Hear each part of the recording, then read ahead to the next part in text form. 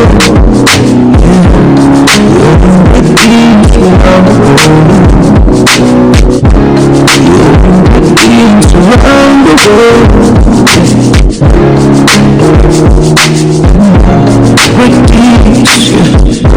morning, good afternoon, good evening. Hey y'all, welcome to another episode of Diaspora Link. I'm your host, Amerado-Lyrical Joe. We have another exciting episode for you today. I can't wait for you to meet our guest, Mr. Stephen McDonough. So I'm not going to take up too much more of your time. Follow me. Let's get to know Stephen. I know you're going to enjoy today's interview. Around the world with Welcome back to Diaspora Link with your host, Amerado-Lyrical Joe. And as you know, every episode, before we get into our interview, we want to find out a little bit more about our guests. So, today, again, we have Mr. Stephen McDonough. Let's jump into our choices. Stephen, welcome. Nice to see you, brother. Nice to see you too. All right, so choices. Yep. I'm going to give you two choices. Okay. And then you have to choose one and tell me why. Got it. This one, I think the first one is going to be a little bit easy. All right. All right. In the sport of track and field, the 100 or the 400? The 100 all day. 100 all day. Tell me why the 100. Because anything over 200 is too long of a distance for me, brother. Anything over 200 is too much, right? All right. So the 100. All right. Being from the islands and having some of your family from the islands, I'm going to ask you to choose between Jamaican rice and peas, and Trinidadian pulori. I'm going to go with the Jamaican rice and peas. Really? Have to. It reminds me of wache here. It reminds you of wache. Okay, so why that over pulori? Well, I never really got into the pulori. I was more on the curry goat and some of the other things, but not as much pulori. All right. Yeah. Here's two other choices in terms of just being in these places, Jamaica or Trinidad. I gotta say Trinidad. Okay. Trinidad. Okay. So rice and peas from Jamaica. Yes. But location Trinidad. Why Trinidad? Absolutely. Trinidad, ironically, isn't a big tourist destination. Okay. Because they have oil and everything there, compared to Jamaica, where it's a bit more touristy. So you can get away more easily in Trinidad than Jamaica. Got you. So you got more hideouts, more relaxing, more. But Jamaica, everybody's showing up to Jamaica. Hey man, yes. Right? Everybody show up looking for weed. Buy some weed, right? That's the only thing you do in Jamaica, right? Okay, here's another one. All right. Since we're in Ghana, Accra versus Kumasi in terms of being in the area and just where you're comfortable. That's tough. That's real tough. Good, because I'd like to try to get at least one tough one. That's real tough. At least one tough one.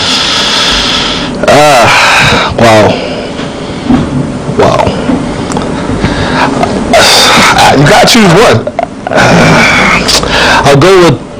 I gotta go with Accra. You gotta go with Accra. Why Accra? It's not as dusty. It's not as dusty. All right. But of course, that's what our stuff is in Kumasi. So right. You know what?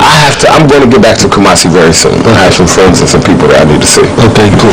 Thank you for participating. Ladies and gentlemen, choices. We all make choices. Let's remember that our choices do not have to push us further apart, but they can always bring us back together. All right. So now we're going to go into our next called Top 5. I'm going to give Stephen 5 categories, and he's going to give us his top choice in each category. Okay, Stephen, this is our top 5. Okay. So I'm going to give you a category, and you just choose the top. It could be your favorite, the best, the first one that comes to mind. Got it. Number 1, favorite book. Choose one book that's had a significant impact on your life. There are many books. I'll say the one that's currently open on my coffee table right now is your book, The Smart Guide of... my man! Repatriation Guide, yes. Let's take a pause. He's talking about A Smart Ghana Repatriation Guide, written by Amerado-Lyrical Joe. You can get it on Amazon. All right, A Smart Ghana Repatriation Guide. Okay, thank you so much. I appreciate that. Next, your favorite sport. It has to be track and field. track and field. We're gonna get into a little bit of that a little later. Track and field. Okay. Next, your favorite food. It could be a kind of food, like Jamaican food. It could be a specific thing, like hamburgers. It's wow. If you had to choose one. It's a number of dishes from West Indian cuisine. So West Indian cuisine as a whole, yeah. All of the Caribbean islands, shark and bake. Shark, definitely. Everything. There's too many to doubles. Too many to name. Curry goats and thing. Oxtail, stewed peas on the Jamaican side. Okay. There's too West many. Indian cuisine. Absolutely. Got it. All right. Next, give me your favorite musical artist. Well, it may not be your favorite, but choose one. If you can only choose one musical artist, who is that musical artist? I think it'll be blasphemy if I didn't say Bob Marley. Oh, so you just gonna say Bob Marley? You just have to. I have to, but I mean, he's the greatest of all time. You can't go back if you don't say Bob Marley. But I mean, his music is timeless. Right. Anywhere you go in the world, you'll hear it. True. Everywhere. Really, I haven't been any place where people don't know Bob Marley. Absolutely. So very true. It's either Bob Marley or Tupac. Like, it just feel like those are the two that Michael Jackson, but anyway. All right. Last one. Favorite place to vacation? It used to be Ghana, but now you live here. I live here now, so I've been looking at the Indian Ocean side. So Zanzibar, Mombasa, those types of places. Got you. Favorite place? And have you been there already? Yeah. Okay. So whenever you need a break from Ghana, I can go east. More easily get to Zanzibar. You can easily get to Zanzibar. I'm hoping to try to get to Zanzibar. Really, I haven't been to East Africa yet, so okay. I have a certain place in Kenya that I'm really trying to get to. So hopefully I'll get to it. It's beautiful over there. Right. It's a whole other world. I know. I'm gonna make it. Top 5. Thank you for participating. Absolutely. Our top 5 is a way to get to know our guests. Is a way to kind of dive in a little bit to find out more about some very specific things. Now we are going to dive right into the interview.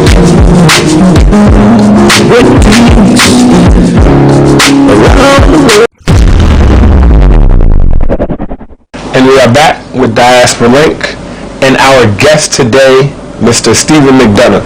Now, before we get into the interview, I mean, you've already seen his choices, and you've already seen his top 5.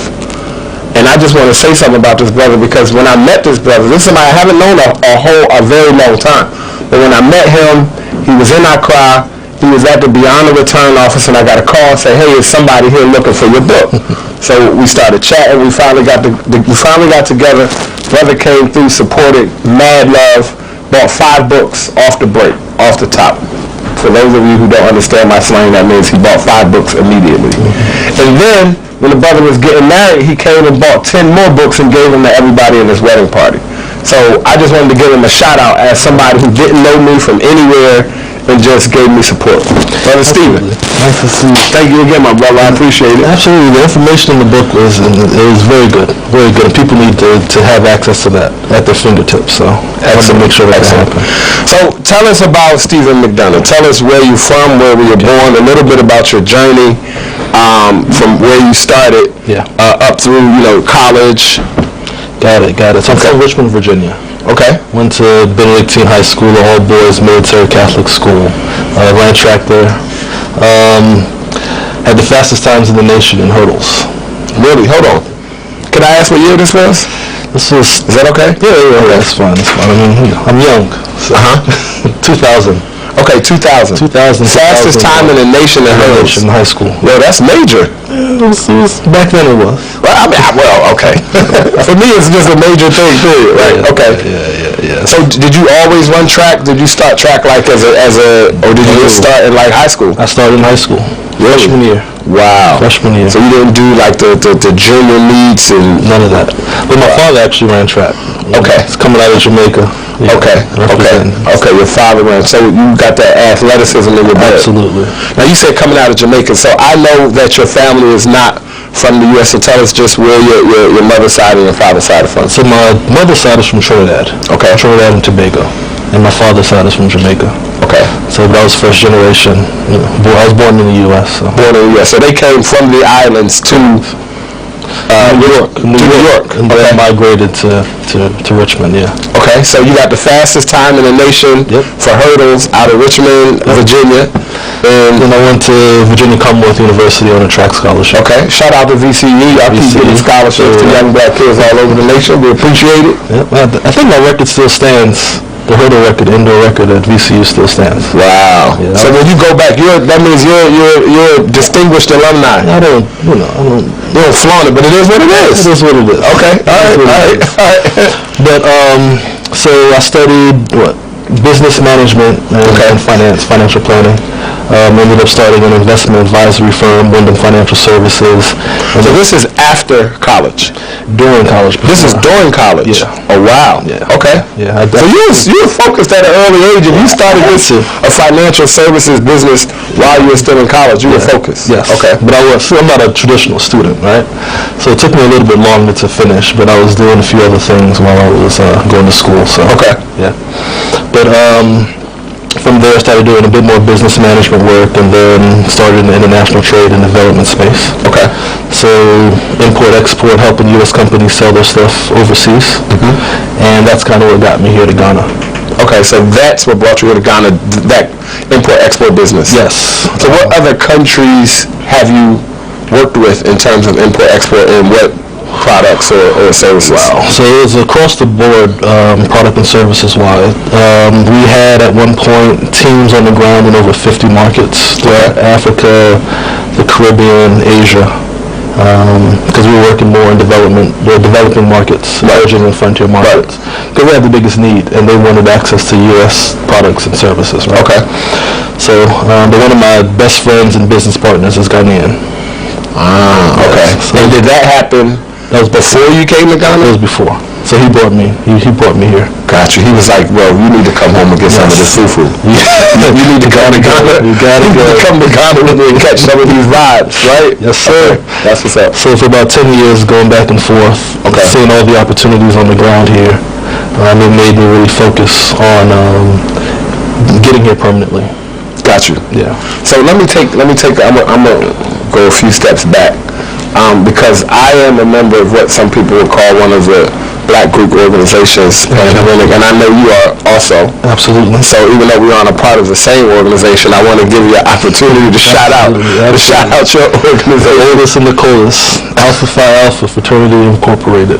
Okay, there we go. I wanted to make sure that we didn't. I wanted to make sure that we didn't skip that part.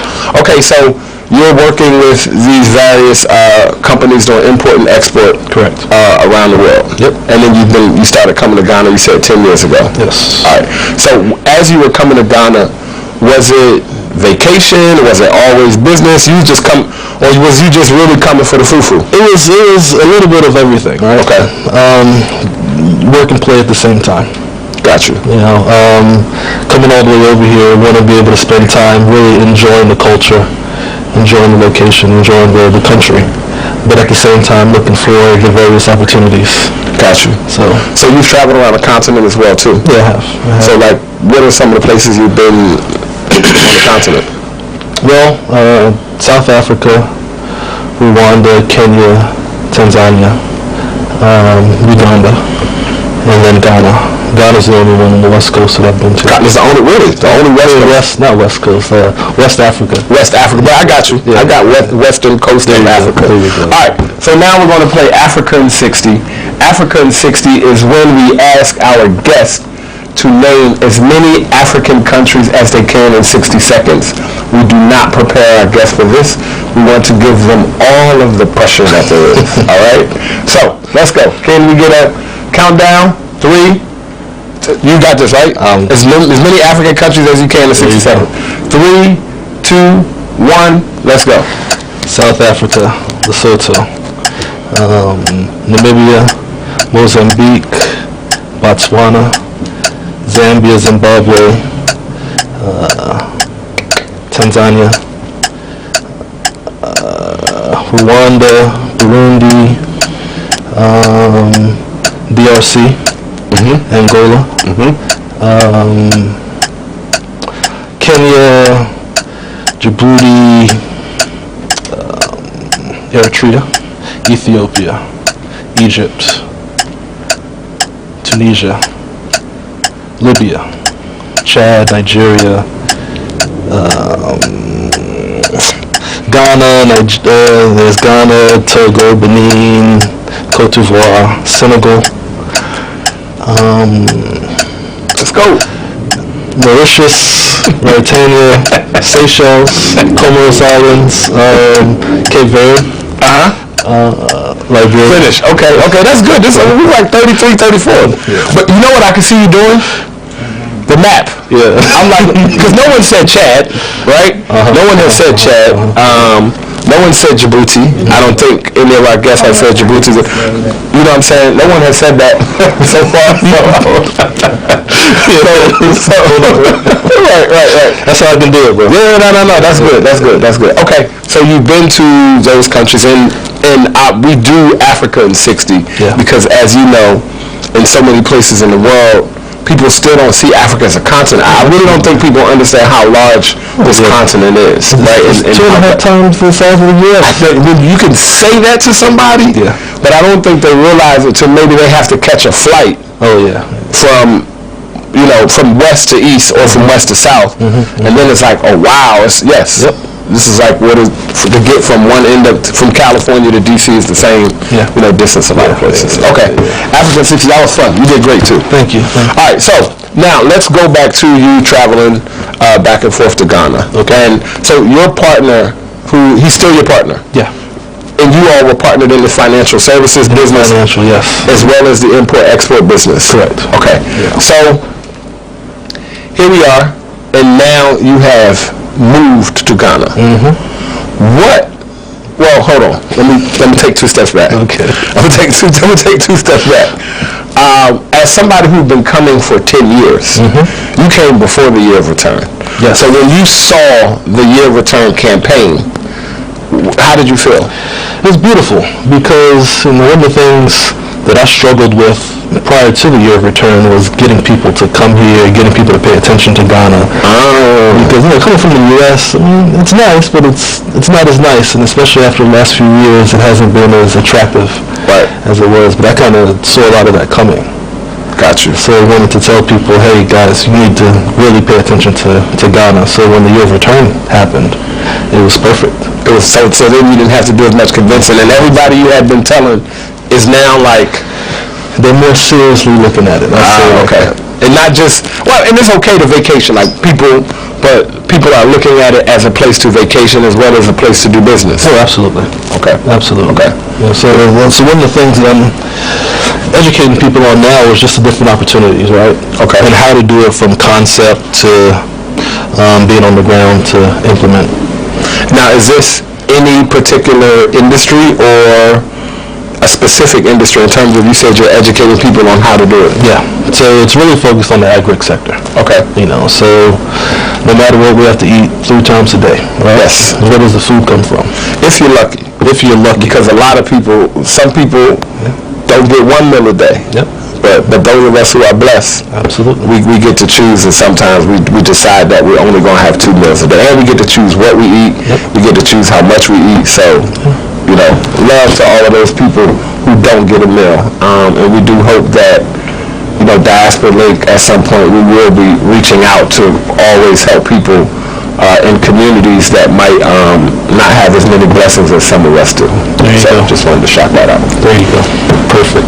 But coming from the U.S., if you're in the cities, which most of us are from, you don't really see how food is produced. Right. You don't see what goes into it. You have no control over it. You go to the grocery store. You go to the grocery store. You may go to your corner store, convenience store, and that's it. But you don't know what they're putting in the foods. There's so many things that we just don't know. Okay. But food is like medicine. Okay. So if we're not eating the right things, then our body's not going to perform the right way. Now, do you have family back home? Yeah. You have family back home. Are you from a large family, a small family? Very, very large family. My grandmother had 12 brothers and sisters. Wow. Yeah, so you can just see how it's growing exponentially all over the U.S., Canada, the Caribbean. Yeah. So, but are you the only member of your family who's here? Like, who moved? Yes, as of right now. Okay. How is that for your family? Do you stay in touch often? You're in a family chat group? Are you always on video calls? Like, how do they feel? Did anybody have any concerns or worries? Or, I mean, I know you have been coming for 10 years, but when you said I'm moving, that's still a Well, I was here for a while before I said that I live here. You know? Okay. So I was always going back. So I went back, but I was bring more stuff back over here. Okay. So your family was cool. They was comfortable. They saw it wasn't like nobody was worried that you're moving there. That means we're not going to see you anymore. Well, they can get on the plane and they have, absolutely. Okay. I mean, they love it. Love it. But dealing with COVID right now, it's not as easy for people to move around. Or people aren't as open to moving around as they used to be. But hopefully that eases up here this year. So has it been difficult at all in terms of establishing a business here? Because you're someone who's done business around the world with a lot of countries, and there is an international standard of doing business, right? There are some things that you just expect people to know and do. Yep. Have you met challenges with that here? Many. Okay. Many challenges. I mean, you have to ask questions here that you normally wouldn't have to ask. Okay. Are you gonna unload the delivery truck? Or do I need to have a team on site to unload? I mean, it's little things like that back home you might not have had to ask that question. You know, once you order it, it's going to be unloaded. They're not just going to bring the truck in front of your house and, have you unloaded. No.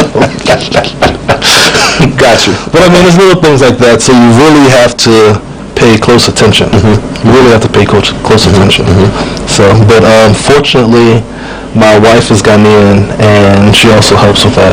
Okay, so that's made that transition. Helps to help bridge that cultural connection and just understanding how things work on the ground and helping you with patience and yes, a lot of patience.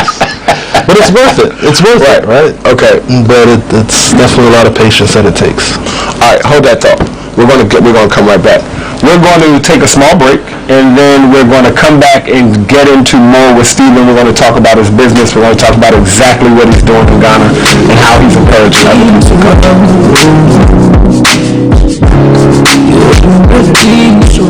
Peace, global African family. My name is Diallo Sumbrit. I'm a co-architect of Ghana's Year of Return 2019, and I'm the president and CEO of the Adinka Group. For the past 5 years, we've been bringing loads and loads of people to Ghana. Many of them, their first time on the African continent. Their first time putting their toes in the African sand, in the African soil. And so many people have had their life changed. Our birthright journeys are curated cultural immersion journeys centered around reclaiming cultural identity, exploring your ancestral heritage, and celebrating African resilience. It gives me great pleasure to introduce our Birthright Journey Partner Program. It's really simple, and you really don't have to do much other than email us at info@theadinkagroup.com. Now, what makes a great Birthright Journey partner for our program? Are you a leader? Are you an influencer? Are you that person that your family calls on to organize, and do you automatically know that that's your job? Are you somebody of status in your community? Are you a community leader? Are you that person in your church or in the school? If you are the ideal Birthright Journey partner. Do you believe that every person of African descent should have an opportunity to touch ground on the continent of Africa? If you are, then you are the ideal Birthright Journey partner. It's simple. We're going to show you how you can travel to Ghana for free. Not only can you travel to Ghana for free, but you can actually get paid to travel to Ghana. Really simple. Just contact us at info@theadinkagroup.com and set up a discovery call. You'll get to travel. You'll get to travel with your family and friends. You'll get to travel with your community. And the best part of it is that it'll be free for you. Or you'll even earn money doing it. So again, info@theadinkagroup.com. We look forward to seeing you in Ghana. We look forward to dancing with you in Ghana. We look forward to eating fufu, eating jollof, eating wache.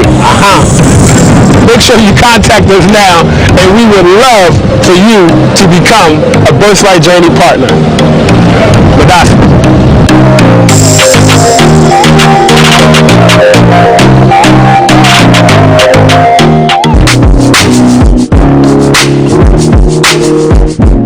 we are back with Diaspora Link with our guest, Mr. Stephen McDonough. Yes, sir. So, Stephen, we left off on some challenges. You said many. You gave some examples. Let's talk about. Actually, give me a few more examples. They can be as broad or specific as you would like in terms of just some of the challenges you faced in doing business. Right? It doesn't even have to be specific to your industry or your business, but just some basic things that you've come up against. Yeah. I'll say what's irritating to me is having to pay everyone's transport. Aquaba. Welcome to Ghana. Listen, transport. Transport is just a fee. One way that you can deal with that is consider transport a tax. I get it. Because everybody needs transport. I get it. Okay. That, and then also withdrawal fees from Momo. Like, you're charging me all this money, and then you still want me to pay the fees on time. I mean, again, in the grand scheme of things, it's cool. But it's just those little things that really irritate me. Right. That's just like, why? How? Add 25 CDs to this large transaction that you're sending to me. I'm like, ooh. Anyway, to cover the fees. Yeah. You need to cover their fees. So, one of the things that I realized about this, that I've learned myself, is we come from a place where there's more in abundance. So, if you're buying tiles or sinks or whatever for building a house or any materials that you're buying, most of the vendors, they may not actually have the money to buy the materials, to get the material for you. They can just source it for you. So they need you to pay a lot more up front, right? Whereas you're definitely not doing no net 30, net 15, net 45-day invoices. You can cancel that. You can cancel that in Ghana. Everything is paid up front and you pay transport. And I realized that I was like, okay, this is just something, this is the way it's done here. And I just need to get used to making sure that I have to pay more upfront, and most of them want 70% or higher fee. So now let's talk about how are you dealing with that, right? Because you're not here to do small business, correct? Right. So how are you dealing with what things have you put in place to help you deal with those things that irritate you or frustrate you that you're still learning and getting used to in doing business? I think the thing that gets me through it all is because I've done the projections. Okay. And so I know that it's all worth it. Got you. In the end. And that's most important. A lot of people don't really think about the long-term aspect of it. But it's an investment. You're investing time, comfort in certain situations. I mean, there's so many things that you're investing. But as long as you understand what you're working towards, and if you see it as a longer-term play versus a short-term immediate return, then you'll be all right. You'll be like, okay, I can deal with transport. Yeah, I can deal with transport.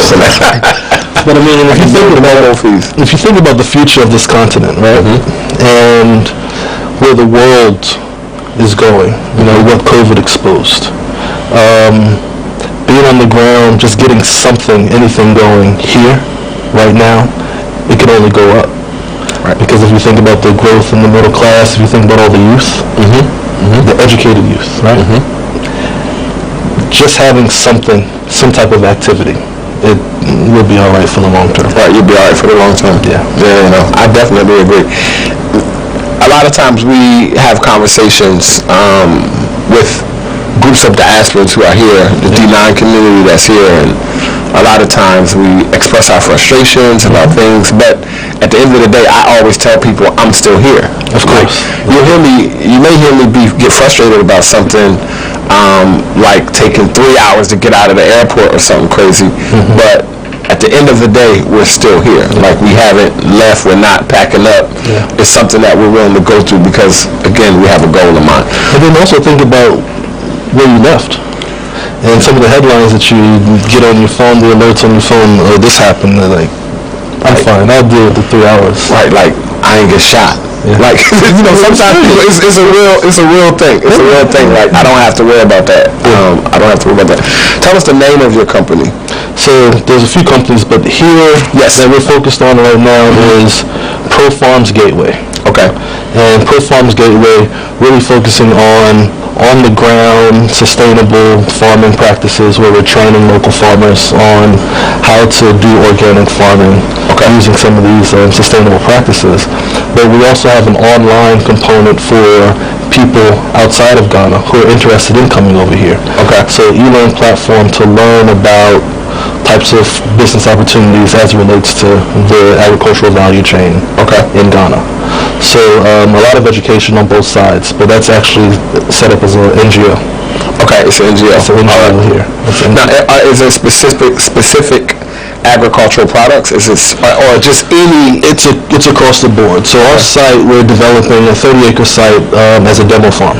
Okay. So we can use a lot of the talent that's here to focus on some of these more sustainable, regenerative practices, because those are the ones that are really mainstream. So a lot of the farming practices are old practices picked up from generation to generation, but if we want to do regenerative farming where we're actually adding more to the land than what we're taking from it, then you have to look at an entire ecosystem on site. So that's exactly what we're developing with our land. And then with the online ecosystem, as we'll call it, where all the stakeholders in that agricultural value chain are there, being able to utilize all of those resources in a more efficient and effective manner. Now, you said sustainable and regenerative farming practices. Yes. Give us an example of something that's done now that you've experienced or seen in Ghana, and a sustainable and a regenerative practice that can change the scope of dealing with that agricultural product. Okay. So if you think about fish farming, right? So with fish farming, once they process the fish, all the waste is, they're not using it as they should when it comes to fertilizer. So taking fish waste and combining it with things like sugarcane, as an example, letting that sit. In a few weeks, you have what you can use for fertilizer for the crops. So now as you're growing the feeds for the fish, you're not having to pay for your fish feed. So now your operating expense is a lot lower than what it would be. Got you. That's a great example. Yeah. And your 30-acre test farm is in Kumasi. Yeah, outside of Kumasi. So how do you what is the atmosphere in Kumasi around your business? Is it, or why did you choose Kumasi? Was it just that's where the land was, or was it something specific about Kumasi said, let's do it there? Well, we wanted to make sure that we weren't more than 2 hours from a major airport, right? Okay. So I can get on the flight in Kumasi, come here, and go wherever I need to go. But not really civilization. You know, that's I got you. Maybe we'll have to edit that out. Don't worry, I got you. I get it.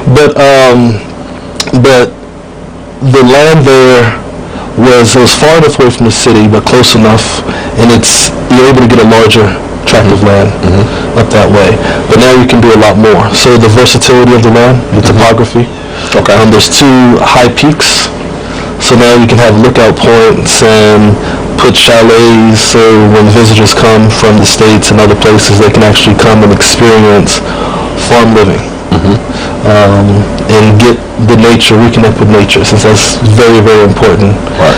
From coming from DC, coming from these cities that... Even from Accra. I mean, or Accra. Right. But not having to deal with the traffic. That's my biggest thing here. Such a waste of time. Kumasi traffic is not... It is. It's not slight. Yeah, absolutely. It's not slight. Maybe on the outskirts, but I know Kumasi traffic is just as bad as Accra traffic sometimes. But once I get onto my site, I don't have to leave this. You don't have to leave. You're there. You ain't got to worry about it. You got fresh air, breeze, with nature. Got you. Okay, so talk to us a little bit more about the trajectory of your 30-acre farm. Like over the next few years, what do you expect to have happen? Maybe what are some of your larger goals? What are some of your smaller goals? And even how can other people see or get to your e-learning platform to find out more about what you're doing? Got it. So as we look at the farm, definitely a long-term thing. Right? We're fortunate to purchase an already established orange orchard. Okay. So it's already established. Of course, some of the trees are older, so we're rotating those out and putting new things. Also clearing out some space because they didn't do anything on that site other than have those trees, right? So some of the first things we did was we planted coconuts all the way around the boundary. Okay. Just to be able to identify it from a distance. But in 2 more years, those coconuts will be bearing fruit. So to be able to sell the coconuts, we're clearing out spaces for the livestock. Okay. We're digging out like a wetlands area where we can have the fish species. Okay. But also we want to bring back the birds and those types of things. Nice. There, but really creating this totally off-grid oasis. Out there, since there really isn't anything like that I've seen. But as I mentioned, being able to have the chalets and those pieces where tourists can actually come now and stay on site, because out there you don't really get that international standard when it comes to accommodation. So you're building it. Absolutely. And that's why people stay in Accra or they stay in Kumasi and only go short distances from those two, because those are the only places that you can really get that standard. Right. I like air conditioning. I don't like to sleep with the windows open and have to worry about mosquitoes all night. I mean, I just don't like that. I get it. I like warm water. I get it. Some of us do. Some of us do. No, that's very important. Yeah. And I think, and I'm glad you said that, because I think it's important for people to know that when they come, it's going to be very beneficial to them to be clear about who they are, right? And what are those things that are non-negotiable, right? Like, it doesn't make you less of a committed person to Africa or your business if you require AC. Yeah. And some people have this concept and this idea that being more traditional means being less comfortable, right? Or like, if it's traditional, then it's struggle. Yeah. Like, I know my ancestors be looking at me like, "But we ain't come this far for you to struggle," right? Like, struggle is not in our legacy, and it doesn't have to be. So I'm glad you said that, because I really think it's important. And some people get caught up with that. Oh yeah. Like they go through this internal thing, like, well, all of these people don't have AC, and I'm complaining about not having AC. And I mean, I like good wine. Fine wine, nothing wrong with that. Right. How do you feel about the cultural scene in Accra? Like, I mean, we know it's a big party town. Yeah. December in Ghana, when that comes, is outrageous. But how is that part of your moving here and living, in terms of just being able to go out to nice places, have fine wine, being able to go out with your wife, and just in living? Yeah. Whatever you're into, you can do it here. But it has say that one more time for the people in the back. Whatever you're into, you can get it here with additional flavor. And that's the piece. Like the detail that locals put into certain things, activities. I mean, we don't get that type of creativity back in the States. Right. So coming here, I can eat that up all day.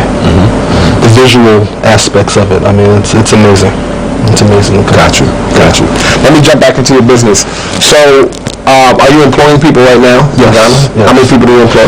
So right now we have 3 people on site full time, and then seasonal, and depending on what projects that we're working on, we'll bring other locals from the village to help out. Okay. And so, what crops are you all? I know you mentioned coconut. Yeah. You mentioned fish. You mentioned livestock. Like, what other agricultural products will you grow? So we're clearing the space right now. We're working with our agronomists to see exactly what fits where, based on topography and everything, and then also how it can all come together in that ecosystem and sustainable format. Yeah. So you're at a space in your business where you all are kind of really just getting started. Yeah. You're just getting started. It's still under development. Right. It's still under development. How would you rate this risk, right? Like, what I found when I came here is, and I'm talking to other people about investing and doing business here, and most people immediately just looking at their ROI.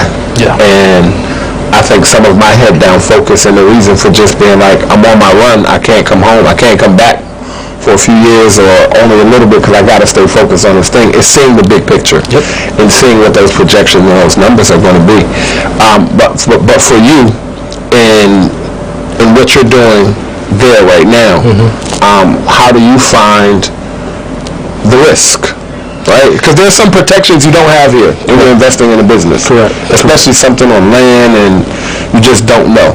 How do you deal with that? So the way I look at any business, it's most important is risk management. Okay. Risk management. And so agriculture, the cost of planting, I mean, I'm not paying to put a building up. You know, that's when you talk about risk, that's what I'm comparing it to. Okay. But what we're putting on the ground, in the ground, for the long term, and why we're doing it in the structure that we're doing it, right? So demo farm so that we can test out which ones would be best for commercial production on a larger scale. Okay. So in a sense, we're still managing that risk by looking at the entire picture and identifying which key areas, whether it be livestock or crops, that we can do on the 500 acre plus size. Gotcha.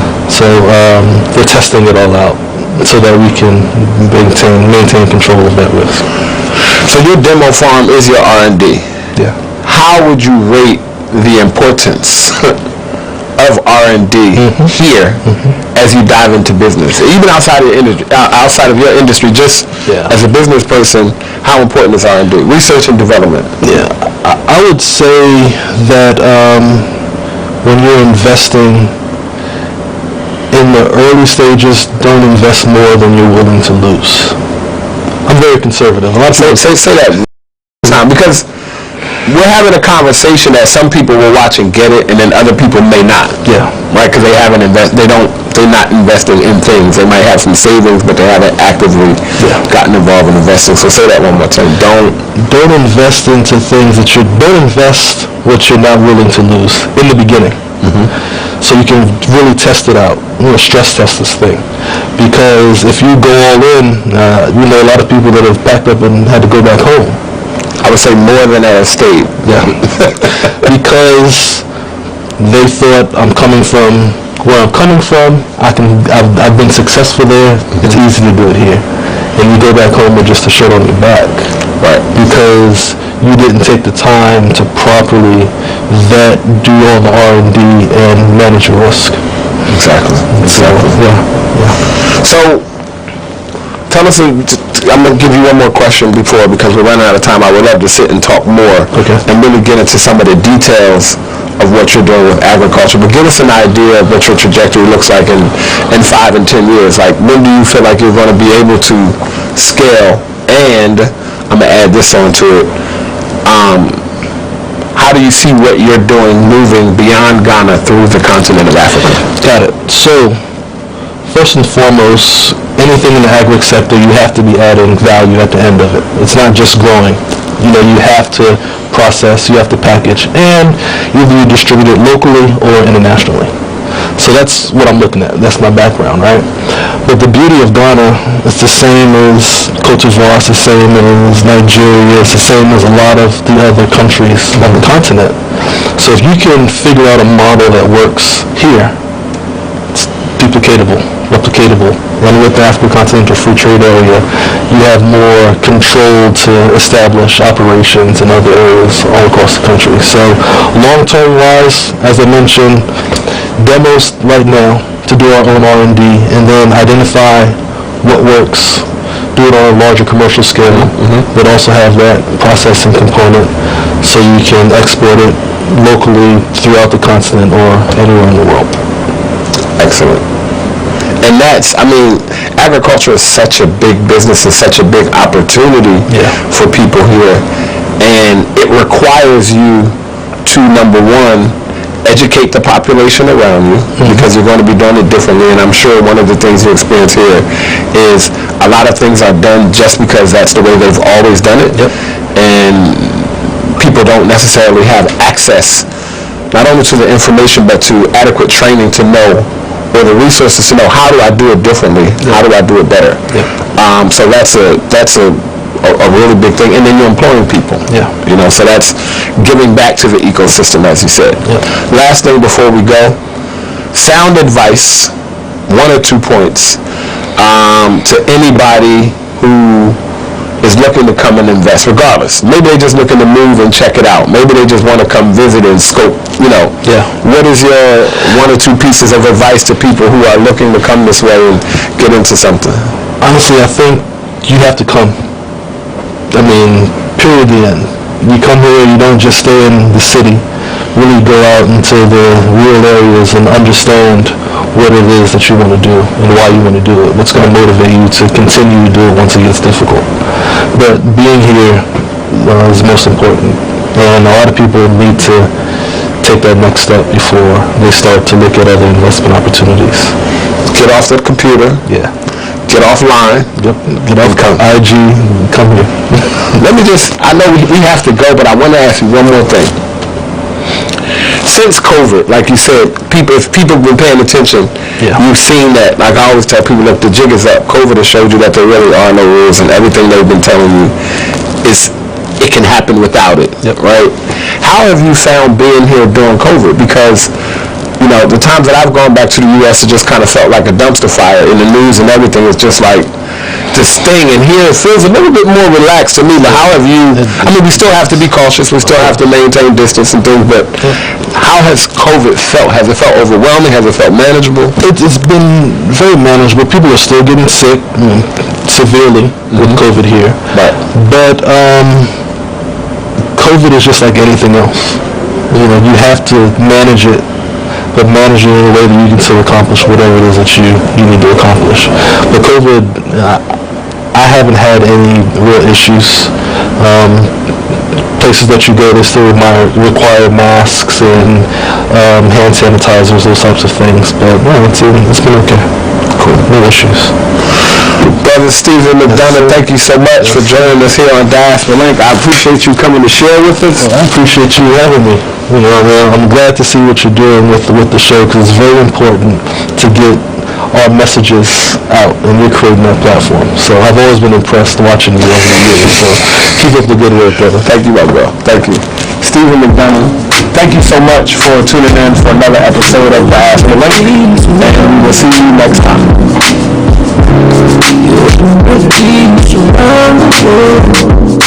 Thank you so much for joining us for another episode of Diaspora Link. I want to thank our guest again, Mr. Stephen McDonough, for coming and sharing a little bit of himself with us.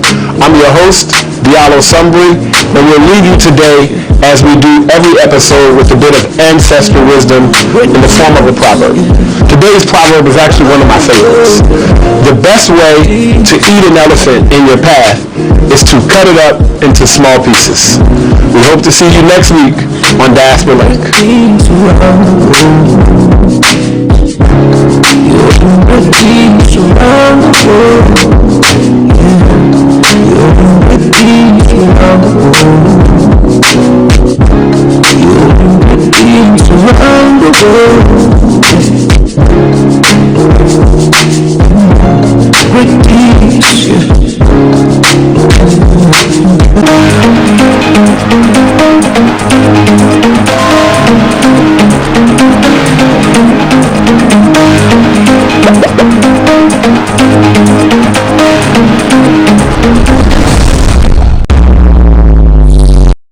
Hacking essentially is a process by which anyone will gain unauthorized access to your identity online and to be able to access your assets.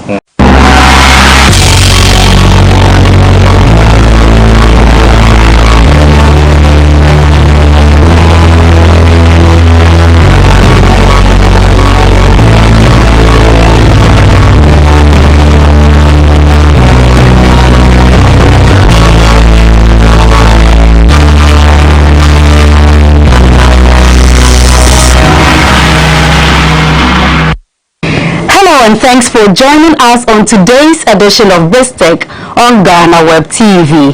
I am Ernestina Sewa Asante. If you use a computer or a mobile device then you are prone to internet predators, or what we call the hackers.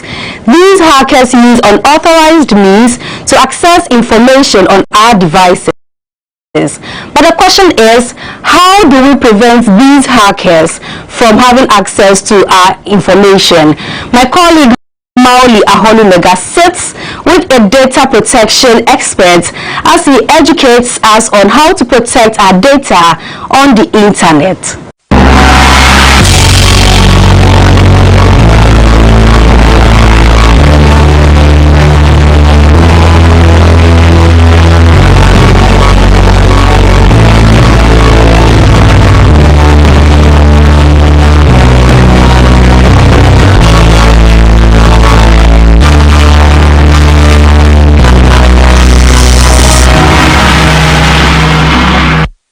If you own a digital device, then one must bear in mind it comes with many risks of hackers trying to access critical information. These hackers use unauthorized means to acquire critical information that could be damaging to an individual or organization. On this week's edition of BizTech, I speak with an expert to understand the dangers of hacking and what hackers can do to your critical information. My name is Aholumega. Don't go anywhere, we'll be right back.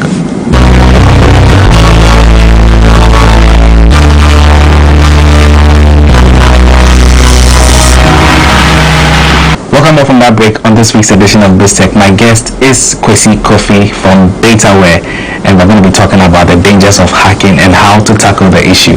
Kofi, welcome to BizTech. How are you? Thank you. I'm good. How are you? Good to see you. Thank you. I'm happy to be here. Great. Yeah, so for those who don't really know what hacking is, can you briefly explain what exactly internet hacking is? Okay. So for any person, you would traditionally have a presence online. So it could be a social media presence, it could be accessing your bank details or your bank account over the internet. So a lot of people exist online, right? Even though there's a large segment of the organization, so, of society that's outside of the internet. So hacking essentially is a process by which anyone will gain unauthorized access to your identity online and to be able to access your assets. Assets is one of identity is one of your assets. It could be a bank account, it could be an email, account. For businesses, it could be their digital environment, so their servers, office computers, or their documents as well. So any undue or unauthorized access to any of these assets can be termed as hacking. Yeah, so from my little research, I understand hackers have various forms that they go about the activity of hacking into. I know about phishing, right? But what are the other forms of hacking for that is being deployed? Yeah. Okay, so these bad actors or these hackers can be categorized into three main areas. So we have black hat, and then there's white hat, and then so it's gray, and there's gray hat. So I mean, when you say something is black, what it denotes. Yes, when something is white, what it denotes. And in between you have gray, because nothing in this world is really black and white. So for black hat hackers, these are purely bad actors acting on their own, trying to get undue access to your accounts. It could be in ways that you give it to them, or in ways that they try and figure out what your passwords are and gain access to your account. So these are the black hats. Then there's the white hat. So the white hat hackers are professionals who are offering a service. So there are companies who have online portals. So there are people who have the skill set in trying to find vulnerabilities. So they employ these people to try and find vulnerabilities. So these people are like third-party consultants who try and find vulnerabilities and report on them, so that these companies can fix them. And the gray ones are in between, usually people with a bad criminal history, or they could be people who just attempt to find vulnerabilities in systems and report on them, so that it becomes public knowledge and people are more aware of when they're interacting with these systems. Okay. Yeah, so Kwesi, you're a data expert with DataWeb. What specifically does DataWeb do? Okay. So what DataWeb does is we help businesses monetize their data. Okay. So when we say monetize, we don't mean selling your data, right? But as you transact with your customers, you generate some information or some data which is stored somewhere. Okay. Now, as a growing concern, you are able to generate insights about these customers, which will inform what kind of products or services you can offer them. So one typical example is with churn prediction. Churn prediction? Yes. Okay. So churn is like the probability that the customer leaves. Okay. So using data and data analytics, you can predict which of your customers are likely to leave. Yes, are likely to leave. So that's one application. So if you know this information, you can leverage that and offer them additional maybe promotions or discounts to keep them. Okay. And with also recommendations, so you mentioned based on your customer behavior, you can tell which kind of products or services they are likely to subscribe to. So you offer that, and this recommendation happens a lot with like YouTube and all of these e-commerce platforms. Based on your demographic, based on your past usage, they can tell what kind of products you like. Now once they recommend that to you and you buy that, then that means additional revenue for the business. So you are making money as a business. So we help companies to leverage data, gain insights, to make decisions, to generate more revenue. Very interesting. So now let's come to you're a data expert. So let's come to the numbers, especially the incidents of hacking. Is there a rise, or are we seeing maybe it's balanced, or we're seeing a low? Well, definitely. It's always rising. It's always rising because now the increased levels of interactions. Initially, as society evolved, we're connecting places, then we're connecting people when we went mobile, and we're connecting devices. The next phase is that we are connecting humans to the digital world. That's what we call the metaverse. Yeah, so all of decentralized systems and all of that. So all of these increased interactions means anytime anything increases, the prevalence of something increases, right?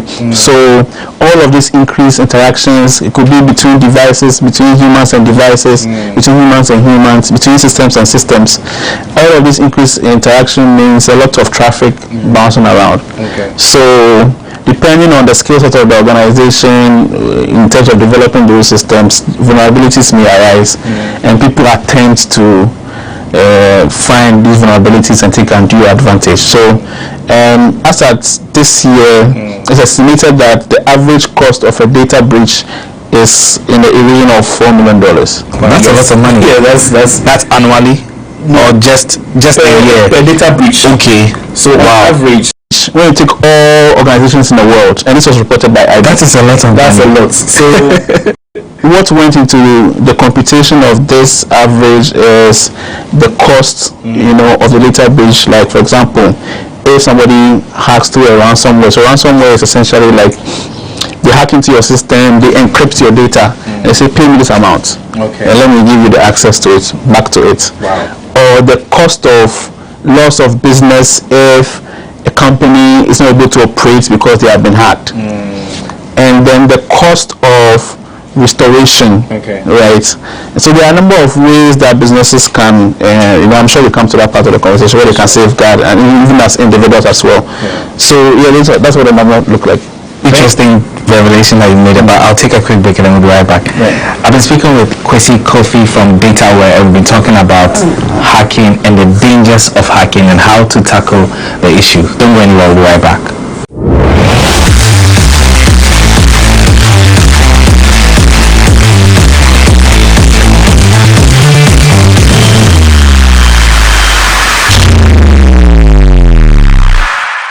Welcome up on our break on BizTech. I've been speaking with Kwesi Kofi from DataWeb, and we've been talking about the dangers of hacking and how to tackle them. Kwesi, I'm learning a lot from you. I mean, what is really striking for me is the organizational cost of hacking on companies, and I want you to touch further on that. You mentioned a figure of $4 million. That's per hacking.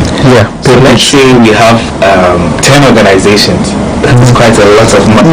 Yes, but I mean this is an average. So when you take a spectrum or the size of companies on an average, that's how much it will cost for any business. But sometimes even beyond the monetary aspects, things like your company credibility. So if let's say somebody you operate an e-commerce platform. Let me not mention e-commerce platform there, but let's say something.com, and you sell stuff, and somebody comes and they put in their credit card information or their card details, and that card details is used to transact somewhere. I mean, the loss in confidence alone, you can't quantify that because you don't know what they'll be out there saying about your brand or things like that. So in terms of organization, from the perspective of organizations, the cost sometimes goes beyond the monetary aspect. Now I want to come to a very key point. So let's say I'm having this mobile phone, and perhaps I see a message pop up, any message from a service provider or something. How will I know I'm being hacked without even having to click on the link? So let's put it in two phases. When you know there's an attempt, ongoing attempts to gain access to your account, and then when your account has actually been compromised. So let's say the first one. So when attempts are ongoing, let's say for example, let's use your bank account, right? Online banking account. Some of these platforms, once an attempt is made, you get a notification. So you can get an email notification that your account was. Usually it happens with a Gmail. Yes, you get So even if you're not the one who did it, and then you get a notification that somebody is trying to, or it sends you to the spam. Yes, you're like, hey, fire on the mouth. So when you get those notifications and you're not the one that initiated those activities, then you know that there's something going on. Sometimes as well, you have, like you said, you receive a link. Say click on it, and this can be through your email or even to your WhatsApp. So you have to be very careful what links. Very enticing mails too as well. Yes, like hey, you want $100,000. Yes, so you want $100,000. Click on this link, hey, because what happens is that when those are phishing emails. Once you click on those on that link, there can be a script in the background that will install something on your computer. Then you gain access to somebody without realizing it.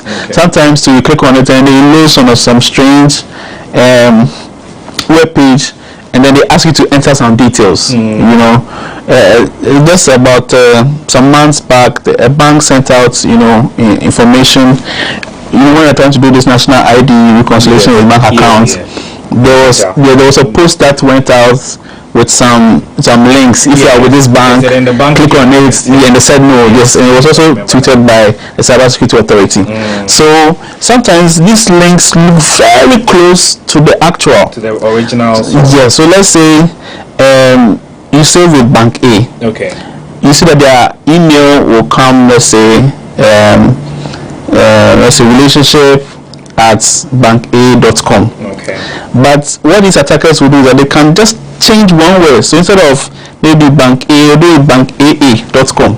They will have that domain, and then they will send it. And if you are not very observant, you click on it, you think, they're attacking your bank, and then you put in your details, and so that's how it works. So now, how are organizations going to solve this issue? Because it keeps coming up almost every single day. We keep seeing the incidents coming in. Sometimes you open your mail, you see so many spam messages, you ask, how did this person get my mail?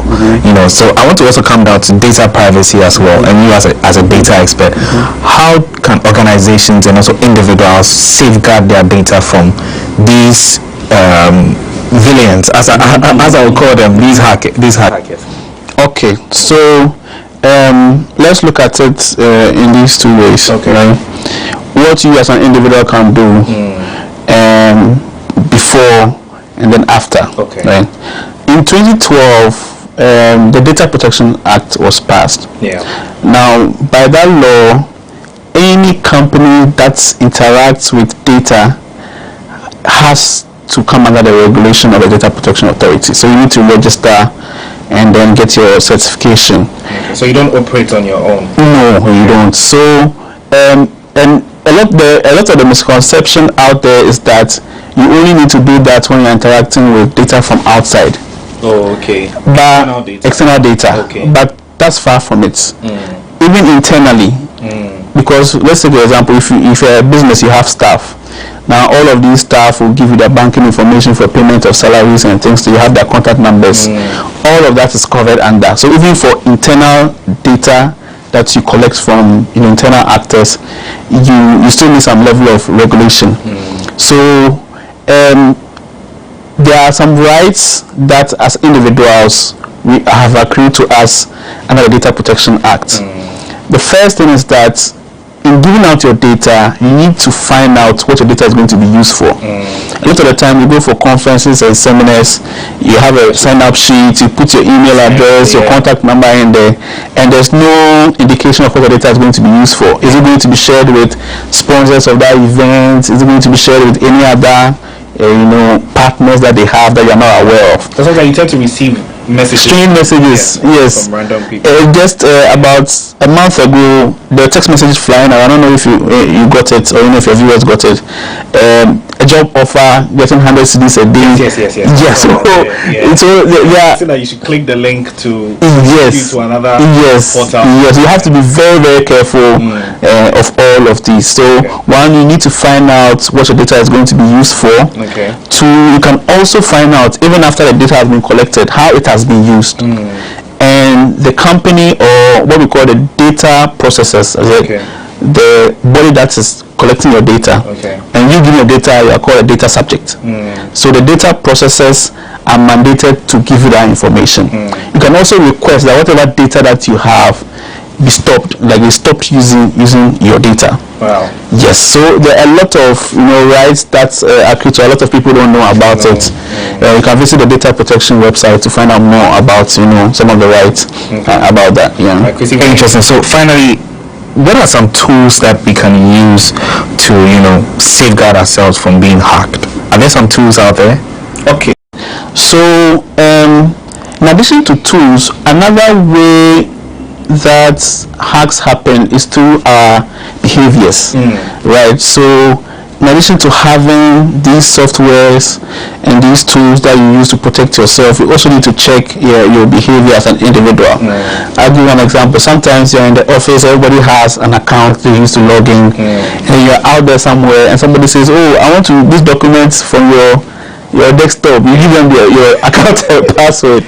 You have exposed yourself. Exactly. So when it comes to our credentials that we used to log into those platforms, we must keep them strictly confidential. Two, there are other ways. When, like for example, this platform, we are logging in, there's something that we call multi-factor authentication.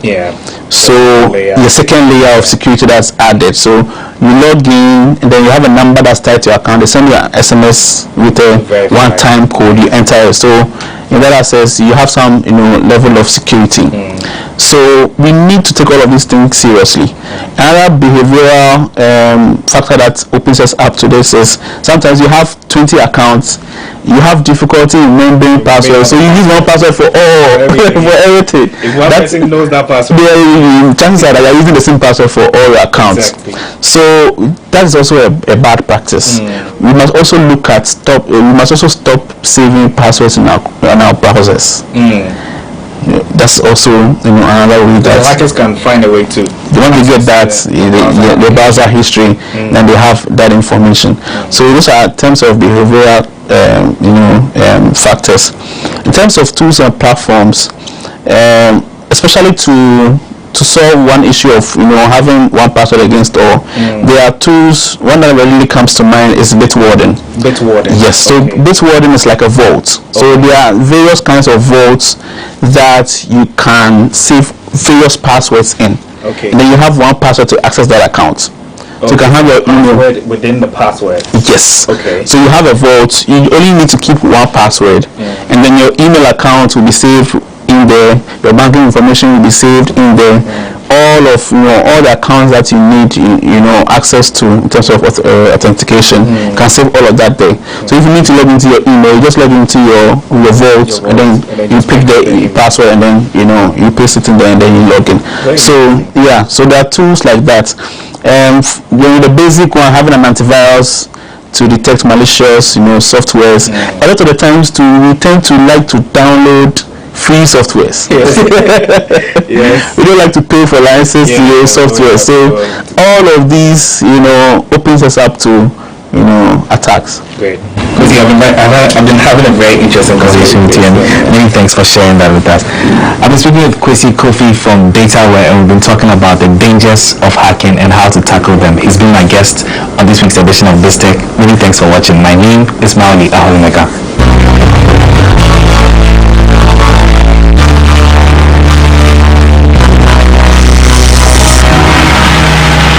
Thank you, Amerado-Lyrical, for that report, and I hope you've also learned a thing or two from this. Up next is Biz Headlines.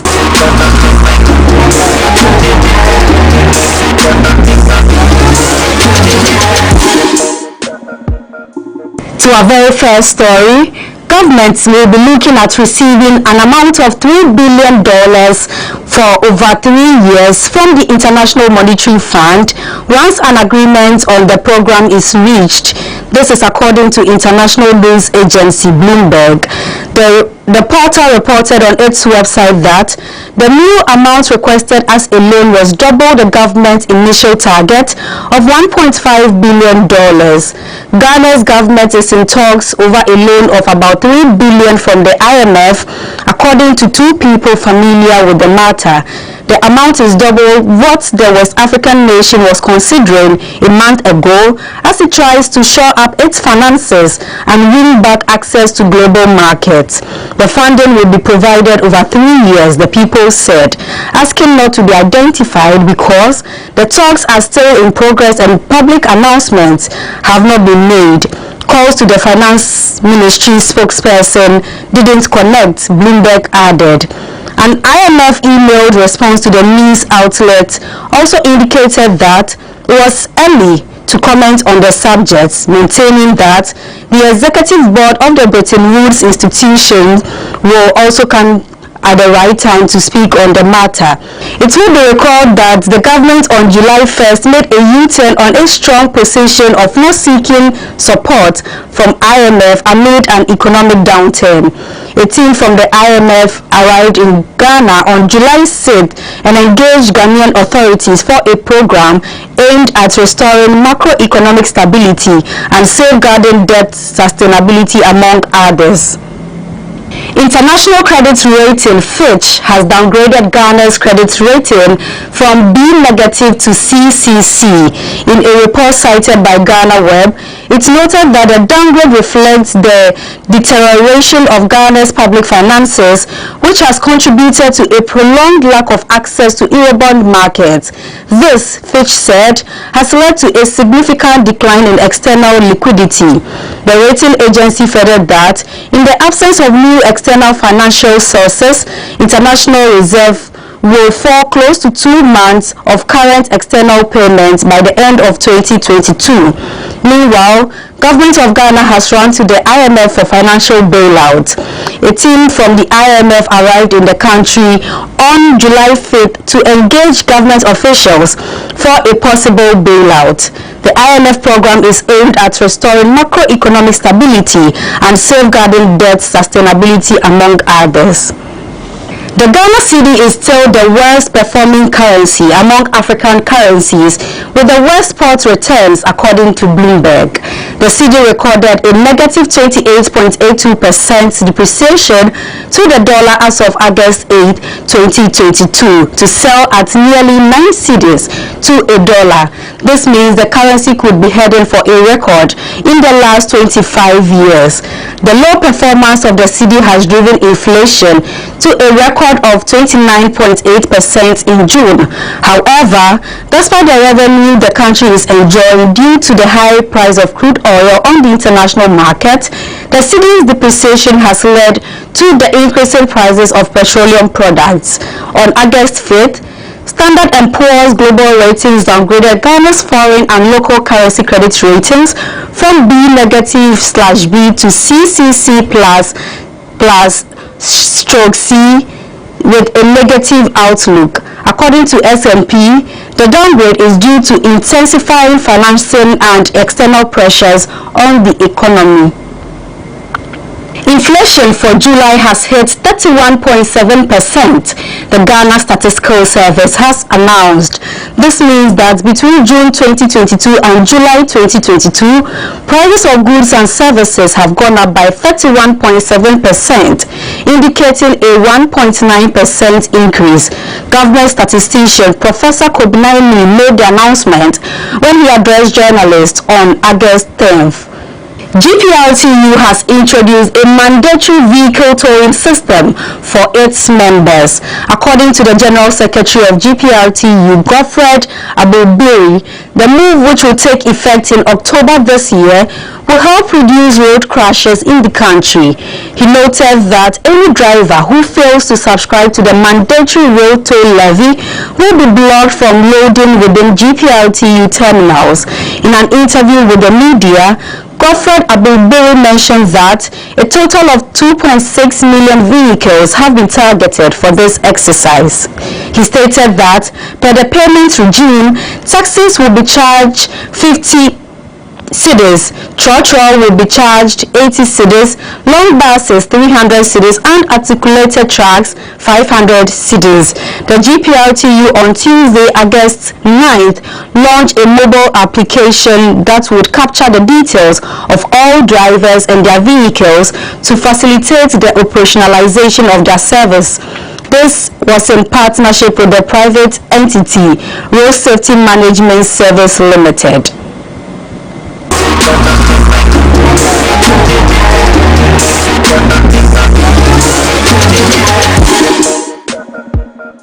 That's all for today's edition of BizTech on GhanaWeb TV.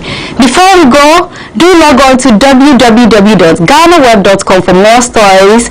Do well to follow us on all social media platforms, on Facebook, Instagram, and Twitter at the GhanaWeb.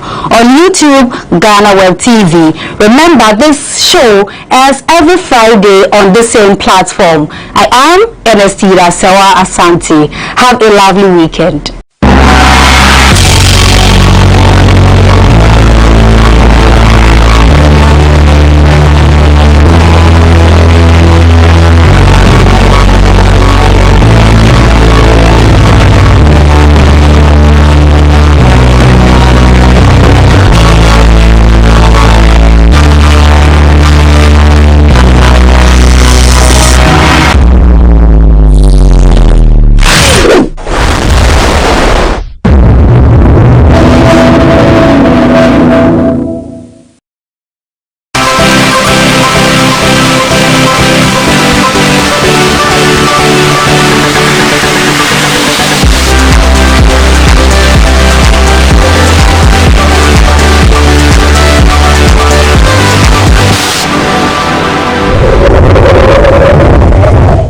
A chart stopper and a trendsetter, and undoubtedly the hottest artist in Ghana currently. In his early 20s, he has been able to chop back-to-back success, and it's something that is rare in our entertainment industry. The whole world is singing his praises, but if I want to keep talking about this gentleman, I'll go on and on and on, and I might not finish. Let's take this quick breather. When we come back, I'll unravel my guest for you. This is Talkatainment, and I'm yours truly, Elsie Lama. We'll be right back. back from that quick breather. If you just joined in, this is Talk Assignment on GhanaWeb TV, and we have here the new Artist of the Year, and it just ended Vodafone Ghana Music Awards. We have here the Sad Boys president. Did I get it right? Yeah. Blacko. Yeah, 100%. You're welcome. Blessings. Hey. Thank you for having me. You're welcome. You're welcome. Charlie, the bola dressing, it's part of your brand there, because most times people are not yeah.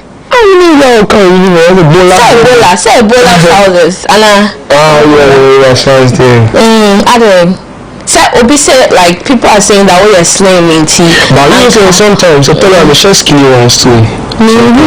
Skinny jeans that. Yeah, okay. If you haven't posted about when I'll check me Insta and I'll be like, I'm sure I posted. Hey, you might say, but how many tattoos do you have? I have 1, 2, 3, 4, 5 pieces. And what are they?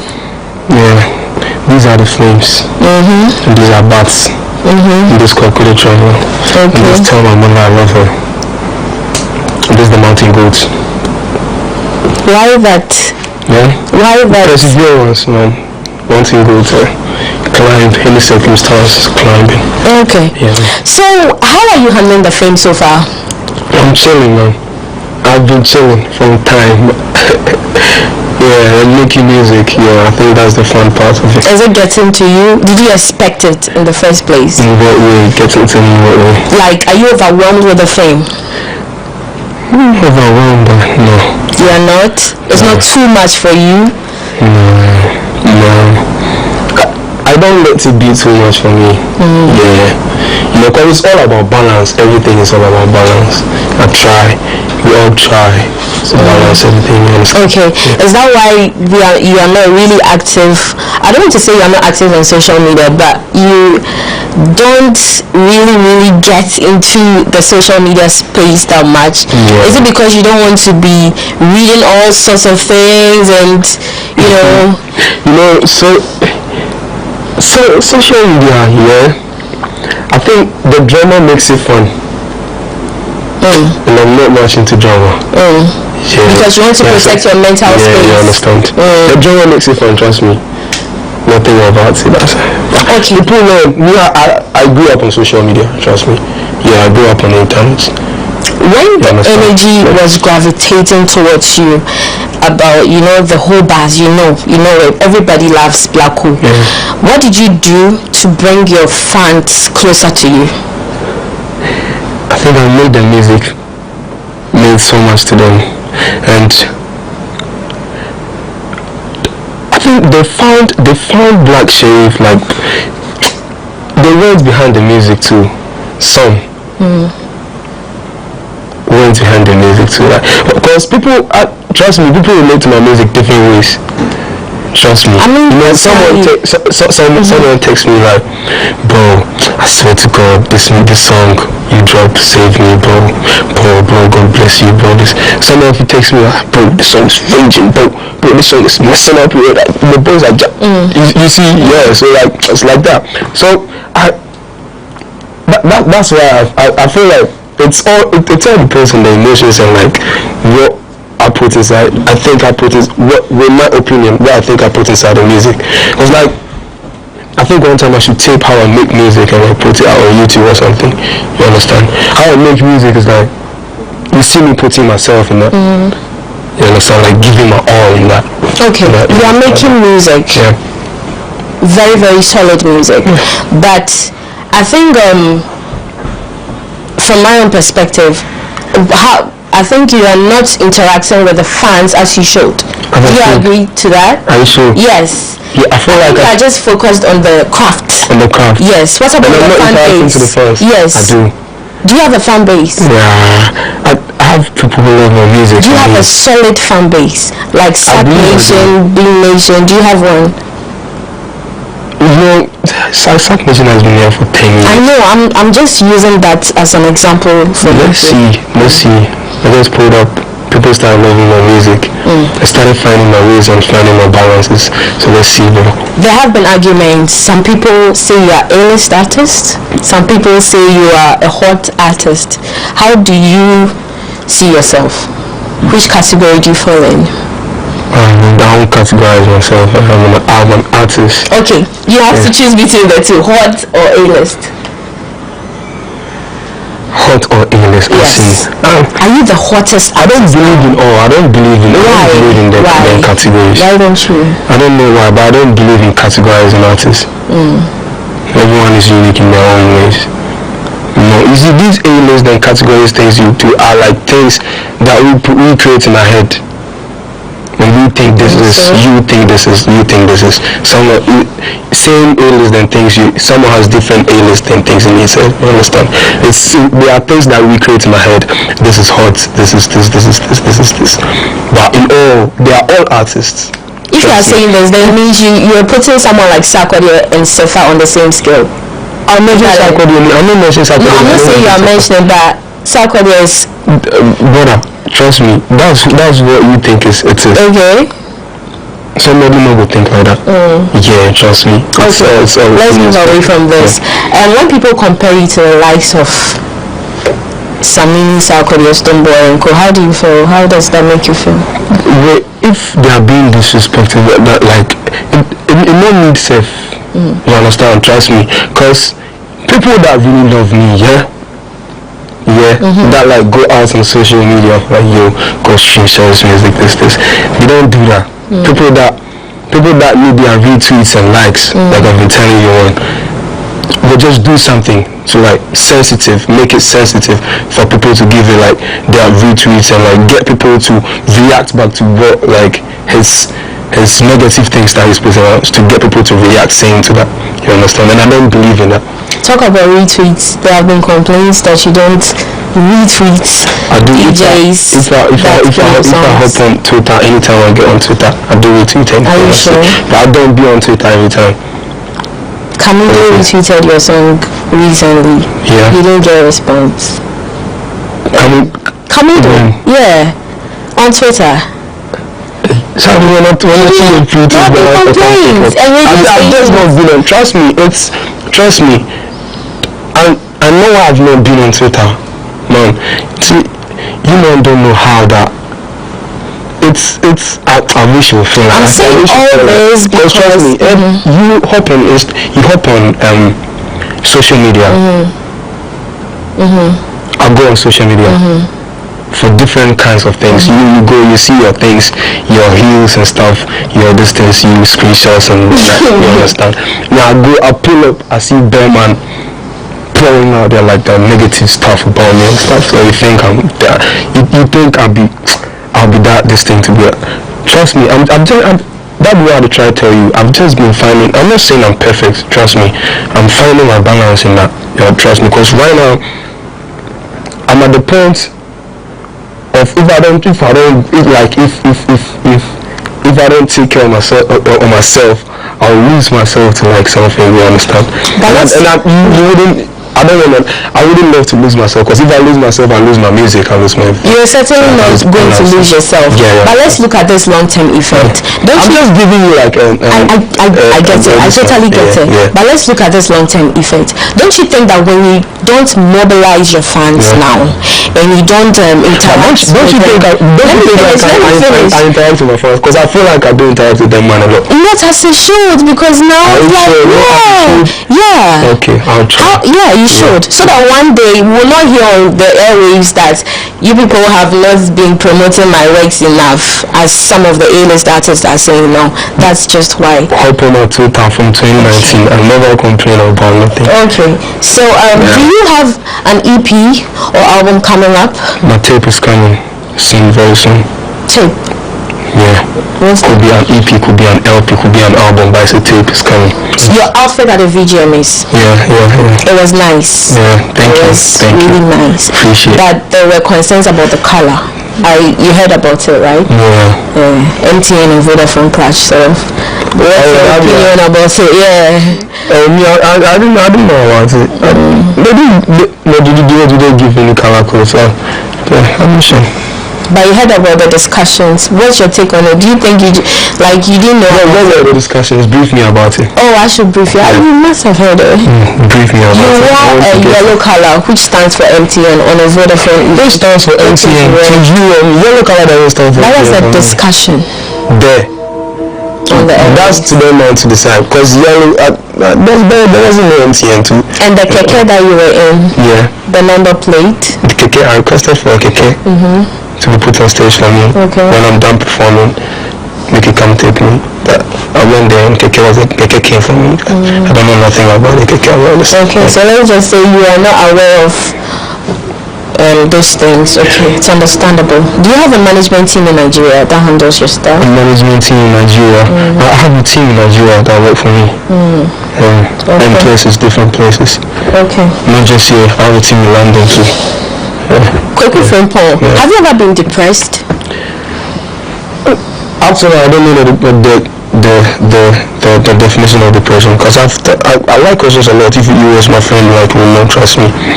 I do ask people, are you depressed? They say, yes, trust me. How do you feel about this? Like, different. I've been getting different explanations. You don't know what depression is. Yeah. But sometimes you do feel bad sometimes. It gets worse and stuff. And you haven't had down moments? Oh, you do. I'm a human. I do get down moments. How do you pass through it? How do you go through it? I write songs. I make songs about them. You make songs? Yeah, so like with this Kendrick's new album, there's this song called Rich Spirits. So don't play me before I turn you to a song, bro. Don't play me. Anything that happens to me, I'm gonna make songs of you right now. Sometimes you come on social media and you write certain things that get people thinking. They're like, are you okay? Is black or white? Why do you usually do that? It's black or white. Yeah. You know that. Of course, me, I think that, and other people also do. Like you post things that get people worried. Yeah. You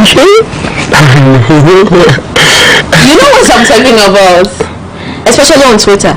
I think some time ago you wrote something about being overwhelmed with the fame, and you are just a little child and blah blah. I like it more when the love was mine. Yeah. I was just working and I was just flashing back on my life, and I feel like right now I'm leaving like people's faces. I feel like my life is not right anymore. Yeah, so like that's what I've been working on, like trying to find the balance. So like it was just interesting and funny to me. I like doing it in like my life as well. I feel like this is a nice life. Let me just put it on my Insta. I like doing more in my life as well. Yeah. So you've been robbed of your normal life. You don't go to your favorite watcher joints no more? I do. You can't really? Trust me, you can see me for them. Everywhere I won't go. Are you sure? Yeah, but first if I went, my mind them know. But now if I go, thousands of people know that I go by this thing. Yeah, that was just what I'm talking about. We spoke about your down moments. Let's also talk about your happiest moments. Yeah, I do get happy. I know you get happy, but I'm talking about the happiest. The happiest? Yes. Most of them are after I make songs, some kind of songs. Yeah, because trust me, the only place I'm happy is like when I'm playing like my speakers and my mics, and like just making music is so fun. Because trust me, it's a whole movie. I just pull my phone like this, listen to beats, stuff, and like put myself in the movie or something that has happened in my life. Aside making music, what other events happened in your life that you can classify as this has been one of my best moments? A dozen. Okay, give us two of them. Yeah, I'm trying. I'll give you like two. Yeah. Okay, so love to Ajizi. Yeah. So I had to come to Accra. Ajizi had hit me up, like that was 2019. June, August today. Yeah, Ajizi writes me. I posted this freestyle, Cry For Me freestyle. Yeah, Ajizi writes me, say, yo, Polo won't see you if you come to Accra the next morning. And I was just there when the man them home in Ghana, like, yo, how if you go Accra? But that time, then my people did Ghana. You understand? And if I went to my people if you give me money, make I take go. But I'm not sure the people likes this music thing I'm doing. So I was just there like, how if you get money to that? So I just went to my auntie Marisha, like, Mom, see there was a yo, I have to do this. It's like, go to your father. So I went to my daddy. I told him he liked the idea. He gave me that money. So like that time, I took that money. And I think I do remember that anytime I receive something like through this music, that's the first thing that comes to my mind. Like the first money my daddy gave me for the music. You made mention that your father wasn't into part of your music career. From the onset. Not into part, but my daddy and my mommy really wanted me to go to school because trust me, I was that brilliant. You understand? And my daddy didn't trash the music idea, but he was like, they were like always trying to put it first before the music for me. Yeah. So at what point did they come to embrace this whole thing? I thought I'm teaching. I'm teaching. What is the teaching? What does that mean? I left home. Oh really? From Tower. Good days living on in London. With your friends? Yeah. That was at what age? I'm telling you, like 2 years ago. I was 18. And they were worried, I guess. Yeah, somehow, but like they used to hear me, so like and they knew I could like Sharif is that wild. Sharif will protect himself. Yeah, but they were taking up and stuff. Okay, I know this is getting interesting, but let's pause and take a quick breather. When we come back, we have so much more for you here on Talk Entertainment on GhanaWeb TV. We'll be right back.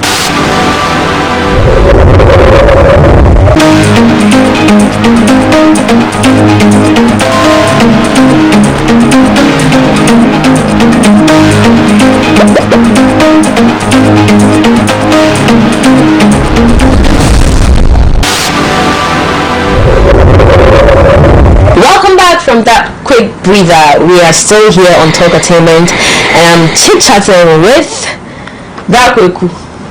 Yes, number Sharif, Blacko. Yeah, I like Blacko. You like Blacko? Yeah. So be for Blacko. Yeah, I like Blacko. Hey, Blacko is fun. you met Kendrick Lamar. Yeah. What did you guys discuss and how was the vibe? Oh, I just asked him how he like it. Okay, how if it was cool and how he likes it here in Ghana. Yeah. And he told me he liked my music. Oh. Told me I like this. I knew I was so if you can listen to your music, hey, when you pack it to a crowd. Oh, like, and you know, Ghanaians, people they watch me. And like if they come here, they try to like get much of us. You understand? Like when they drop Ghana, they listen Ghana music and stuff. They get put on new music and yeah. I told them converse, brother. It's a place like that. It's very short. Yeah. Oh, so you didn't have the opportunity to do any business, ABR with him? Oh, it's a party. It's a party. Don't share ABR. Everybody. Go. Yeah. Like that. So the setup for the 3 Music Awards, everybody liked it. Everybody liked it. So it became a challenge, and everybody was, doing some of it. And Sadiq came to state that it was meant for Sarkodie. How did people are criticizing him that he shouldn't have said some stuff like that, but do you actually think that, how did you feel about it, and has your respect for him decreased? Oh, but I knew that before I got on that stage. Okay. Yeah, he told me before I got on the music stage. Yeah, so I knew before you guys knew. Yeah, and like it's just an information. Oh, then we try both of us out, but just an information, just to know about that stage. I don't think it's as to make you get to my feelings. I don't think you should have feelings in this thing. It's just an info you should know. He thinks you should know. You understand? Because he thought I could, like, if I knew, nothing could happen. So like he told me, and like he thinks you guys should know. That's why I said it on the radio. I'm not sure this. Yeah. Which mood were you in when you were recording Quickly with Traveler? It was just initially, before I heard the beat, like, it was just a normal mood. But like when I heard the beat, it's like, hey, this beat is sad. And like when I hear like sad stuff, I just try to feel in that vibe, like immerse myself into that vibration. You understand? And like write something, like put words together. Because I'm good at putting words together and like telling like real life stories or like stuff I've heard, like to songs. I like to make them make sense. So I was just chill and writing. Why are you so much involved with sad stuff to the extent that you have to name your fan base or whatever sad boys? Is it that you also believe in the fact that we live in a country where like Charlie Kofotria and Chi? Was that an inspiration for you? I think that one is like a basic thing, or like a reality you should know. Like for here, if I make it out, like it's not easy. You understand? Yeah. And like to me, you guys should look out for my album, or like my tape, or like my EP I will drop, like the tape I'm dropping next. Yeah, I'm not sure if it'll be an EP or like an LP or like an album. You haven't answered my question. Yeah, I said and because I'm not sure we'll have the time to like discuss the whole stuff. Just give me a gist. Yeah, okay, there's nothing. I felt like there's nothing to smile about in this life, brother.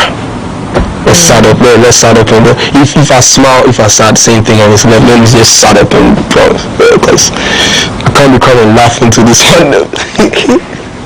Why do you always talk about marijuana in your songs? No, marijuana. Is that a motivation? Like no, it's not a motivation or something. I just love to spice it up. You understand? Yeah, cause I grew up in Nkommo Wo Ho. Maybe today marijuana they come. I see marijuana with kiddie. I see people right smoking a marijuana for those 3 times since. So if I'm talking, like I've seen it, like it's like if I'm writing, flashing back to like where I grew up and stuff, those things come to my head. I spice it up, drop it. Yeah, man. Some people say you are overhyped. What do you have to say about that? That's their belief. That's not my reality. I don't believe I'm overhyped. That's what someone believes. I can't trash it. I can't trash it. You lost the Artist of the Year to Kitty. I didn't lose it. You didn't lose it? Yeah, I didn't lose it. Mr. Kitty deserved it. I deserved it. Everybody for that side deserved it. I'm a big fan of Lord Sugar. I know. Big love to you, mashallah. So are you going to be doing something with him soon? Oh, trust me, we go to drop songs. Yeah, we go to collaborate and drop. Yeah, trust me. Blacko, what's your kind of woman? I don't have a kind of woman. Yeah, this question is punchy. You didn't see it coming? Yeah, Blacko is a kind of woman. I don't have a kind of woman. Well, anything goes? If you see, you love her, you will love her. Trust me, if you see her, you love her, you will love her. What does that even mean? You see, you know the bad pigeon? I understand, but if you see him, you go love him. Okay. You go love him. So if you see him, you won't love him. You go like love him. You go love him. If you see him, you go know. Please break it down for me. If you see him, you go know. Okay, so have you seen that that you're talking about? This question's big. Hey, Black. This question. If you do, I don't know how to like answer. It's a very big question. Black, what's the kind of your type of one? I say I don't know. You said when you see you go love him. What was the question that I said this to you? What was the question? What's the that made me say if you see him, you go know. What's your kind of woman? I say if you see him, you go know. Like, I'm just giving like so have you met her yet? I'm giving a free game to the man them. If you see him, you go know. Make nothing threaten your mind. Make no pressure, no pressure, peer pressure pull you. If you see him, it's a free game I'm giving to the man them, not my reality or something. It's a free game everyone should know. I think you should know. How you don't know? Is it an intuition? Yeah, intuition, it will tell you. Yeah. So I don't. So if I see you already, or if I don't see, now I know. But it's a free game I'm giving to the man. I don't have a type of woman, but if you see a type of. So you've not met her yet? Or your mind would be there. 20 questions. Oh, Black, cool. 20 questions. 20 questions. Why should you do that? I don't want to talk about that one. Hey, or Black, you're in love. Don't you have in love with who? Tell me. I'd love to know. Because you guys ask these questions like you want to know. We just want to know. Don't have a girlfriend. I think that's what you want to know. You are denying, or should we be Denying who? That's what I'm saying. You're asking me this question like you know. So like, let me know if you know my girlfriend. Let me see. Okay, so how do you handle female fans? I do reply to their DMs. Say hi, like stuff on their stories and reply to their, like some congratulate me, like Black or this, and like some send prayers and stuff. Yeah, those varieties of messages, I just reply to them. Thank you, love you, bless you. Thank you, love you, bless you. Okay. Yeah. So and they tell you, I feel my friend, and they will tell you. Yeah, we hear you if you if you had to date any female celebrity, who will it be? I don't have a celebrity crush. Celebrity crush. Ghana internationally. Celebrity crush. Blacko wants to come clean. Yeah, try. Come clean as a. We are currently on this segment. We are going to be playing some game here. You have to pick, and then you ask whatever question, you answer whatever question that you choose. Sorry for that. Front or back? Charlie, what you had? What you front or back? What you front or back? Front or back? Are you a boobs person or you're an ass person? We boobs and ass. I like ass. Okay. Yeah. Can you like so ass? Can I have that?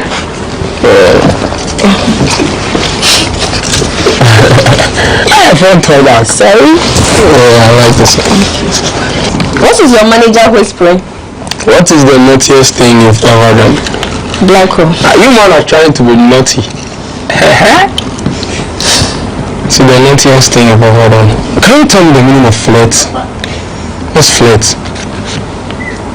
Okay, so flirt is like you're not an item or a person. Like you're not seeing the person, but you just like it could come as a compliment. It could just come as you guys are just goofing around. And I think I've done that like more than twice.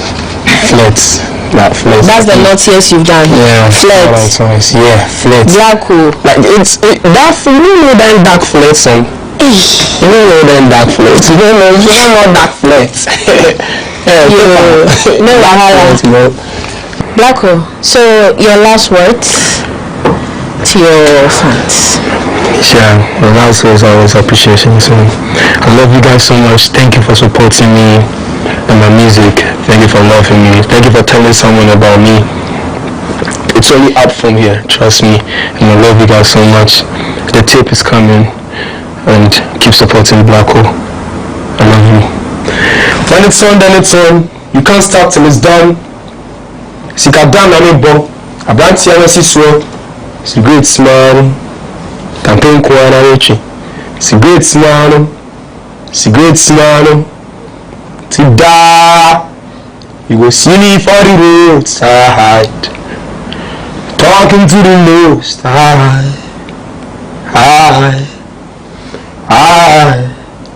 Wow. Remember, you're a traveler. Very soon. Remember, you're a traveler. The name is Kweku the Hustler. It's been far away chasing. True word too. Remember, what's Gualala though? The name is Kweku. Guala. It's like Gualala. Oh, okay. Yeah, it's Guala. Okay. It's Guala. Guala is do. Oh, it's money. Guala is do. Yeah. Oh, okay. Yeah, I'm chasing Guala from time. Okay, so here's where we wrap up on this edition of Talkatainment. I hope you liked every bit of it. We come your way another time. Until then, stay blessed and stay safe. We are out.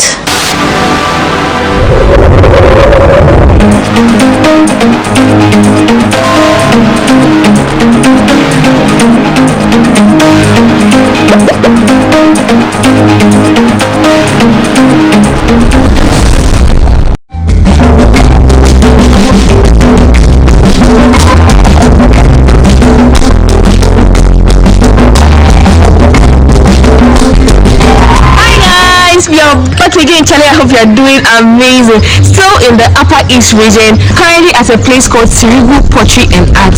And one interesting thing about this place is the fact that this art, every pattern has its meaning. So we're here to see what they have. Here they have amazing art, and it's one of the popular tourist attraction places to see in the Upper East. So I'm here to see it for myself, and you guys are coming along with me. So let's go.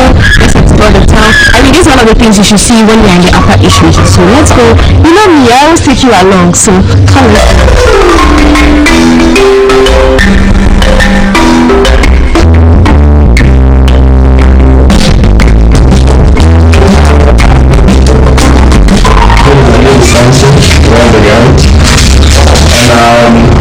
This is super, and the word super stands for Simple Women's Organization for Culture and Art.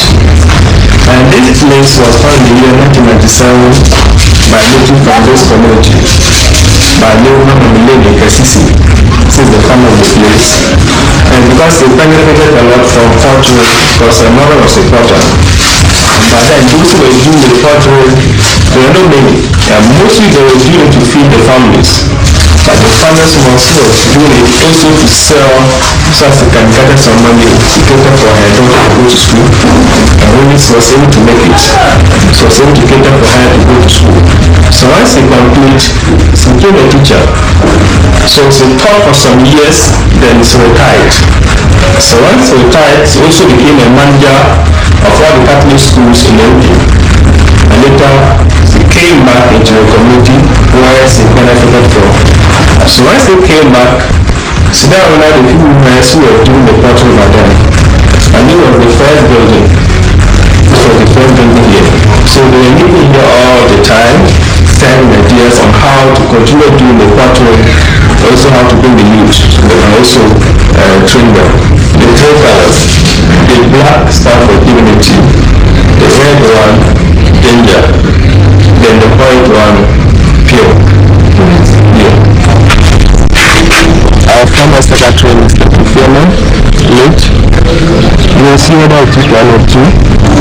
So we put a statue there to name it. And the painting you see on it. Always we have this type on top, which stands for leadership. Leadership. Follow like this one. This is a local village for storing calabashes. There's one is like calabash. So this one, this stands for breaking calabash. This is down here. Breaking calabash. So does it have a meaning like broken calabash? So the broken calabash, those are doing the pottery.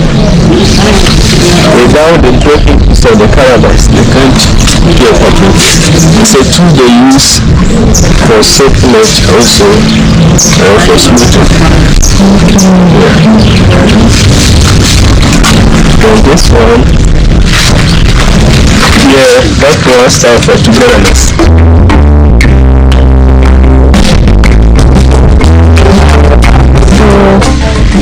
Have you noticed this? This is the original color. To acquire this color, it has to be dyed. So these women are dyeing some. This color looks, is it green or blue? It's blue. Blue. How long does it take to dye?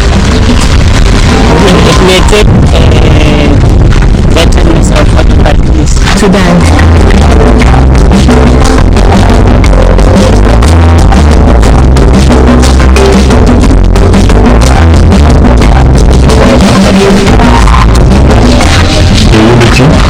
Then the one down there,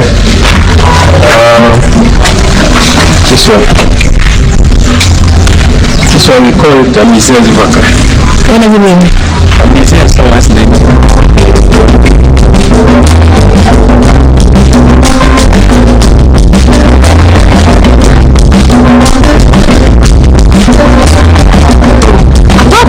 around the place. What makes it very interesting is the fact that you get to do pottery with the women, you get to do basketry with the women. So I encourage you, we didn't call him initially, so he's trying to get the women so that we could do some pottery. If you are coming here, I encourage you to call them in advance so that they can arrange the basketry for you. So yeah, this place is beautiful, and the fact that the patterns mean unity, there's one mean togetherness. This is very unique. It's very unique, especially unique in the Upper East region. So let's go to the top. Let's see what they have there.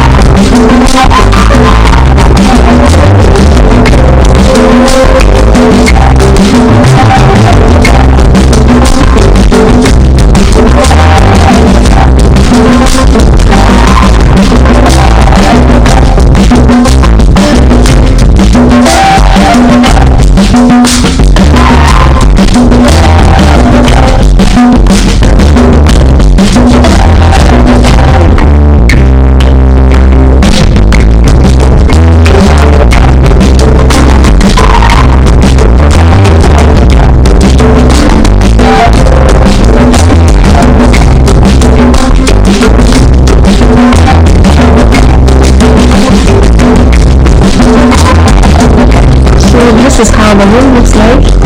This room goes for 100 CDs. It comes with a TV, a small TV, an AC, and let's see the roof. It's very small.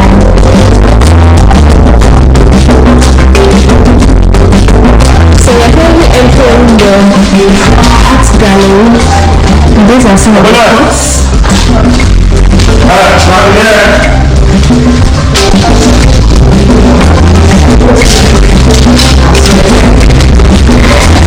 We are hopefully going to look like this, something cute. This is really nice. I like the colors.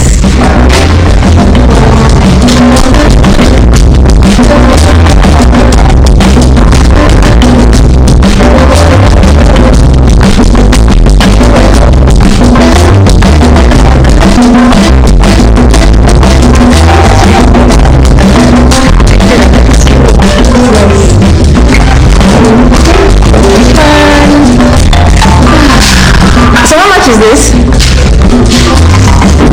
18 CDs? Oh, this is 18 CDs. This big bag is 60 CDs. And yeah, and this is 35 CDs.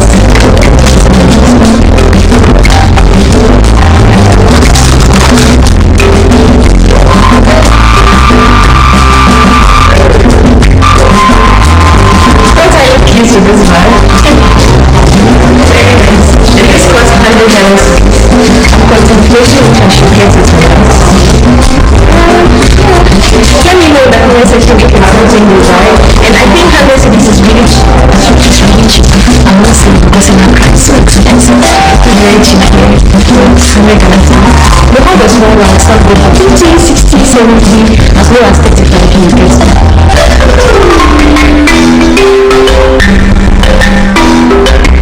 So that's the clean powder.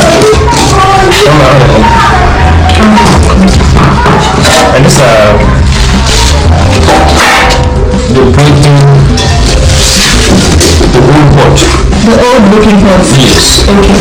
We're about to start making our own pot, and I'm super excited. Laura and I are about to start. So she's currently mixing the clay and the water, as you can see. So she made me want my hands first.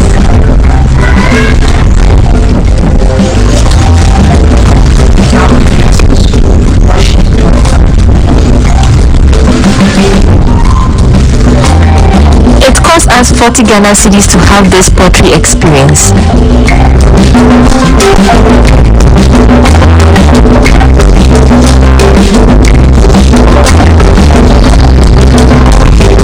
So I happen to why doesn't look nice, so she's coming to help clean it up for me.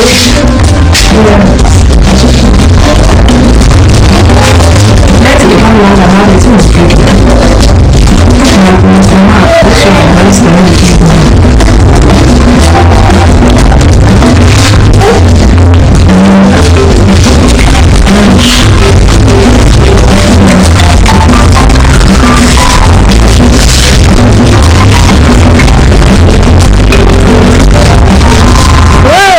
Now it looks much better.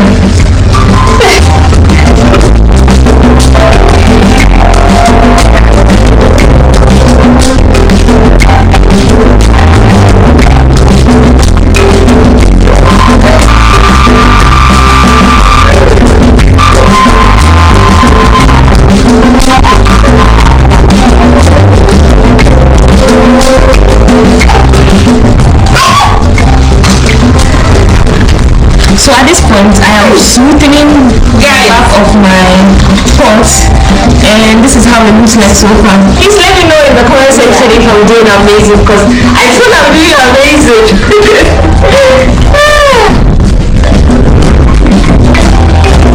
So Auntie is helping me.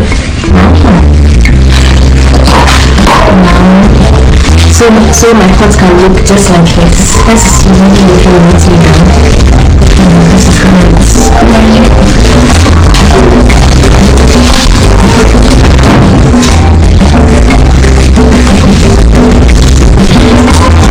so this is the end product of our pots. That's how it looks like. Unfortunately, we can't take the pots because if we dry them, they are going to get broken and spoiled. They need to burn them under hot fire, so we're going to leave them. Next time when she comes in, she's going to get them for us. Yes, so that's just it with making of the pot. I hope you enjoyed watching this vlog as much as I enjoyed being here at the Sirigu Pots and Art. Yeah, until next time with my next video from the Upper East region, I want to say thank you so much for the love and support. I love you all. Until next time on my next video, let me know what you think about this video. Did you find this educative? Did you find it fun? Did you find it exciting? Let me know in the comment section. Until next time, I want to say I love you all as always. You're my favorite person. So I got a souvenir from the table. This is how it looks like. Yay! I really like it. It's a flower mask, and I'm going to keep this forever. It's love from the Upper East region. So yeah, we are going. This is the car we came with. It cost us 150 cedis in and out. Yeah, our driver has been sold us for high going.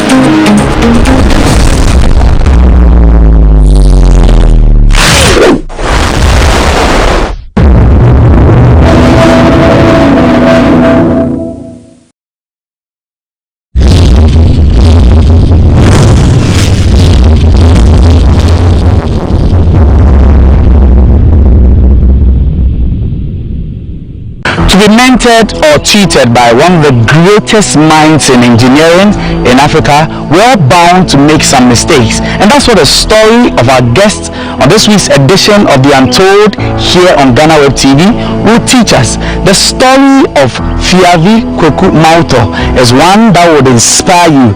Also, here is the catch. This young man, beyond all his creativity, learned none of this from the classroom and naturally born creative. Welcome once again to this week's edition of The Untold here on GhanaWeb TV. Let's bring you all of the details right after this.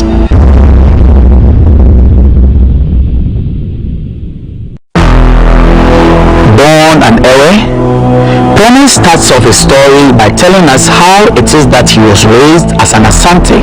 My name is Fiavi Kweku Mauto. Other people calls me Promise based on how I was born. So basically my dad is an Ewe. By blood I'm an Ewe, but I was raised by an Asante man. So I was being adopted into the Asante family. So my dad and my mom are alive. I have 6 siblings. They are all alive. So we are all living in Accra. I was born in Nansuma, DC. So my youngest brother, that was our last born, that is Kwame Safo. Because of him, I'm here today. To be named Promise was not just mere coincidence or chance, and he shares the fine details. When my parents was about to give birth to me,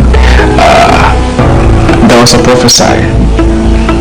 Nkommo Wo Ho. That is why I'm called Promise. So after I was giving birth, the man asked them to bring me to him when I'm old enough. So after I completed JSS, they brought me here, and I couldn't continue schooling because the man saw something in me and he wanted to grow me up. But very soon in his life, he learned the hard way on giving up on certain dreams to be able to achieve other greater ones. Initially, I wanted to be a footballer. I love football so much, so I wanted to be a footballer. But when I came, he was like, no, that is not my path. I need to focus on what is in me. So when I came, I was fixed to a certain portion into the company, that is the pattern making department. What we do is we produce any given artifact that is being given to us, which is being forwarded for foundry, that is casting. So basically I was taught how to manipulate or duplicate any given artifact, and that will be forward for casting.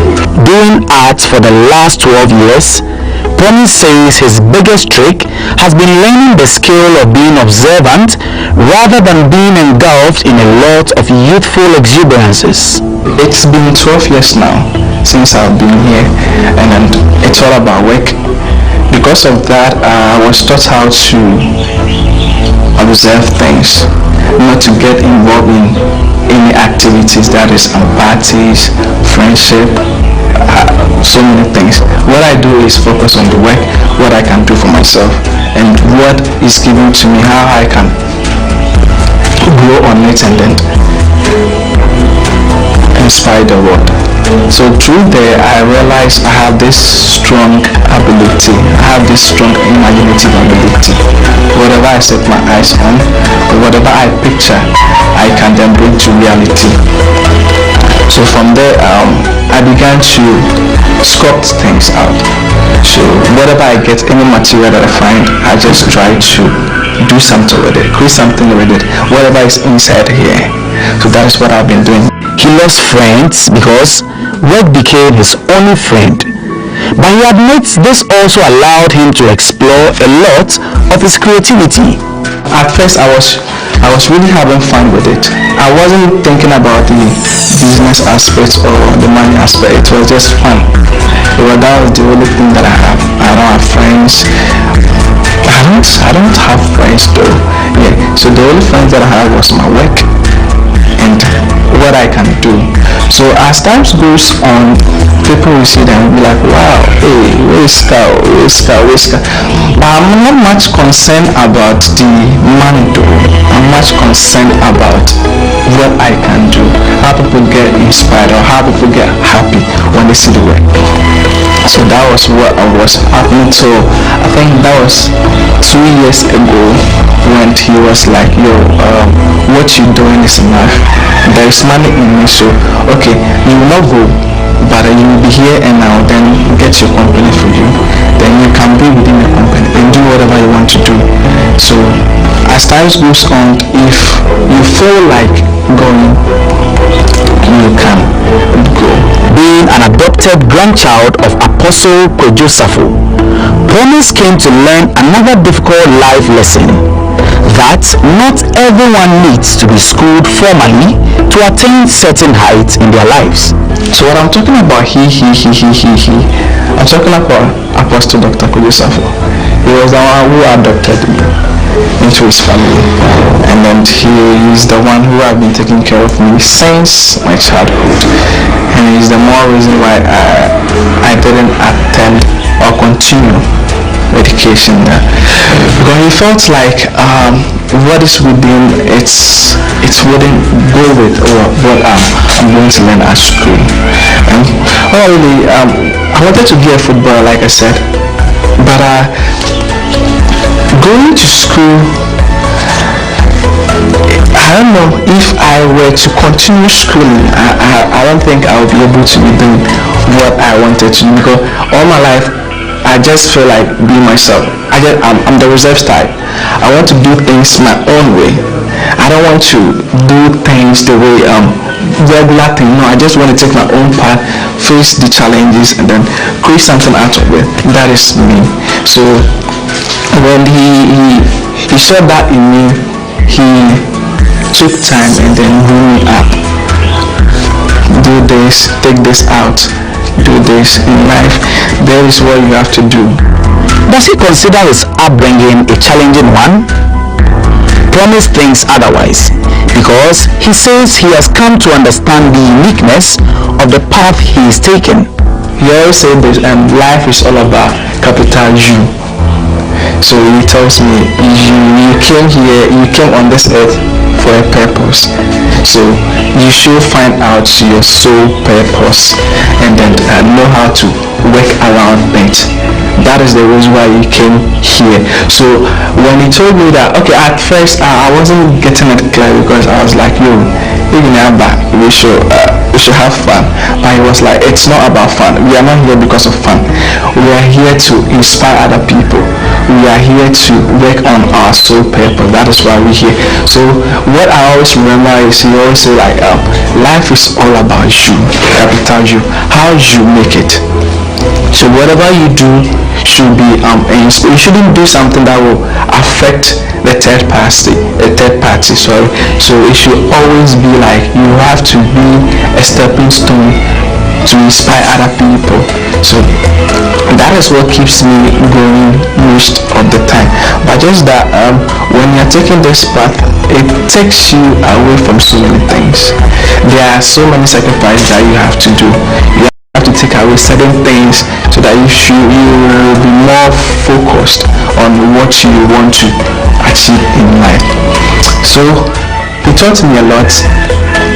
Financially, everything, he is the responsible for me being who I am today. It might appear Promise's story is one of being born with a golden spoon in his mouth, but he says he has also had a taste of poverty. He considers himself lucky because he had a good teacher. Even if you have what it takes to inspire the world, if you don't have certain things, that certain ingredient that will speed you up or spice you up, you can still not make it. Especially if you don't have a good teacher, someone who can lead you in life. For me, I'm lucky. Even though I have not furthered my education that far, I had a good teacher, someone who knew the path. someone who was able to push me along the way. This place. Sometimes it got to a time. Sometimes apostle will just mislead you. Then you go and then you crash. When you come back, then you tell good mistakes. It's good for you to make mistakes in life. It makes you harder in life. Through his art, Promise dreams of solving some problems of this world. I'm not a materialistic guy. That is what I was being trained to. So I'm not moved by materials. I'm moved by what I can do. I want to be the reason why someone sees me and be like, wow, I can do it.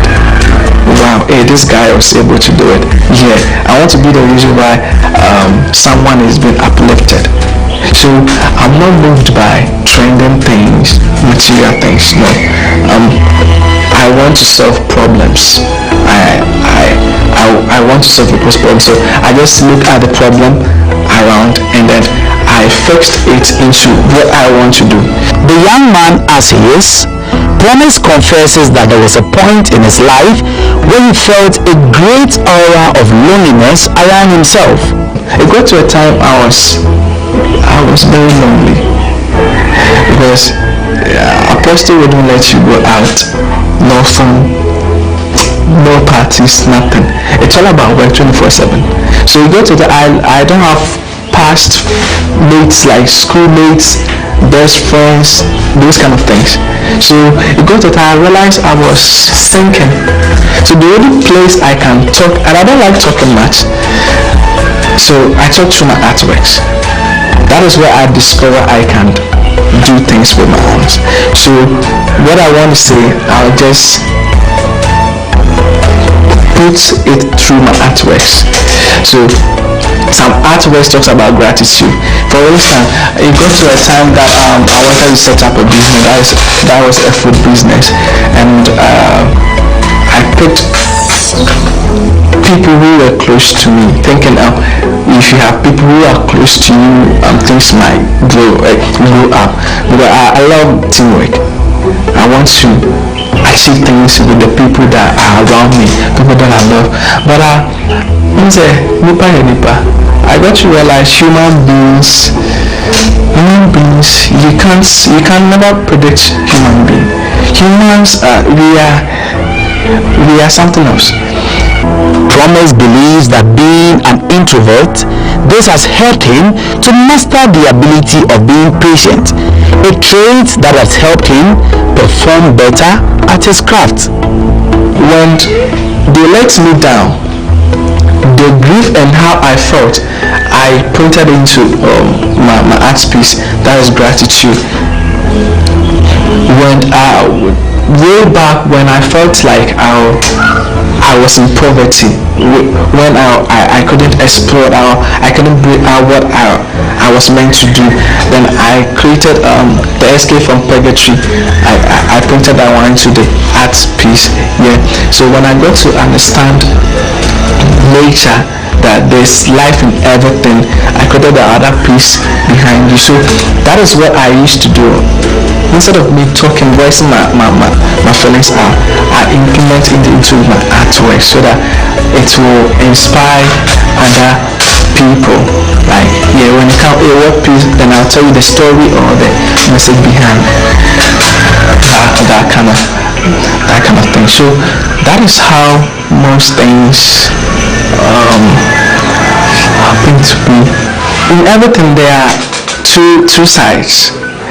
So in some way it has affected my life in a bad way a little, but since I'm kind of more reserved, when times come where I need to express myself, like I need to open up, because I believe in the kind of education I believe is what we have right now.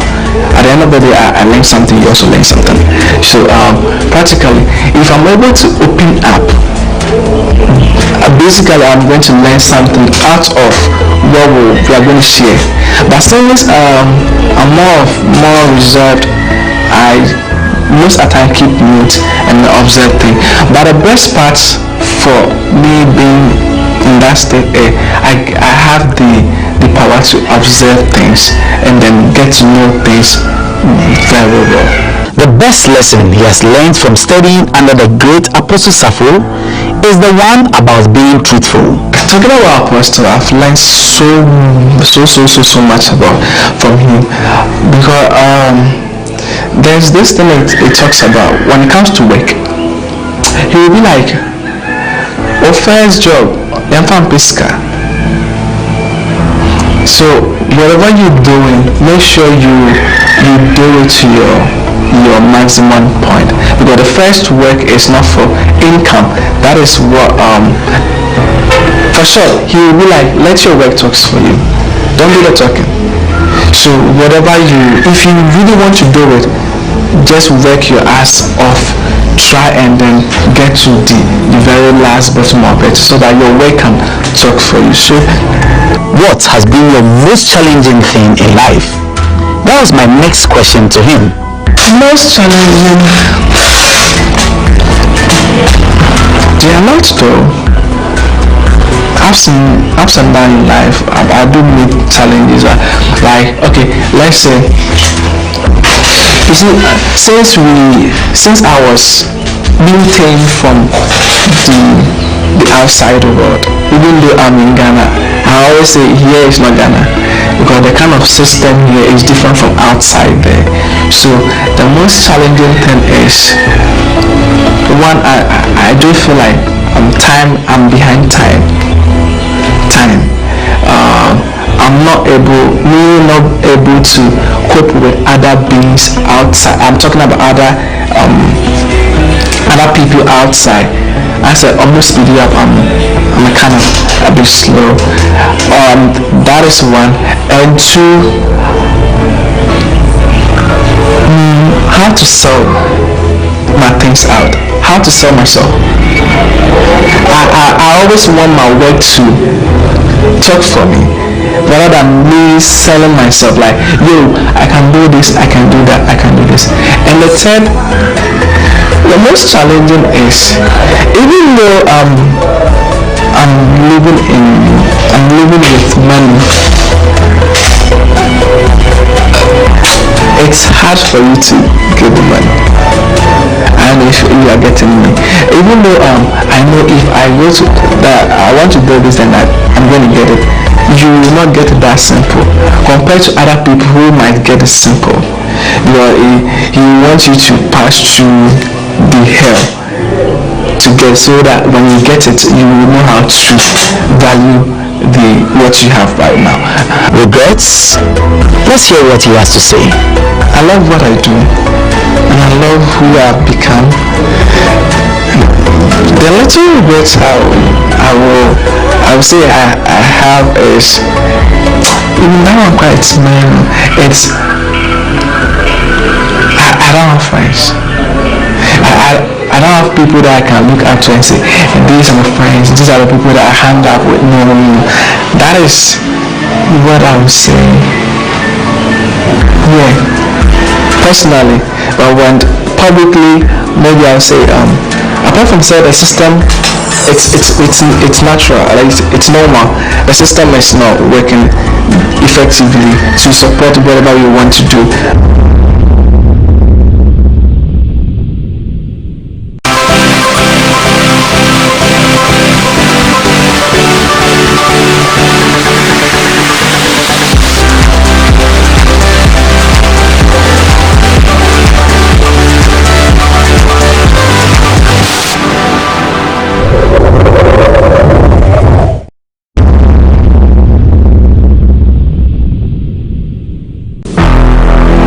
On display in Promise's little studio are a number of art pieces with many depths, but he breaks them down for us.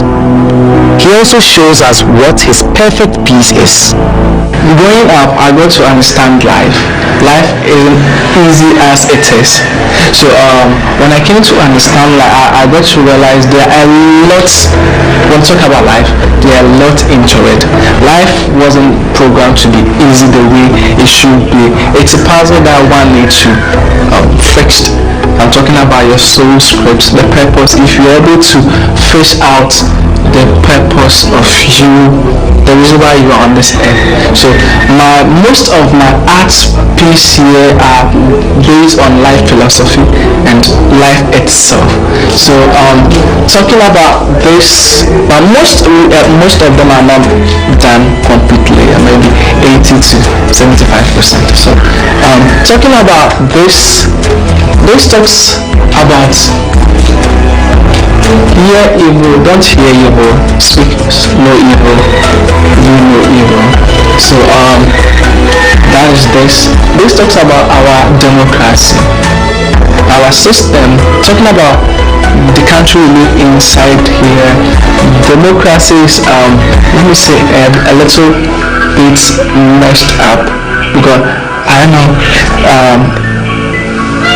democracy is a system that is not used to govern a country, because it's a freedom of justice or whatever it is. So everyone is entitled to do whatever it is, even if it's going to help or not help the country. But we have original born leaders who were drafted or brought to this earth to govern our country. So talking about other countries, they have people who are picked to govern a country, not the public. So this guy will talk about chieftaincy. They are original born with it to be a leader. We are not picked like mandatory system. But this one talks about democracy. This one talks about the brain, the key to life. Your whole being, everything depends on your mind. For you to be successful, for you to be poor, whatever it is, it's all based on your mind. So if you're able to master your mindset over your emotion, you can make it in life. This one talks about blacks. Blacks is beauty. Talking about arts, it's we blacks. The way we talk, the way our culture, our food, our dress, everything. So black is golden. This one talks about a philosophy in life, the struggle in life. You can see the hand is penetrating through the rocks. So in life, when you are determined, focused, and you have aim, you can penetrate through any struggle in life. So you can see the blood rectifying whatever it is. This one talks about our country, Ghana. I'm not done though. This one talks about it projects the number of resources we have in Ghana and vows. And the second one here talks about the other way around. We have been all the resources, but still Ghana is still not having its original pay. This one too talks. This is my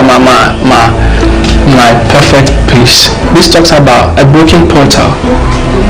We have ups and downs in our life. Humans sometimes makes us shifts from our main core. So talking about a broken portal, we all have our inner God that talks to us, that directs us. We are God in our own image when it comes to this earth, this planet. We are God. So when your portal is complete, that is where you are able to communicate with your inner God. But if it is broken due to the ups and downs in life, that is when you are not able to communicate with your inner God. So you do whatever will serve you right, not your rightful purpose. So this is a broken portal. So talking about this is I think the bigger of this section, and this one talks about blacks and its slavery. So you can see the hand depicting the white man and the black skin depicting we blacks, as how the white has enslaved us by we be enlightened with the truth of the originality of the blacks. Sure. This one I was being inspired by a movie that I spied. That was Thor. So I was being inspired by, but the original concept was to be upside down. That is to project Okonfa-Notse, like the one that he is to. He is a god, so that is the initial idea for Adede. This one talks about the power of the tongue. How powerful our tongue is. How you should be very mindful of what you say, because that might work. It not might work, it will work. The powerful of the tongue. So the gesture of the thing it projects when you are the other side, that is when you are in the bad side. You should know of what you say, so that you know the effects of what it might bring. This one talks about social media, how people are living at that fake life. So you can see the gesture inside, the person is in pains, but if we are able to turn the social media to educate ourselves, we projecting the raw and unfiltered situation in our community to solve other problems and even to motivate other problems, that will be more better than we projecting the life of let me say a fake life.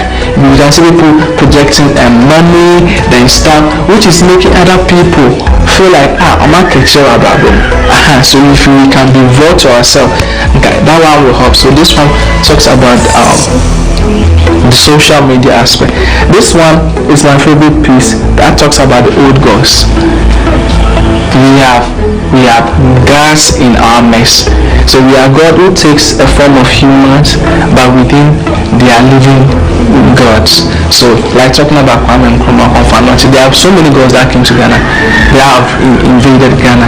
So this one talks about those things. So with the plaques aspect, luckily we've worked with most people like TV3, TV Africa, TV3, that is Talented Kids, and then Ghana Most Beautiful, TV Africa, that was Amazing Child. We worked with Jima, we worked with Spotlight, most of them. We've worked with Ghana Rising Star. We've worked with most people that I can even count off here. So and then GhanaWeb Excellency Award as well too. So we've worked with so many people that I can't even count off here. Sure. The spelling department, we have the construction. Okay, so I have roughly 20 to 25 workers. So talking about my company, it's a segmental company, so that there are various segments within it. So with the arts section, that is my outlet piece, so I do them alone.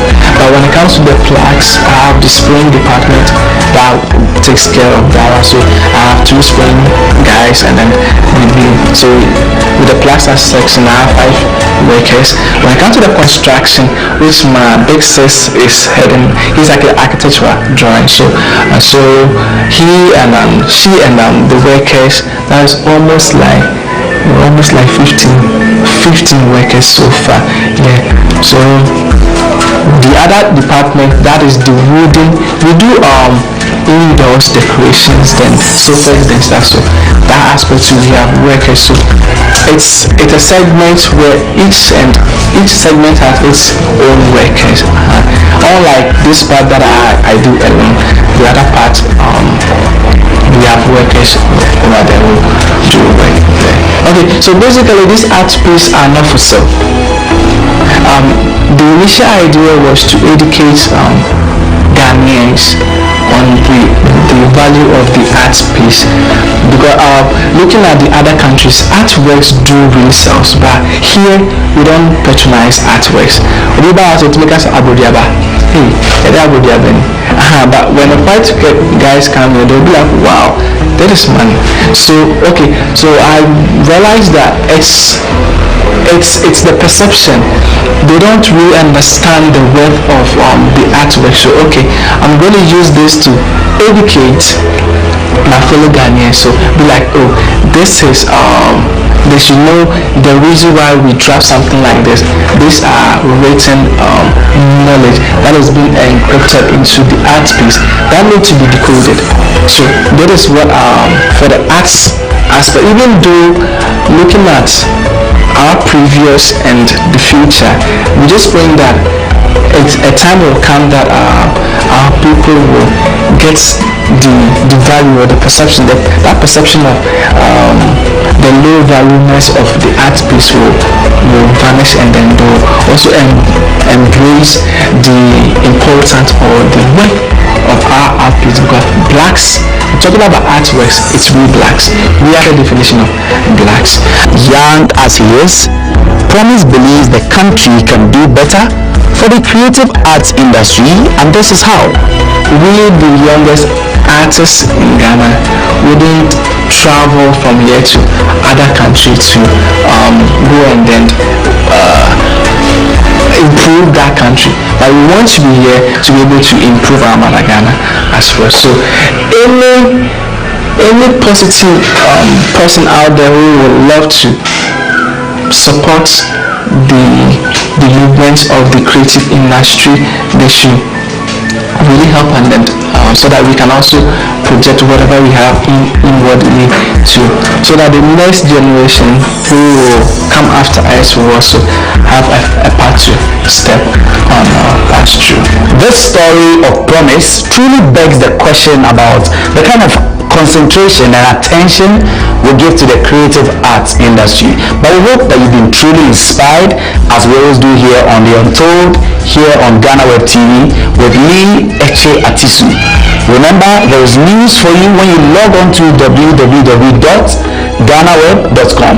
And as always, be kind to one another.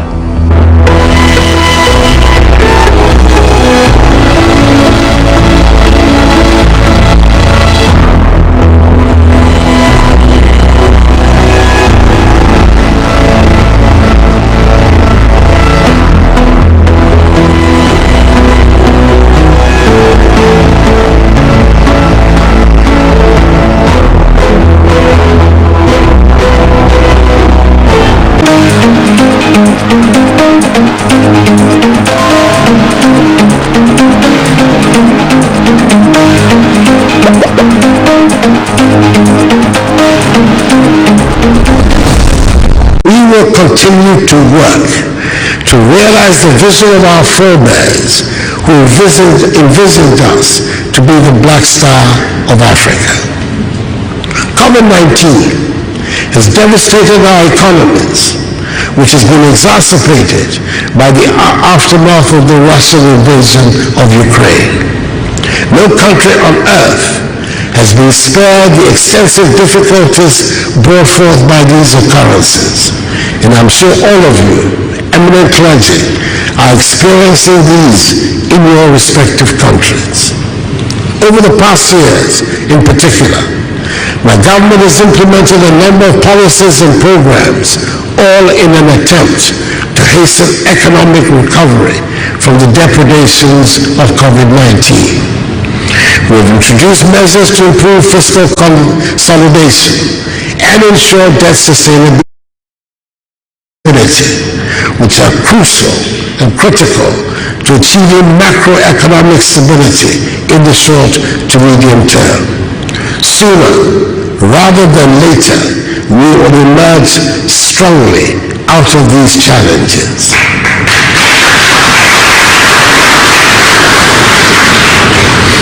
Eminent clergy, faith and religion play an important part in this wholesome development that I speak of. And you, as religious leaders, play critical roles in that development. It is to you that people instinctively turn when faced with the troubles and difficulties of life. And you can, by your attitude and your words, either stoke fires or bring calm to troubled waters.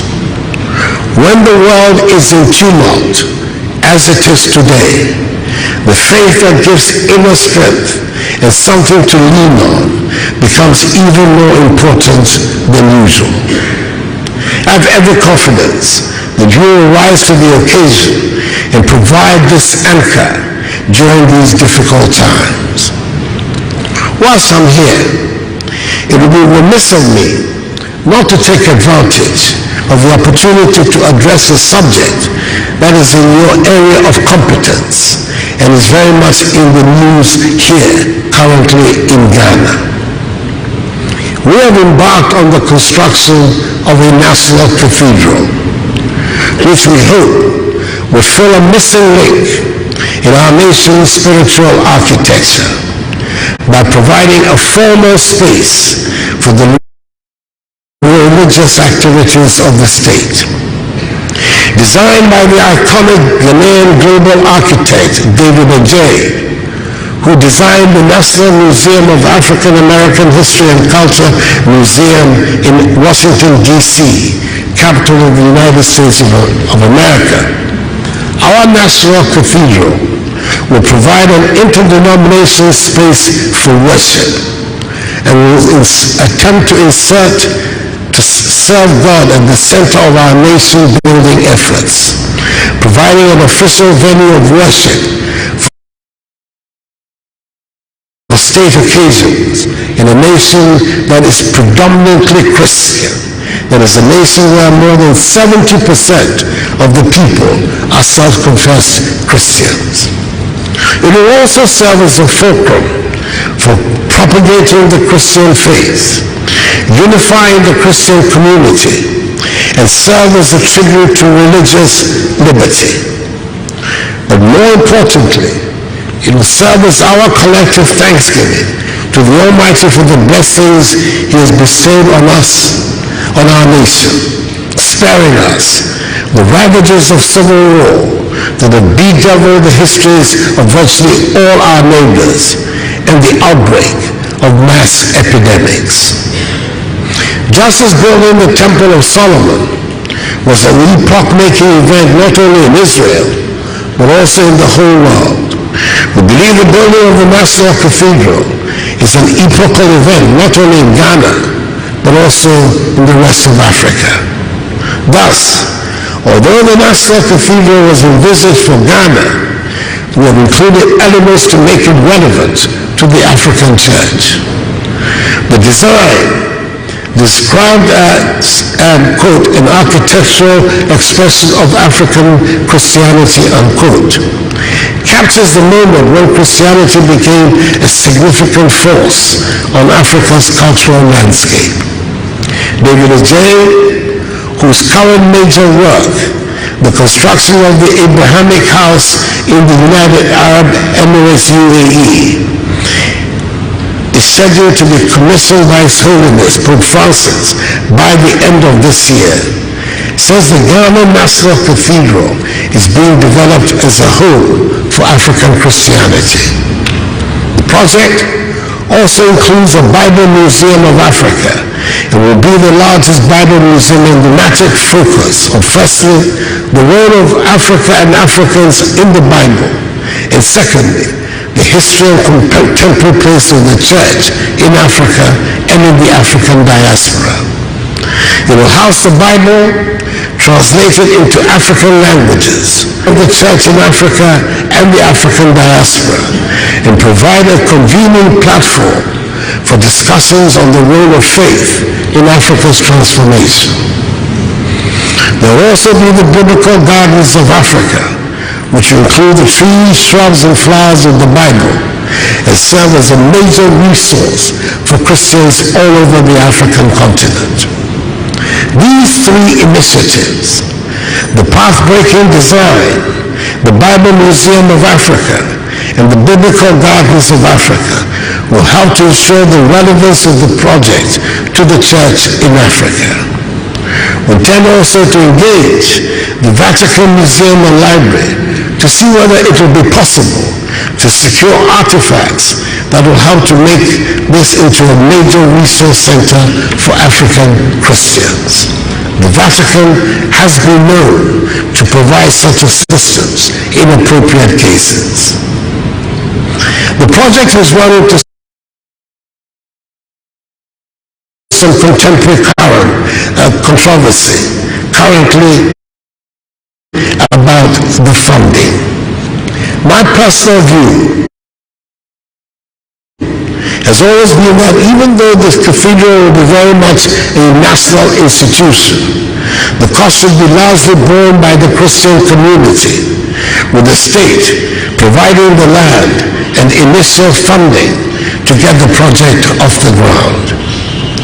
Looking through the history of all the great cathedrals of the world, there's never been what can be called an appropriate time to build a cathedral. Invariably, it has taken many years, sometimes centuries, to complete. The National Cathedral in Washington, D.C. took 83 years to complete. It took 150 years to build St. Peter's Basilica in Rome, and it took 182 years to finish the Notre Dame Cathedral in Paris. Indeed, the reigning medieval monarchs of the time made significant contributions towards the construction of Notre Dame in Paris. And in the case of the Basilica, construction began and was completed during the era of the papacy's greatest temporal power, again in medieval times. When these great cathedrals were built, the societies that housed them had not finished with the satisfaction of their major development needs: hospitals, schools, bridges, roads, homes needed to be built. And I dare say, if one were to consider only those needs, there would never be a good time to build a church, a cathedral, or any of the great buildings of faith around the world. But once they are built, they've proven to be instruments that brought people together and deepen the spiritual and emotional experience of a vast majority of people.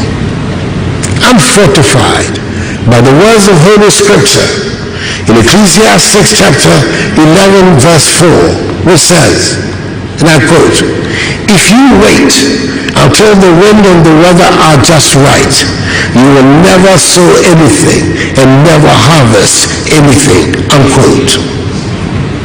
I'm hoping that the Christian community in Ghana, Africa, and abroad will rise up to the challenge and join in the fundraising for the construction of the National Cathedral. I do not envisage that this project will take a century to complete, like the great historical cathedrals of the world. Technology has transformed building methods dramatically, and I'm certain that if the Christian community accepts the challenge, we should construct this cathedral, and quickly. Once completed, its value will be obvious to all. 3 years ago, on 15th April 2019, the great Notre Dame Cathedral in Paris was engulfed by a big fire. The next morning, the French President, His Excellency Emmanuel Macron, stood by the devastated monument and said, and I quote, "Notre Dame is our history, our literature, part of our psyche, the place of all our great events, our epidemics, our wars, our liberations, the epicenter of our lives," unquote. That statement sparked a dramatic response amongst the French people, for it led many French men and women, great and small, to make generous contributions towards the restoration of the great iconic monument, which is fully on course. Those words struck a deep chord within me. That is what I see as the purpose of our National Cathedral. Let us build our National Cathedral to be the epicenter of our lives, the place for our great celebrations, our Thanksgiving, our funerals, the place for great moments of silence and introspection, the place that symbolizes the place of faith in our national psyche. I give my personal undertaking that the funds raised for the building of the National Cathedral will be treated with the sacred trust that they deserve, with transparency and accountability. Eminent clergy, I pray that you have fruitful discussions to make time to visit our beautiful country. And let me, in conclusion, express great joy and gratitude to the Holy Father for the elevation of our worthy compatriot, Bishop Bawab Richard Kuya, and our fellow African, Bishop Opalike of Nigeria, to the enviable status of Cardinals of the Catholic Church. They are both to be warmly congratulated.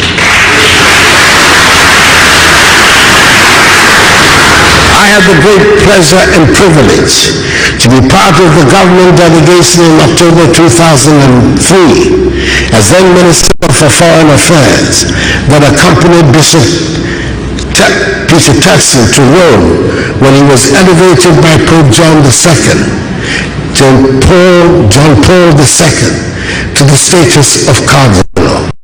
Great eye-opener for me, which I continue to treasure till today, including the companionship of Archbishop Duodu, who was with us in Rome at the time.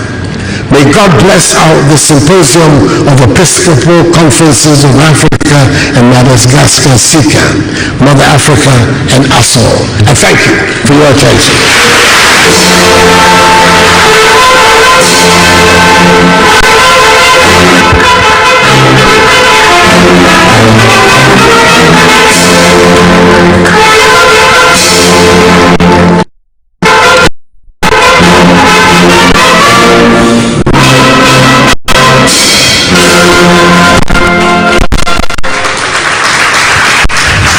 Your Excellency, the President of the Republic, Nana Addo Dankwa Akufo-Addo, we are very grateful for your message.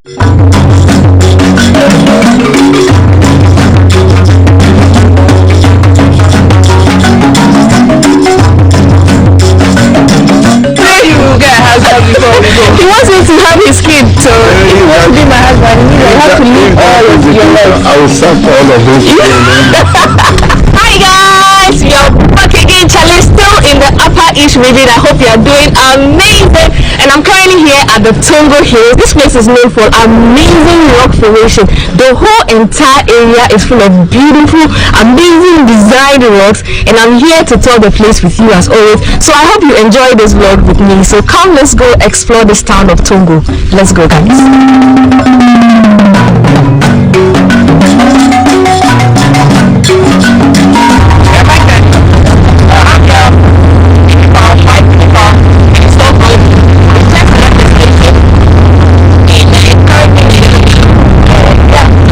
Too soon. This is my last day in the Upper East region, and I decided to see the Tongo Hills, which is a very popular place to see in the Upper East region. We got to the Bolga station from Navungo and picked a yellow car, which cost us 80 Ghana cedis, which is close to $9 in and out. We agreed with the driver to wait for us for the entire tour at the Tongo Hills. So let's go and explore Tongo Hills.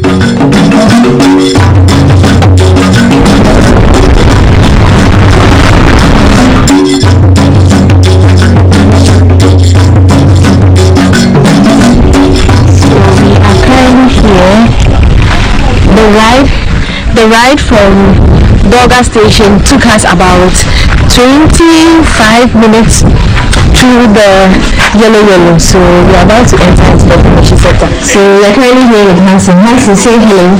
Hello. Hansen is going to take us on the tour. You're welcome. Thank you. And this is how much it costs. Yeah. Yes, Tongo Hills Music Shrine. Okay. So I just paid 25 Ghana cedis together with Gloria. Hi Gloria. Hi.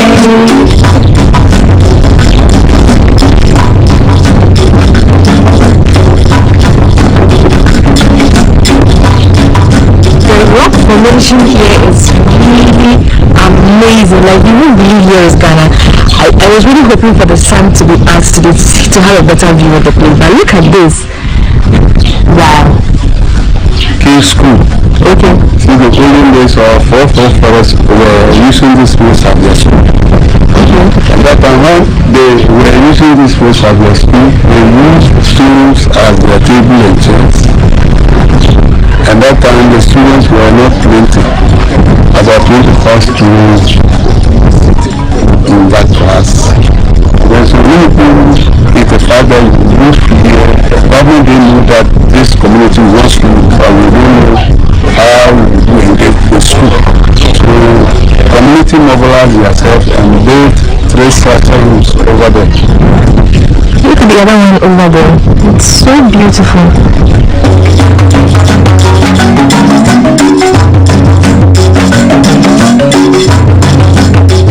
We were cooking food for the students. Okay. That's it. Cooking food.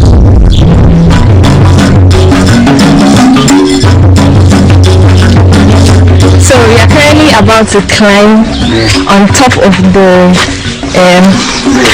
hills saw earlier on, and yeah, this is how it's gonna go. And guess what? I came in slippers. I should have come in.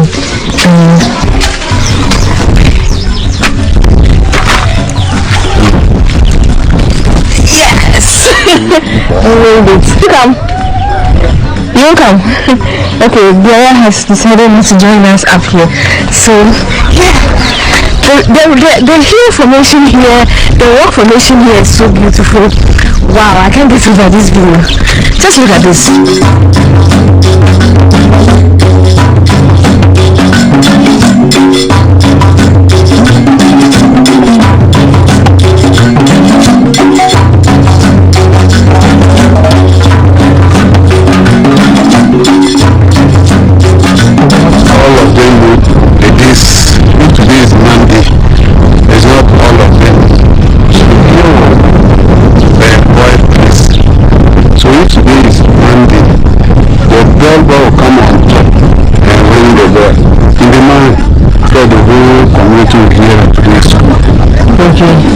So we start Monday to Friday.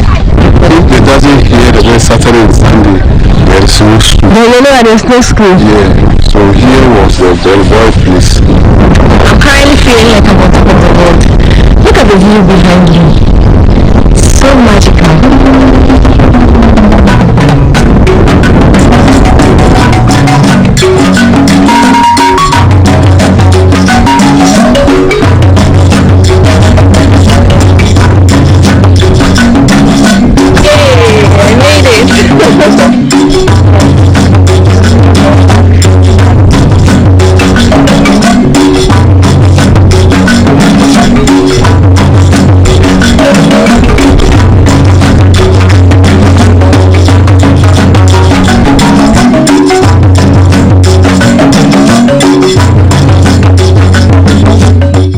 Plant is this? It seems to be growing on the rock. Yeah, we call it ganselling in our language. You call it what?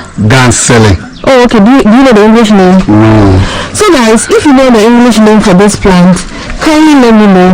There's a little soil around the rock, but it seems to be growing very fine. And this one is this tree is having some water. If the water is a drop your eye, you'll be blind. You'll be blind? Yeah.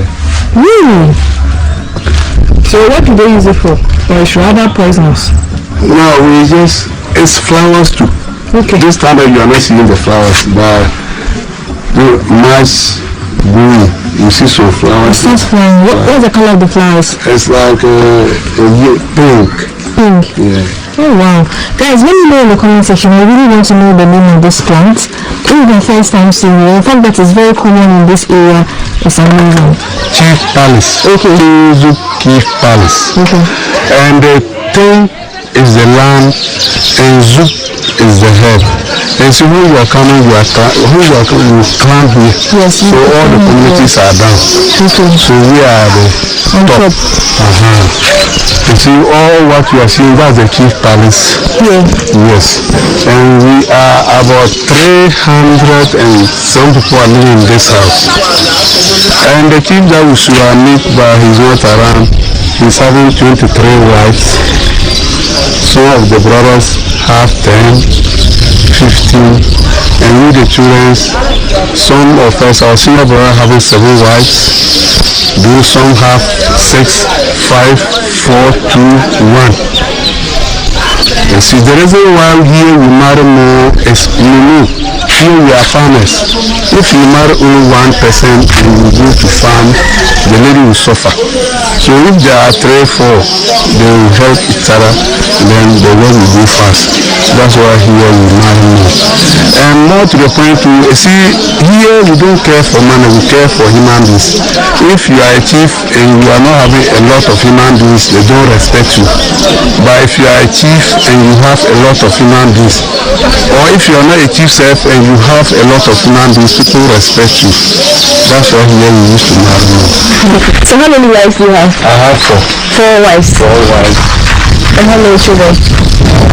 Children, we don't count children. You don't count children? Why? But if roughly my children will be up to 11 plus. 11 children. Plus. You don't count? Maybe you add, maybe 5. I should add. I told you you get a husband. Why did you say you will get a husband before we go? He wants me to have his kid. Well, I don't want a man who will marry more than. I just want a man for myself. So if you want to be my husband, I have to leave all of your life. I will suck all of those children. You will count. All what you are seeing are personal shrines and tools. Okay. Here traditionally, if you are a chief and you pass away, you will bury in front of your house. And this one was a chief. And over there, 1, 2, also a chief. And this, the middle one is the personal shrine for the chief that is alive, the one that is alive. For the middle one, but the big one too, that one is the founder of the house.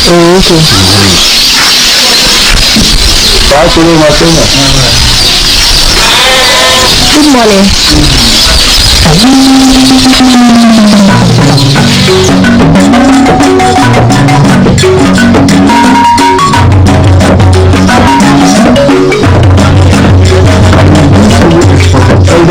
And this house staying The eldest woman in this house staying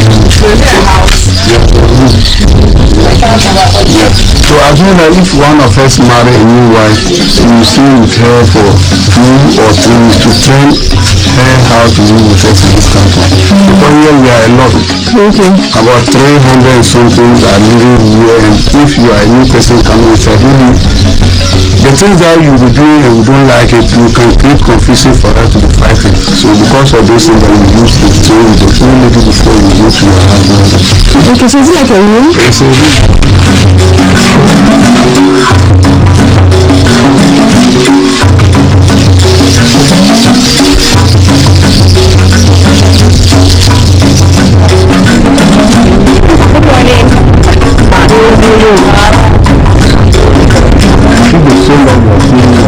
Back in the trees, on top of the hill. Yeah, that's the shrine. That's the shrine. Yeah. So if you want to get to the shrine, you have to climb all the hills. All that place. So when you get there and you have to enter, you take off your top dress, yes, your trouser. But the way you wear is okay. But we will stop at the donkey cave here, just for you to go. Yeah. So you heard it from him. If you want to go to the shrine, it is very open for you to go. But personally, I'm not going. Gloria, are you going? No. Okay, she's not going to the shrine too.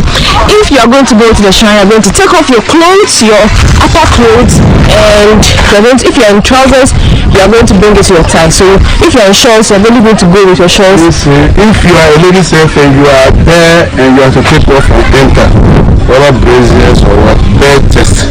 Bare chest. Yes. So the priest is going to see your breast. Because I'm curious, what happens in the shrine? What happens there? Nothing happens about the shrine there. You are tourists, you are to enter and see what is inside there. But some people too come for help. Okay. Any problem that you have and you come to the shrine will help you, no matter how your problem is. But the shrine doesn't do many ritual. Okay. The shrine will help you, like if you are doing business, and the shrine will help you in your business. But come and the shrine give money and give it to you that this go and put it here and then it will put money, Okay. Okay, so yeah, you heard it from him. If you want to go to the shrine, it's open for you to go. Personally, I'm not going. That's the house. So this is the caretaker's house. That's The caretaker's house is really nice. Is this also a shrine? That's the personal shrine for the caretaker. Personal The shrine. only one he's here, if he's here and then something is doing the shrine there, He can't see. He will tell him, see and tell the kid that this and this and this and this. Okay, so he lives here with his family. Yeah, his family. Oh, this is a nice hut. So this is the cotton tree, and then this is what it comes from. So this is the cotton, as you can see. It's so fluffy. This is how a cotton tree looks like. If you haven't seen one before, you get to see one today. So yeah. That's a donkey cave. The donkey cave. Yeah, and all what we are seeing are donkey skulls. Okay. And the reason why we are seeing the skulls here is like when you go to the shrine and you're having a problem, and you tell the shrine that I have this problem. If you are able to solve my problem for me, I shall call you a donkey. So when you tell the shrine and the shrine solve your problem for you, no matter how your problem is, your problem is solved. So when your problem is solved and you then bring the donkey for us, we also send it to the shrine. And the shrine, when we send it to the shrine and slaughter it, the shrine normally take the blood and the liver, and we also take the flesh. After taking the meat, we bring the skull here. And you see the reason why the skull... You eat the meat? Yeah, we eat the meat. Okay. You see, donkey skull fear rain. That's why we put it here.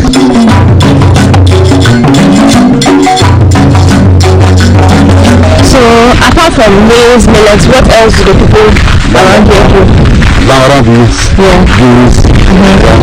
Oh, okay. Yeah. So everybody here speaks English? No, no, all of them. So what language do you speak? We speak Talisi. Talisi? Yes. Huh.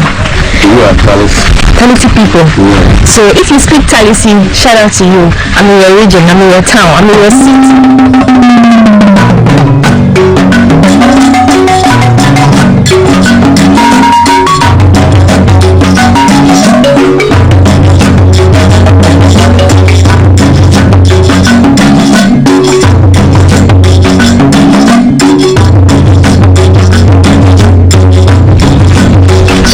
Town called Tenju. And the shrine is? We call it Yenu. Okay, our Santa people call it Namatongu. Oh, okay, Tongo. Yeah, Namatongu. The government will call it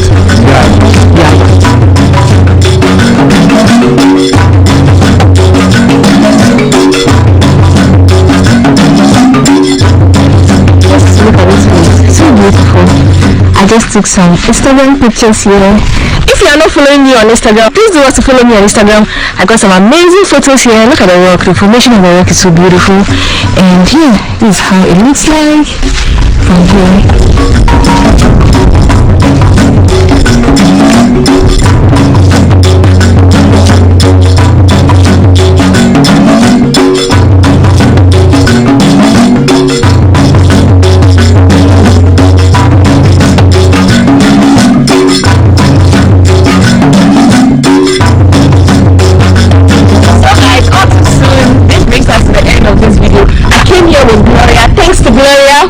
Say hi to my channel. Hi guys. So please do want to subscribe to my channel. Show her some love. She shows amazing videos in Navongo. In fact, the whole of the Upper East, even the northern region, I'll be exploring the whole of the North Upper East. So when it comes to vlogging video, head to the channel. So guys, this brings us to the end of this video. I hope you enjoyed watching this video as much as I enjoyed being here, as much as I enjoyed exploring this Tongo town with you. This place is really beautiful. This is my first time seeing something this beautiful. Like, this is really beautiful. Until you come here, I hope the video will do justice. Until next time on my next video, I want to say I love you all. Thank you so much for the love and support. I feel pretty, and yeah, this yellow, you came with this yellow, and he's all behind the camera. Shout out to Ben. Hi Ben. Hello. So Ben has been helping us with taking pictures of ourselves and all that. Until next time, I want to say I love you all. Kisses.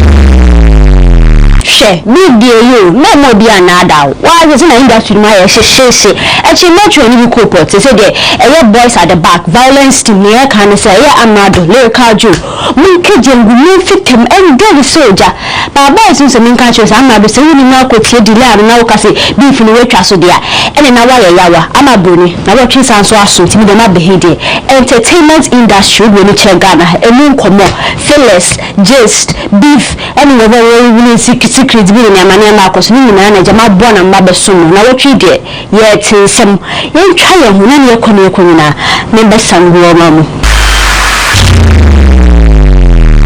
every day be the result to call me people na say ma atwimiti ho na de say ensem ba bekoso wo ye lyrical battle we move friend dey say bekoso ye Amerado na ye lyrical do ntem na de say information be bra pie ma fa na chese ne nika quiet chese what one bo asisishenu na lab o nse ebekala kawa kuma chese na wo tinchen kwa beso de wa ko femi se miti se delay bi wu na mzo le ka na be de se boy na de se director na de delay bi be mu ni ade ni na ye bi fa ko so ye between Amerado na ye Lyrical Joe na chese wo ni na no opportunity na ba be da ho no bia be so claim crown no chese ye ba Ghana ni ka se bi fa wa ni nse anka wo anka ye ni mu on de da no chese strong man di sakwa their advice there's always a strong man you may immortal the man medical sometimes go chema till date and to church say beef ni na asa hin but also advice so sakwa their na she ho but when we may na yakoso sese mu Lyrical Joe ni Amerado to say you need to be release bi just a punchline mara me kan sure say na yako ubeka ya Lyrical Joe ni bi release you say 5th August until see one na tesa Amerado ma asa wajabe no ene omu so di chidom bai e de ba na we so we de wa bodi you dey see there Joe Kofi Mole and Lyrical Joe didn't know she so my reply but he said the Kofi Mole and Trinity and Lyrical Joe and responded say nimbu atu din babu now the team and said this oh you ma ya ma do catch me so until bro for na na him say Lyrical de ya ka say you flow befuma you betu chairman babu chairman ya bofun kwa ya Ghana ha to bro to talk ka bofun ya ntishi e family crack him on the Ghana ni nti so rapid down na say e bi fie ko singo for picking one side be to say family that say oh I'm the Salbiche my any album a music video for thank you we say promoting beef ni buy na say family no ho akotare ba say na for be say we do ofu jije mu ni ade me say na kabu so do to so no super bi ba me so ba respond ya na ba one na mo tag strong man so strong man na say beef yi there fan hu je because we beef king strong man so say abache say no there so one by can ya ba out and the beef so no so we hwe ni ba fu chema asem bi a lyrical Joe ni Amerado children I said ho baby you strong man job bishop but me so oba respond here but ori ni je mu da no say me e be bloody because strong man dey won kind of dey medical na me say na ehye ni children mo ho na fe dey lyrical so dey buy babu na your one in say back so be two guys say mute and so lyrical Joe do and the next one so Amerado say say no more na wutie mu nsem ya za bilim chema ase Amerado wa shele lyrical Joe but me dey mean to mean che no amudi menye di beef yechi wa wo hwe hina na ehuni lyrical Joe and ase Amerado na so honmo lyrical Joe so drop e back be say kwabna numbers na eja or drop e na yehu say delay a make post bi no chema Amerado ceasefire no say ceasefire there mami anaze oyemba anase uge bi na waka to say ceasefire no ceasefire but Amerado so be responding so what or the need be man you bin say case wa you say me say Amerado so eyi adechia ye hwe ni na you say Thursday we releasing on for say lyrical Joe well say lyrical Joe so be so say oya bia na me say sad na ya mo na pese we do ni bit to no say we do oya bia na ke so you so me hwe mu kasem oya bia na say the person me and I'm saying man sala ni de chala ya me fele na wa utie de sinu ne asemi na mbese mukase wo do your ba I don't be a woman bra listen the direct na just na won nam na bia pese o kan papa ho asem lyrical Jones aso pese o de se na delay dem wo ni pay no na asem delay cramp o say who is lyrical Jones o nu am say delay wo say ni lyrical Jones na pese aso wo so fa fa bi na ko gina Amerado echi but me fini de you dan kasa ya catch me say mo njayo mo drop na ya so ye social media online be review na at the end of the day be hu na wa top but for when you check GhanaWeb be some post be you show him say Amerado and lyrical Joe wa wo hwe so far this song mo releasing you na him say we ja hin chen say ba na ba rap hardcore rapper ya de ba mano I think say na dance ni wa bro chibeka na wo twetwem na me de betu gya so actress essentially a television presenter Nana Mike Brown or the Nkommo to Yachemo she does sees nothing wrong with so they are better enhancing body Nana for say as a statement no kind of soldier to me say why and I'm catching me say on can't to plain place why because so obe can be me share dan kase Nana ba eje to me say anybody why enhancing on kasa da to just why your liposuction and chima ina odidi right nso asa say me yefuna say sage kakrantina edwan yefwe so die na gym ye de kakra but ne nimbuan nso enu afa 1 year oye ne research and we Dr. Kasai no kasa dey to me say afa de me na so say your liposuction ya we ye bia te say watwe fat no onu so be bi no ko ye bi say say body ni dey gam come on now ngana adina ye say me say hanum su be ahyehyɛ no ma fuche you say asa oye me to ase o twe fat ni de kosha na mama brown say wanya ne tu o so nwan kasa to no bi owodi bana ne yefno ha say ni yem na na so nti na katania ma so be say de entuma katania ma so wa hu body na aye fine but o chema say Africa ha say na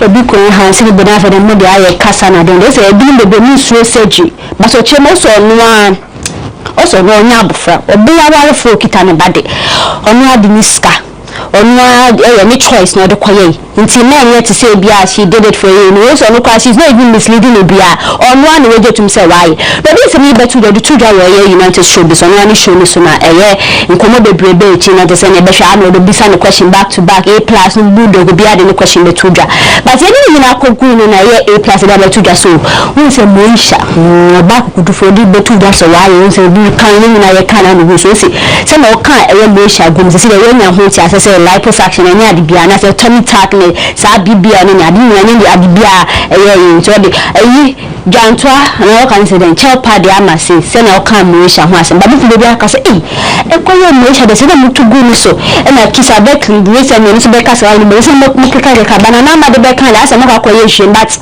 it's about time obi na de no hu wa wo hwe body am say you feel like there's something which you don't even like about your body na man ka say we professional you say bi no ko black market bi no ma they do the research am ko the right doctors na so be here it's the person's choice it's woman yen so enjoy but body ni dey effect one the man o koye ba wo say body na ejina so you di jadi o boy na you mean say we be afa we nya e be ma Kofi Adoma ma fa ne hotan no na info in Krabeto just say Kofi Adoma also ko check ni project bi o kuntunse de no se sana ma boni no bi ayo oda asho man na say nipa boni fubi me sana me fro woti motorbikes we see no other crossing na me say what train bicycle we do na for there was some sharp object say you blade o say the same sign no oh twa branch here say yakupon kwa na ka obesa nka wosan so show no kwa na yakupon trinity ala say ye dey copy ayare sabe na mafuche ma no is it in line with me work as a journalist maybe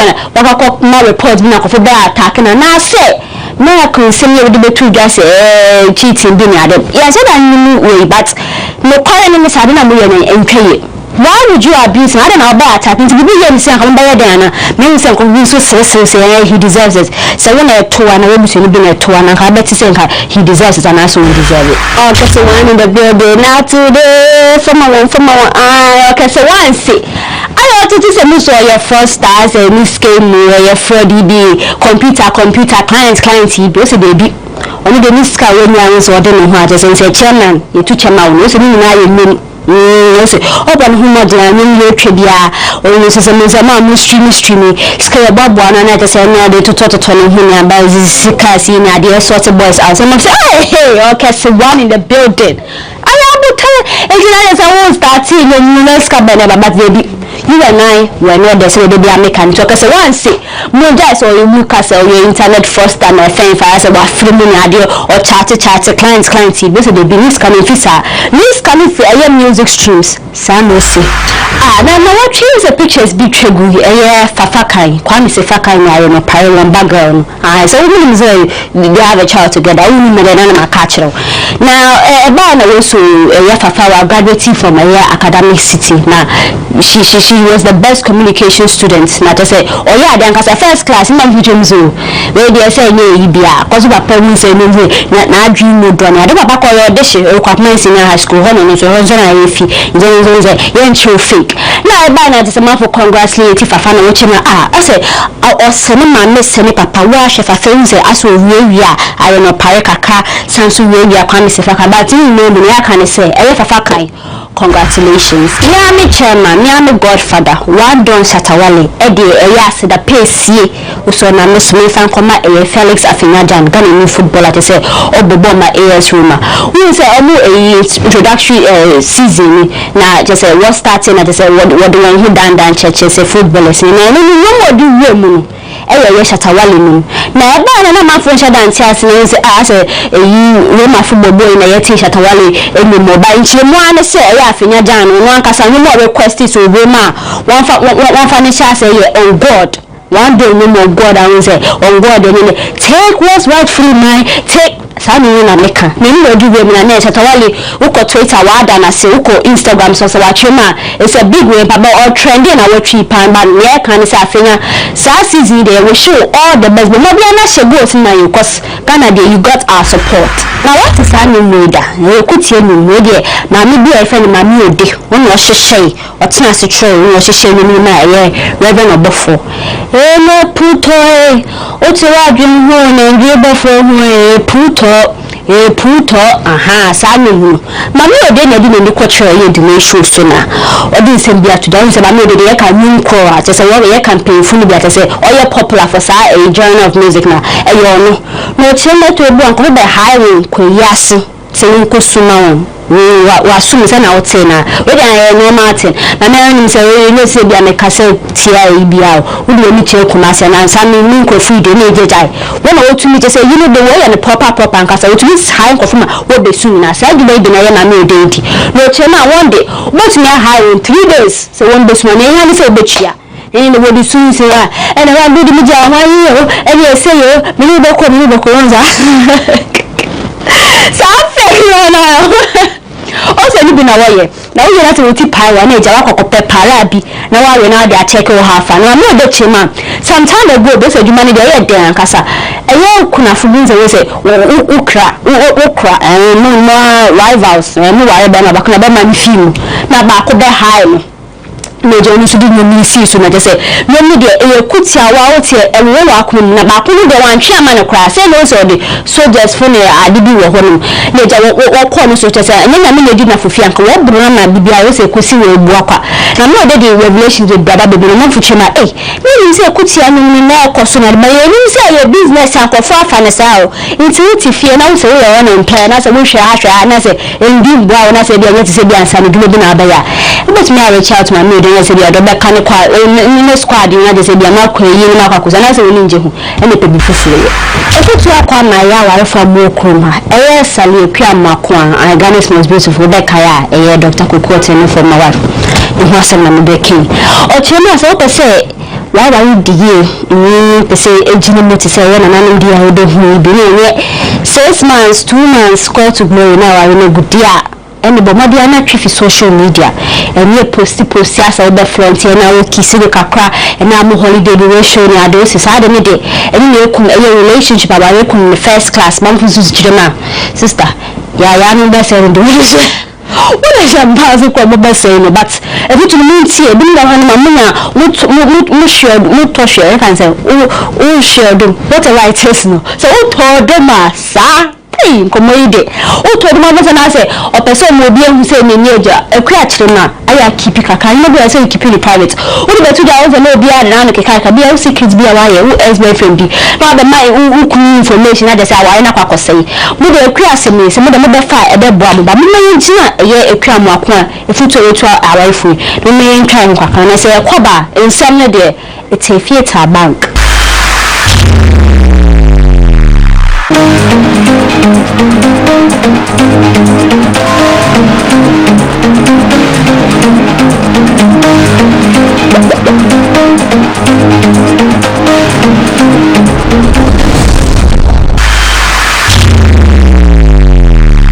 Adafuna na kwa ba nzaza na aduwe ye fe bizani ade na muzimu ni ko kan ye ma mi odehu na ngofofo anyway I twaso dia won say e Tracy Buachi Islegon landlady we say worry dey just say just na fedi esi mu back to back we say me course na me da betuja na entire motion bi bia me de betuja na watwi so ne Nkommo apiemu na adam fututu mucho Sandy Camel ai ukara first no worry can just first present bia worry ne begui na me wona mu so ni Zion Felix aye interview bi no dey futu akoma na adam fuso Tracy on so no da worry no akomu bi esi but if you don't want to say I will gina dia na fufu bi cut them o se beje scissors one I kasa de so twima twitwim cut is how corrections ni na so be say I will gina say na zandi na o share so cut but that's not the focus mama yen do mama no first be abatoso o chema so do you say beboa na se be to dem no kan me first zandi na me ka so zandi me say why you ba pe say ye twitwim Nkommo kwesi ka kan so no kwa on be so kan ho asem bebre kwa so se na ka so hwe na wa kura Nkommo si ho kan ma fa be ka say bia ni ni ho asem na pe so kan but se be to bia ya na ehu say Tracy Buachi and so we take it to new WhatsApp status no watching no say no chikokokokoko we ase ne say na adam for be of first we na adam for ase ubetulufo o say uko social media na akoto saa one cd phone na wa the band one cd no be ya nkofo ukoto saa won efutu fina wotu na wo so de enu so ejina so na wa frɛ na baka so Tracy ebi ahwe hu so ye ebi aja say so no successful man wa bɔ bra esi ni dan aware na aware pa e kuma se Francis 2022 sanka wa bɔ bra ya anka so be na aware enti mo efutu bi tu a monkona monkotu akokohwede for say ni nyane akokonzio mbehwere say ebue Tracy ma bani kwa wa advices na ade na kwa sa say dey bia person your ho to say one board bina but amount for be on na it's just out of hand when say Tracy awari buy and we be sorry to say be a hwe yen kan nka buka bukura e so be so to Tracy for Tracy say adwebro o say ye na adam for na fa phone na say wo frɛ na nkwasi asem na be ka kire no o yen kra be hwe na da so gina awari nsɛm so na obekaya last year we been a betu just say early this year so na betu just say na yas sini twene na yas obekaya obo na yas na akokote na so poku but nyene na yebeka wasem na yas ni kuna efe na nasafo si won ware nsem bia bemu na acha say separation bi kaka ba na divorce e de yanti sem ni we just ete koda yim sanka ho no ma na eye na wotwia audio bi aban aye WhatsApp ye audio bi a ono na ya asne ko send ama papa bi so friend owura na ni sem no de manu kampo asema no best nze ya bade ni ndia na ngeja na he nze la policy ho ne yenam but community meka na ya shima aware ni buy no but the buy bingo me I know all we na say nsem ba mu na say otu kotena ewe mu kuna danfo bi nche so friend owura na anka obi abase kwaka wa ya asema mana na say dia obe ma advice be owura bia wa refo mu giant kwana mu bom say na ewe su kita na agenda na ya shima kotena ewe yi hoi osompo osomuno edwe nyume so so na na kokoko no de mechi akafem kase kafem de ni de down te say so oni we say so oni mi ye bibi poto te say de bia na awim na no de mechi akafem o ten na bese me nkwada emu bi ahani bi no so na ne ye na o ten na so sum ye eyi o se fino kwoti me se no wa fa se bi fu bi no sum na ni mechi wo ka ten say obeto iPhone 13 iPhone 13 na man I say me san iPhone 13 but also no kwa che say on we share mu sexual way na encounter na mu na ko so be na infection na me say mu asem ko ba say mu yin na infection so I was one kan guni ni masisa na nyede but all the iba no ka say you dey away and you dey work we ni masina den dey we dey no ku ni na asafo no betu dwade na na say obeka wagumu akoba sa o anya bi ataho na ya school na betu and dey betu gase say o no na ye asema ba wa resolve case into social media online info na just say mo pese mu gua ware na mo pese mo kase na ya sa ko bodwa mo say na yira ko bodwa na ye onwa na ye o de ache no nti mo ma ye ntwa so nsusu ne sai nti nsusu me twa so aware ya se ko kedia na ko ye test oh what of no chi anti asendo Reverend Prince na ko hina ne wa down for pa o kai sa no boy he has about 3 albums to his credit na chi ya da so I was about pay akabebi na say ye to the moving change was we don't know quite but pay them say be man na wa live no preaching kakra unse na hupo djuma ya no ya na you other dia or make you post on Facebook like you will be the whole bench asset to say you to full the brain am morning na what no so you read there ya wan kasa but you can say Reverend Prince na ko nko pompe be pa enfamsi ti gati na wasan so asset record unso ko any way the fancy 2022 ko ye Kumasi o we kasa wa man so how na ya erect billboard and any kasa chi hani ha no say thank you na no ni ku wa bosu before abafo just one we bosu na fuchi na we dey record first issue to say be you say be abebe advertisement and I say be announcement be na we dey editing mo am say you ntwa kwam mo am say ba man for trace we dey say na go pension ti na be trend dey be trend but o che mo da massive mo am support mo am mo bon pa ma won na o say thank you so what ya na wunyanti ya de na say we say actress Captain Polo we they say they didn't need to na me see be to jada na say Muslim community we krom ha de nti we bie we say meje na wa we tu fe ukoye Instagram be ya announcement ya we say we so ne welcome Captain Polo why are they it's a good decision na say be to jada na say Captain Polo esanso ye video the next day we be to jada we say one na means be to us we to ban one na send your family members na wa brochiri and we friends say poyo we dey so dan ti asio e say be won so to be no bi so na ba say to ban na betumi aware na say e dey nti ana na polo so no dey o so no ni bad boy 9 years o so no ye criminal e Muslim say say any papa ana ni baby daddy no o ye Muslim so ni nti ana na ba na ye Muslim so no kampo si so na fu be Muslim for ti be dey e nya di bia bro so no ye any decision but polo dey no say yeah and now say no dey say sister you na we budu mu kakra to akaka ni na promotion product our marketing on social media platforms so people be say sexy see how they say we increment say na say video we go say we go Maria fi white Maria fi look at Maria fi na Maria fi yo you put na mafuche na we say polo over say o chem say they you who be na polo so she's still sexy or say she's got a cute and sexy body so she will continue to be sexy I'm not say but that's right we issue disclaimer. You say why should this say serious? I'm not say to buy anything that they do. Polo chemo because Edmonton in the area was known Alade Brown as a sexy polo. Oh yeah, I'm saying I could the Muslim but attach most of any malam or the fire yeah the same Munasi. She's allowed to do keep her official name now or Edanson. In the polo, yeah, can I say my congratulations. Now what you do Boni instead of being a medikita, but yeah, so a trendy Amerado-Lyrical Joe. Yeah, can I say Amerado? She no one could say the way I know I say what I be for. So say no say in that you might for her say to say you wait. At the end of the day, the really beef in our pants. Remember my dear Amerado violence team we do. Amerado na come. Now what you say me? The best answer she Nkommo Wo Ho. Now I'm showing you say me share me na make us me that master pan. Mo koso na do adwuma pan o. You so feel a team to ya in Diaspora. Nkommo de say na yakase be di na kasa na watwi bia just trending issues, trends, no am dey advice me na baba na ba so ti. Now what you say me the best answer share.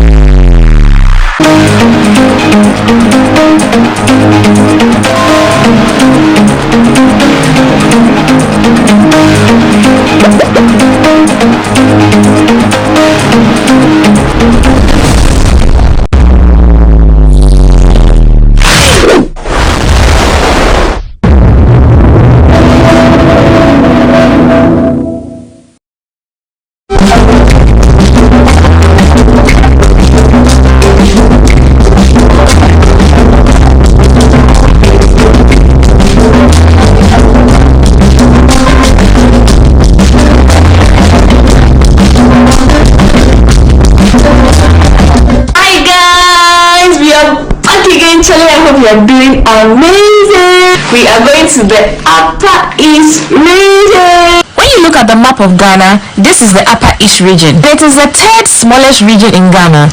The regional capital of the Upper East region is called Bolgatanga, which is properly called Bolga. Have you been there before? Let me know in the comment section. Are you from the Upper East? If you're from the Upper East, I am representing your region. But before I get there, I want you to let me know where in the Upper East do you think I'm going? So there are two ways to get to the Upper East region. Either you go by road or you go by air. If you go by road, it costs 220 Ghana cedis for a trip. If you would go by air, there are two ways to go about it. You could either go from Accra to Tamale, which is the closest, or Accra to Wa.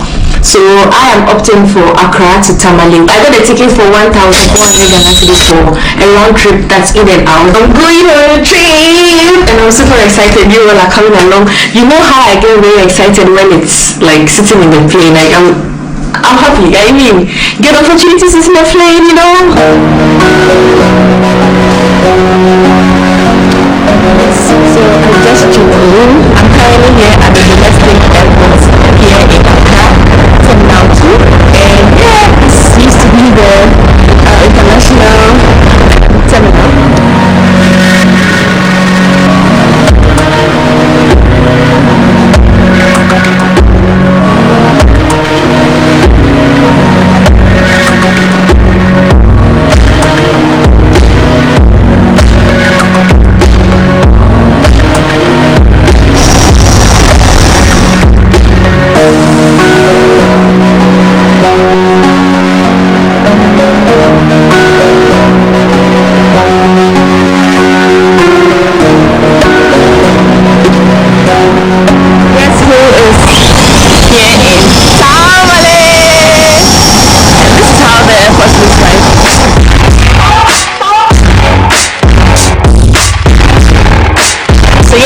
My backpack, yeah, and I am in Tamale. Let me know if you have an idea where you think I'm going. And yeah, the flight was very, very smooth. I'm going to figure myself out to my next destination, and of course you're coming along. Let's go. Alright, so I'm going to Bolga. From Bolga, I'm going to pick another bus to my final destination. So this is the Bolga car. It's right here at the airport. Once you ask, they are going to. So this is how the airport looks like. I'm super excited. So it's currently about 27 degrees. It's not so hot, and they're currently in the rainy season. So yeah, this is the vehicle I'm going to be joining with other passengers. This is how it looks.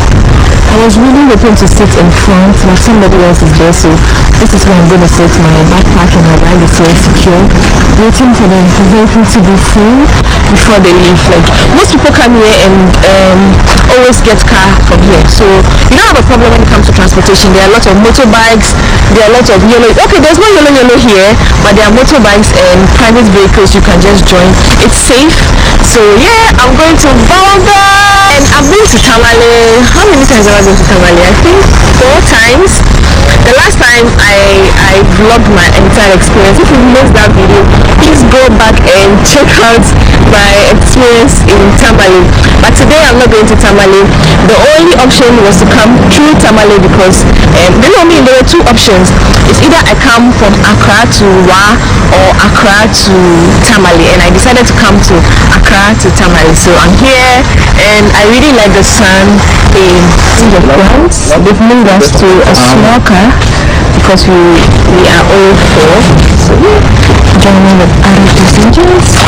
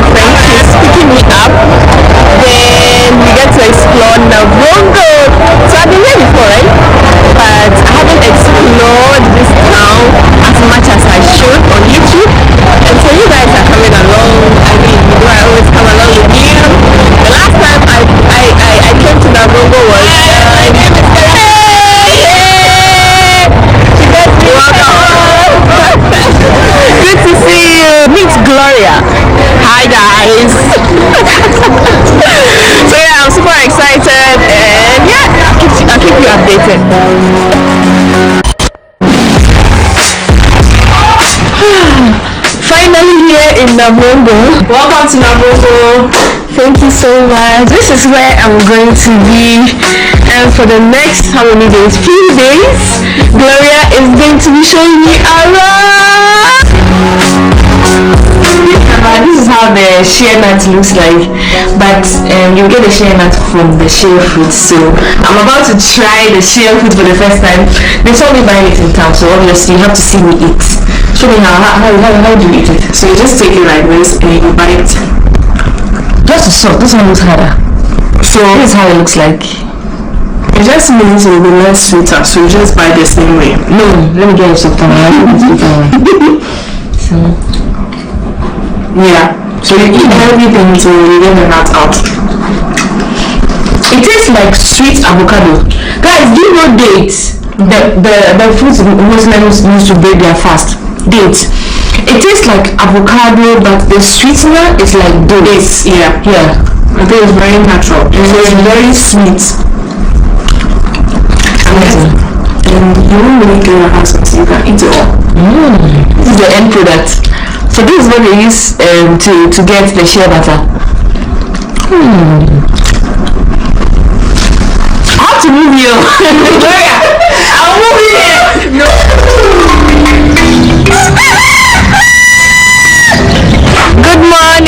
Good morning from Navongo.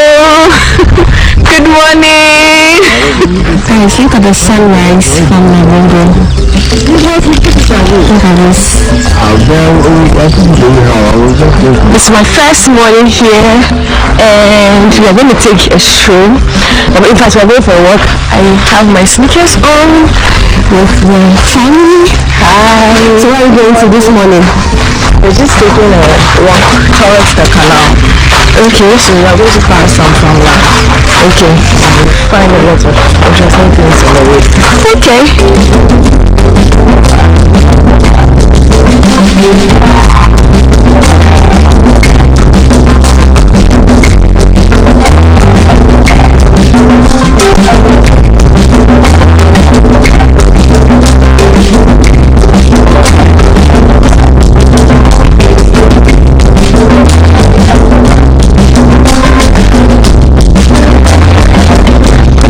Is Dorado. Eh? Mommy, Dorado.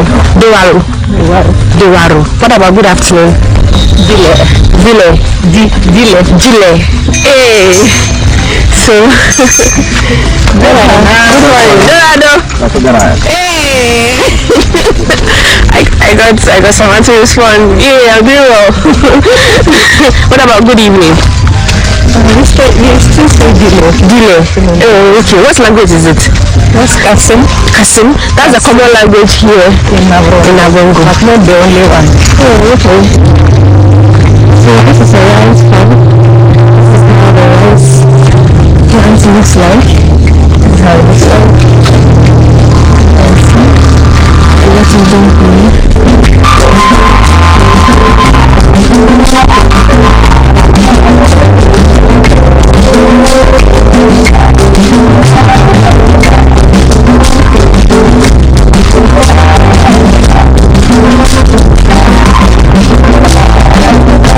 Okra plant, and it was a millet. Yeah.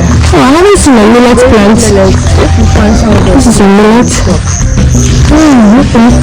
Almost every family has a farm close to their house, so you can see okra, millet. I saw rice. What did you see? There's maize, groundnuts. Yeah, basically. Okay, maybe sorghum. I don't know. I love to see that. Yeah. So remember I told you in my other videos that we are currently in the rainy season, so this is the best time for farmers to actually plant. Yeah, because there are rains here. Like, does it rain here like in Accra? We have a rainy season. I think it starts somewhere in July. Yeah, it's the same July in Accra. September. I think during the latter part of the year we still have rain. This place Hamatan will start.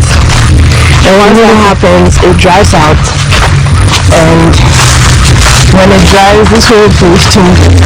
It's so brown, and you will see it will dry. Yeah, I think that the last time I came to Tamale, that's what I experienced. Okay. So we've seen some baobab trees, and of course you can't come to the northern region and not see a baobab tree. So we are getting closer for you to have a look at the baobab tree. So let's go, guys. So this is a baby baobab, also a baby baobab which hasn't started flying yet. I see this a lot since I came, this particular plant. Guys, let me know in the comment section if you know the use of this plant. Is it something you can eat from? Like, let me know. I know you definitely don't eat. You don't eat from the tree? Yeah. But let me know in the comment section. So Gloria thinks this is what is made from henna. Yeah, that's what I think. That's what she thinks, but let us know in the comment section. This is how the tree looks like.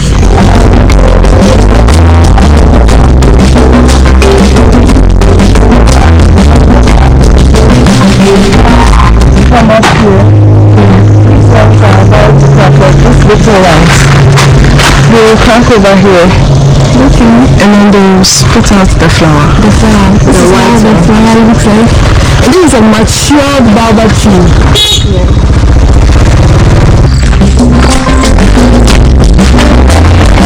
This is another baobab tree.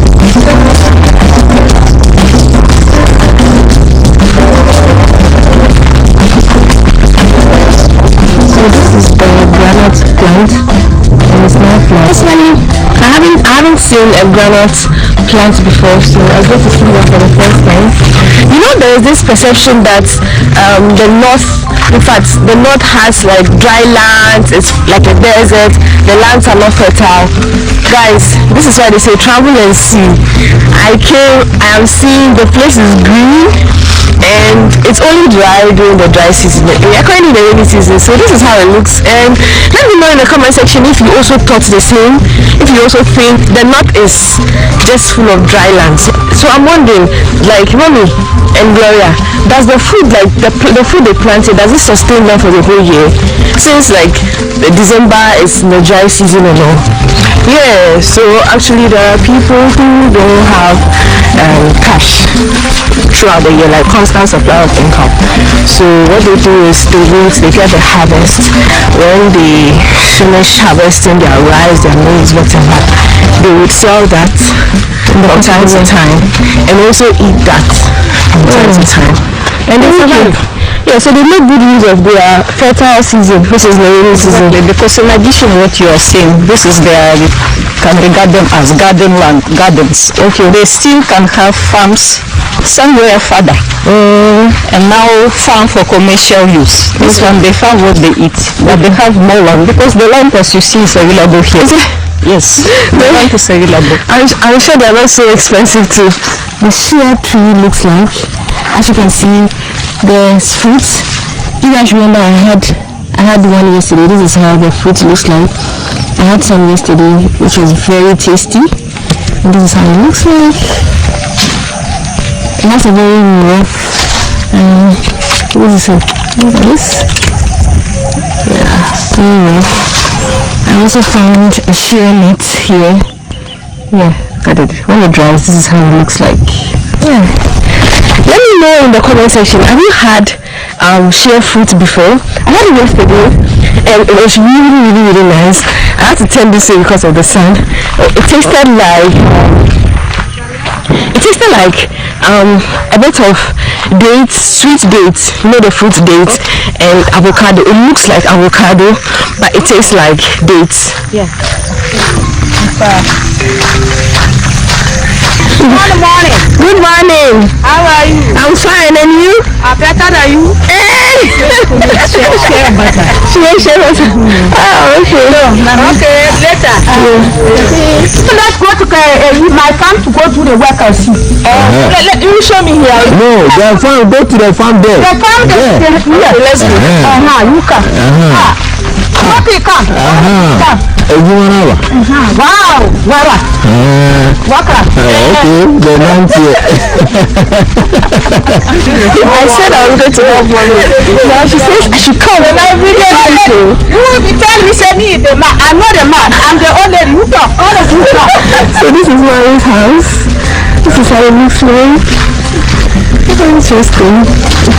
So we are about to remove the weeds from the rice. But she needs to teach us which is which, because the rice moves closer to the wheat. And this is fun. This is what they do like every day. Wow. They're really trying. Put some respect on their names.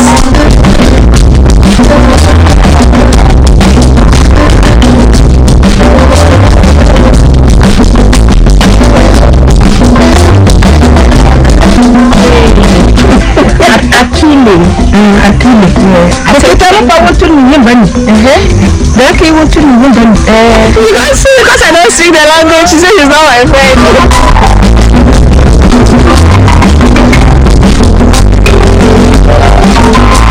We're finally here at the canal. This is how it is. The canal gets water from a place called the Nkommo Dam, and the Nkommo Dam basically is like the Akusmu Dam or something. It has a huge reservoir of water. Whenever it rains, it stores water, and it is responsible for most of the irrigation of the Navlondo activity. So initially, most farmers used to do like a lot of tomatoes. I'm sure you've heard of Navlondo tomatoes. Yeah. But then I think after some years, there was a particular year, a number of farmers even committed suicide because that particular year the rains destroyed most of their fruits. So they made a loss. So now they've turned more into more safer crops like rice and maize, because those ones, and pepper, those ones don't spoil too easily. So that's why when we were coming, we saw a lot of farms. They actually have pumps that you could put in the water and pump, so they serve as like sprinklers that you can irrigate your farm with. So those ones, even when it's dry, they still have some kind of water supply, and then they can still keep planting. But for now, all what we saw mostly depends on the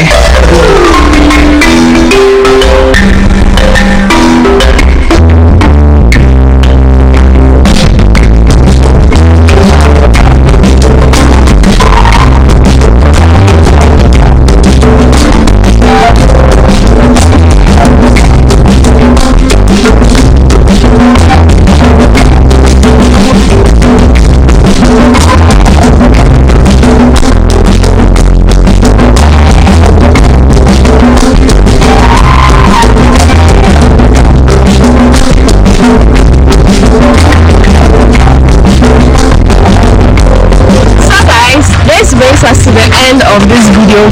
I hope you enjoyed watching this vlog as much as I enjoyed exploring Konya town of Mavongo, and this was successful because of this little pretty girl.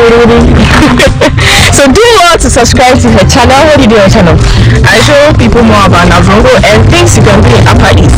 So yeah, if you want to see more videos from the Upper East, specifically Mavongo, head to her channel, head to her channel, please tell her I'm here for Stella Chanelli. Stella Chanelli brought me here, you know. Yeah, but this was really her channel, guys. Yeah. How did you enjoy the walk? Oh, it was good. It was really good. You know how like people think like the Upper East, in fact, the North in particular is like just a desert, dry land, but like I'm really impressed, and it was good I came this time. Like I really learned from it. Yeah. I'm glad you did. Yeah, and I saw the millet plant for the first time. I saw the walnut for the first time. Okra I've seen before. Baobab plant I've seen before. Maize we see it in our class. Yeah, it's exciting. I hope you enjoyed watching this video as much as I enjoyed documenting my entire experience here together with her mom and her family. Hey, you guys are doing well. Hey, please, they are treating me well here. If I come back fat, it's as a result of them. And so then I want to say I love you. Let's blow the kisses.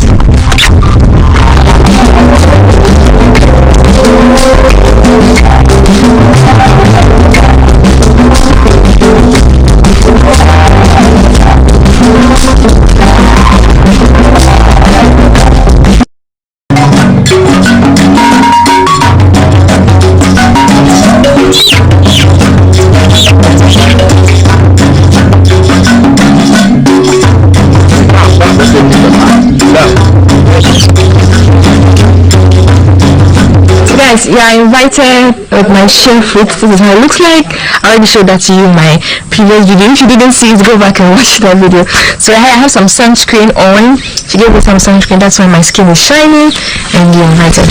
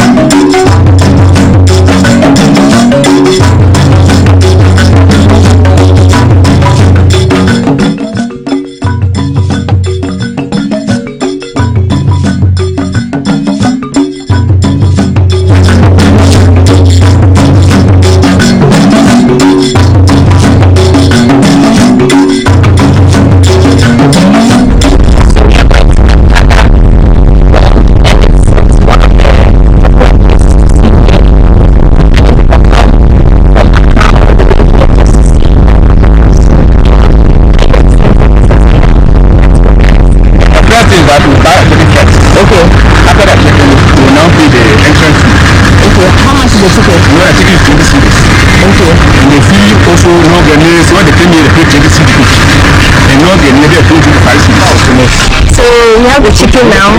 This is the chicken that will be used to feed the... I mean, this is the only way they can come out. If they hear the sound of the chicken, they know it's meat. So let's go.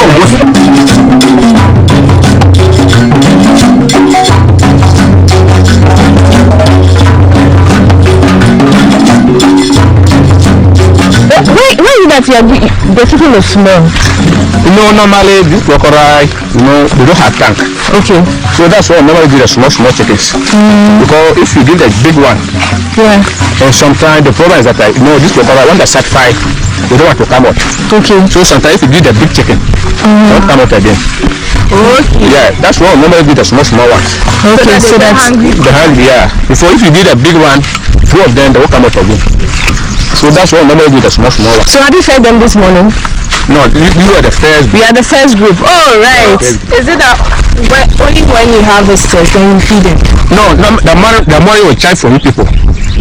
No, there's day like that. We don't have visitors here. So you the money, that money to buy the chicken, the entrance fee. You that money to buy the chicken feed them. Not all of them, but the train ones. Even that one, they won't come out for you to see. There will be a new train. But the train one will come out. If you just go and call it, they will come out the train ones. Okay. But those who are not trained, they will inside the water. So what it is? They are fish and frog there. Okay. Yeah, the few. The people still swim with the water. Now they stop. They stop. Come around, during the dry season. People see the water this time. The water is plenty. Oh, okay. By the dry season? Yeah, come to around January to this thing. March to January. If you come and see the water inside swimming there. Okay. This time they stop. And how come the crocodiles don't bite them? You see, power here, we go to the crocodile meat. You see what the one that die, we do better in the way by ourselves. And that's why they are now coming to us. One that die, we bury them the way we bury ourselves. We don't kill them, go to the meat. That's why we go to the crocodile meat. One that die, we bury them the way we bury ourselves. So I tried crocodile meat in Kenya.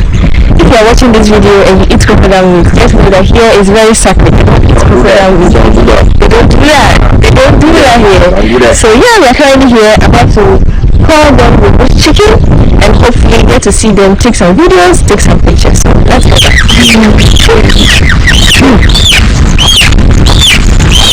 Yeah, I want to capture the crocodile in like slow motion.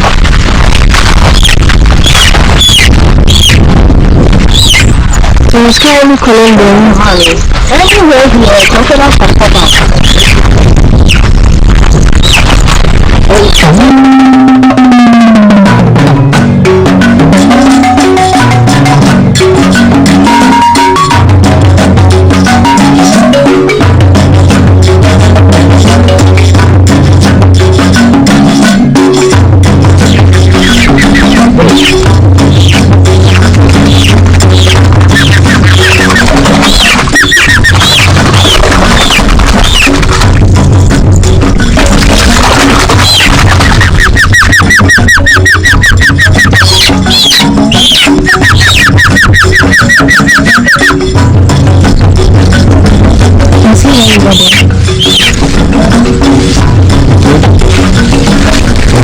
Let's pass it.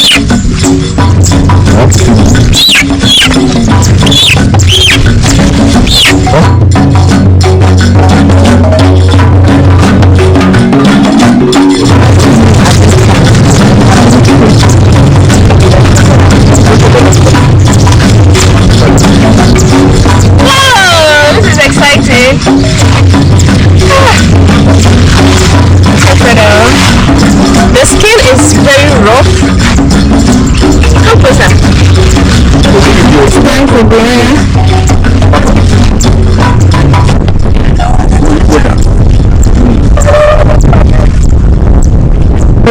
has decided to. It's coming forward. Stella. It's coming. Throw it down. Let me hit the map. Down. Carry on.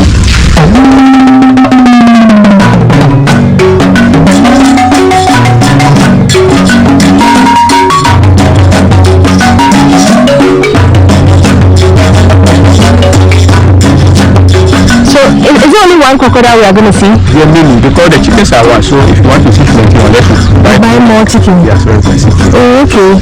So the more chicken you get, the more crocodiles you get to see.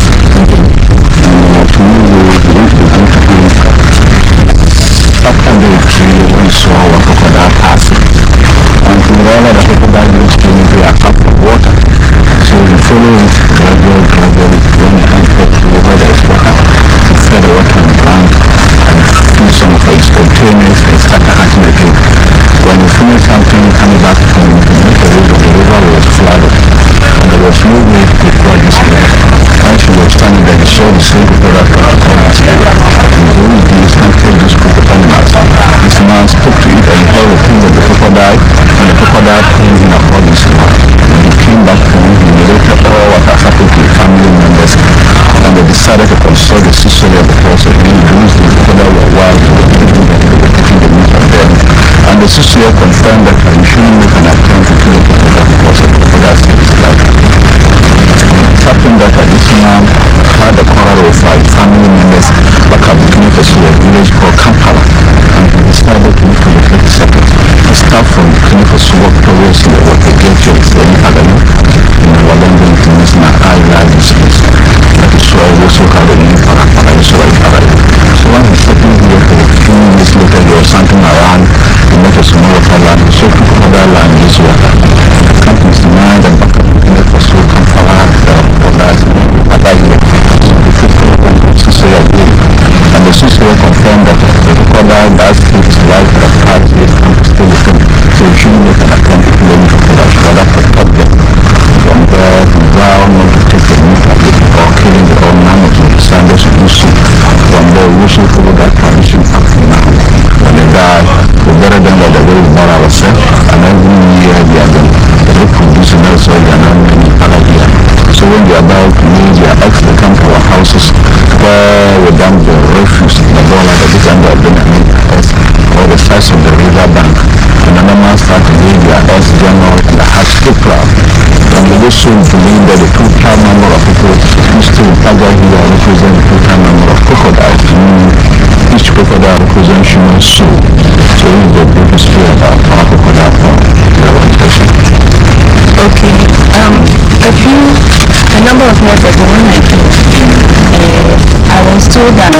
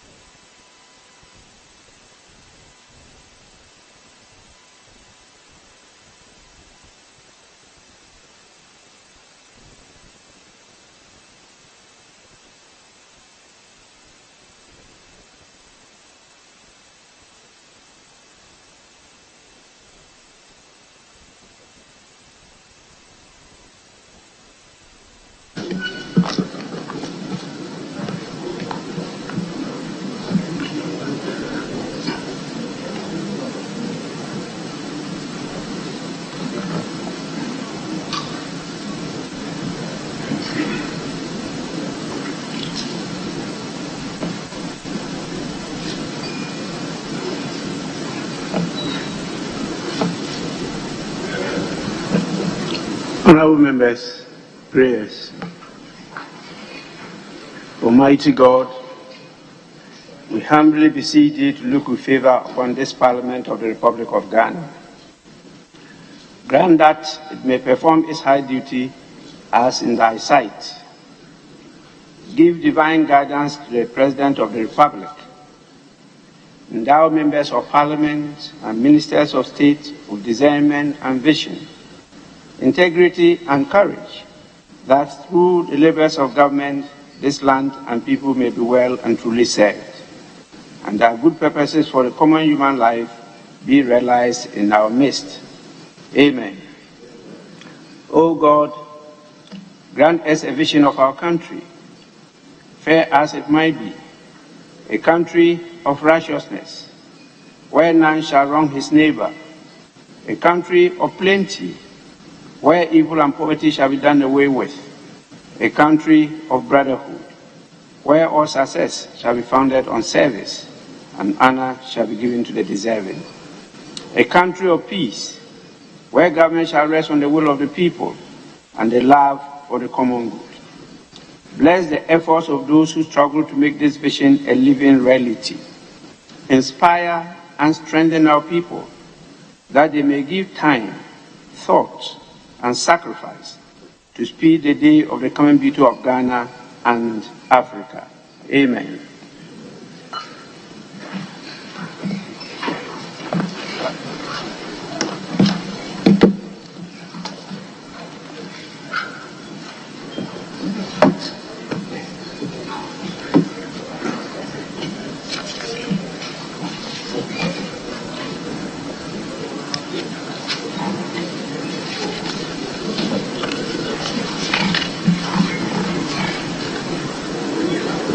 Honourable members, I have not received any message from His Excellency the President, and I don't have a formal communication today. And so we'll move straight on to item 4 on the order paper of today. And we start with the votes and proceedings of Tuesday, 26th July, 2022. Page 1. Page 2. Page 3.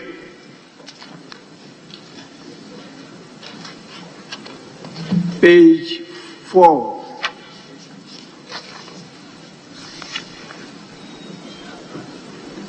Page 5.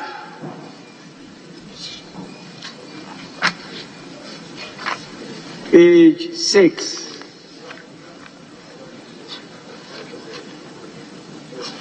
Page 7.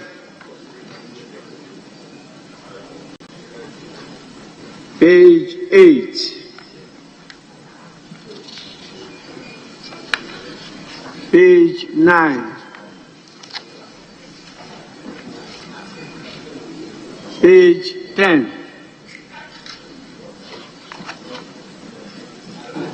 Page 11. Page 12.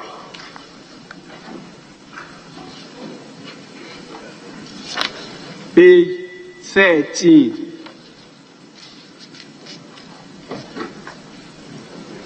Page 14.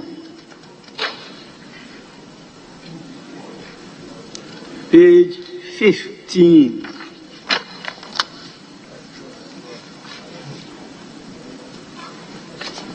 Page 16.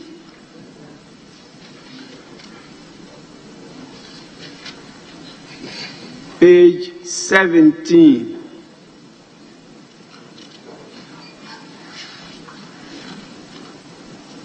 Page 18.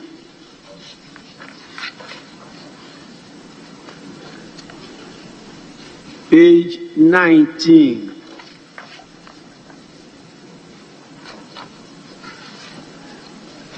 Page 20.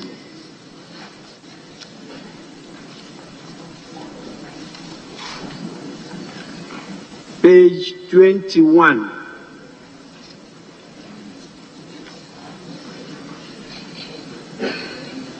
Page 22.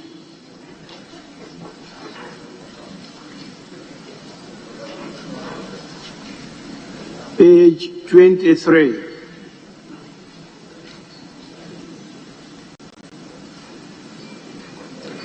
Page 24.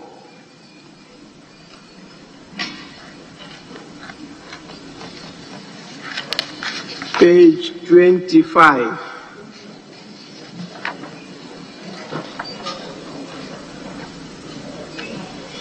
Page 26.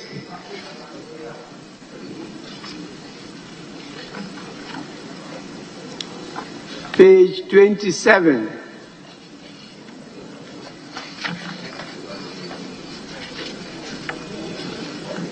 Page 28.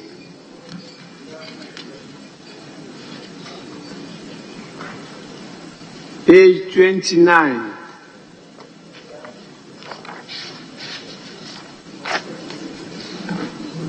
Page 30.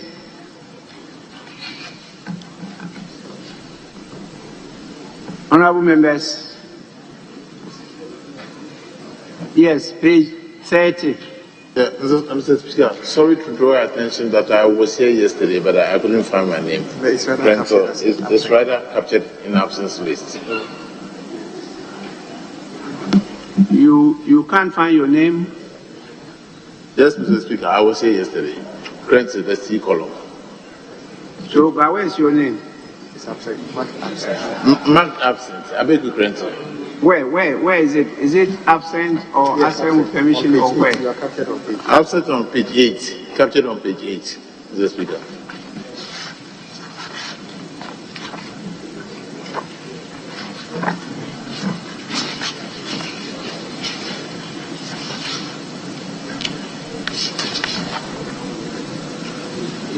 Page 8, you have item 3 and item 4.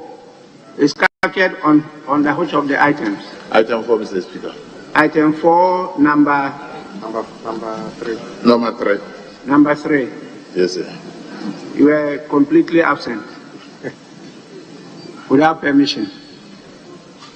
Now he says he's been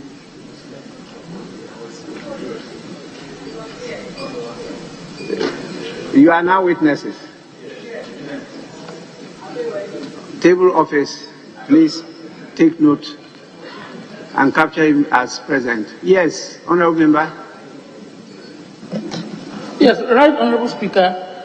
I just want us to go back to page 20. The meeting of the Health Committee with the National Malaria Program.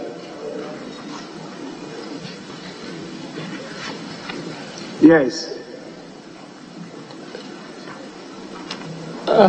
Okay, I've seen the name. Honorable Mitakano was there, but I've seen the name now.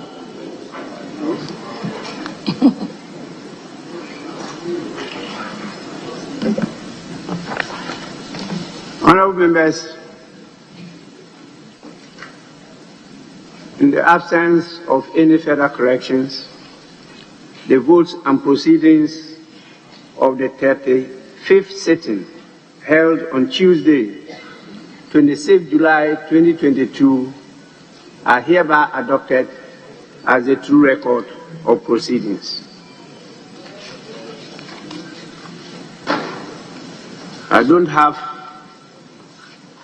in my possession any copy of any official report. And so we'll move straight to item 5, questions. We have a number of questions on the order paper directed at the Minister for Energy,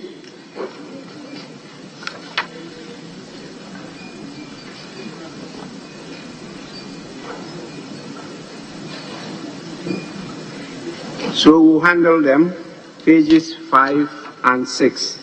Yes. Majority Chief Whip.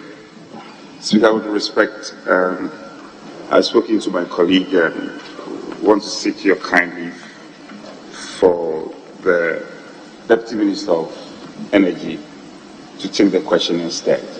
The Minister is unavoidably absent. So I will seek your kind indulgence for you to take the question. I can't hear you. So I'm seeking your kind leave for the questions to be taken by the Deputy Minister instead. And the Minister is unavoidably absent. And I've related accordingly with my colleague.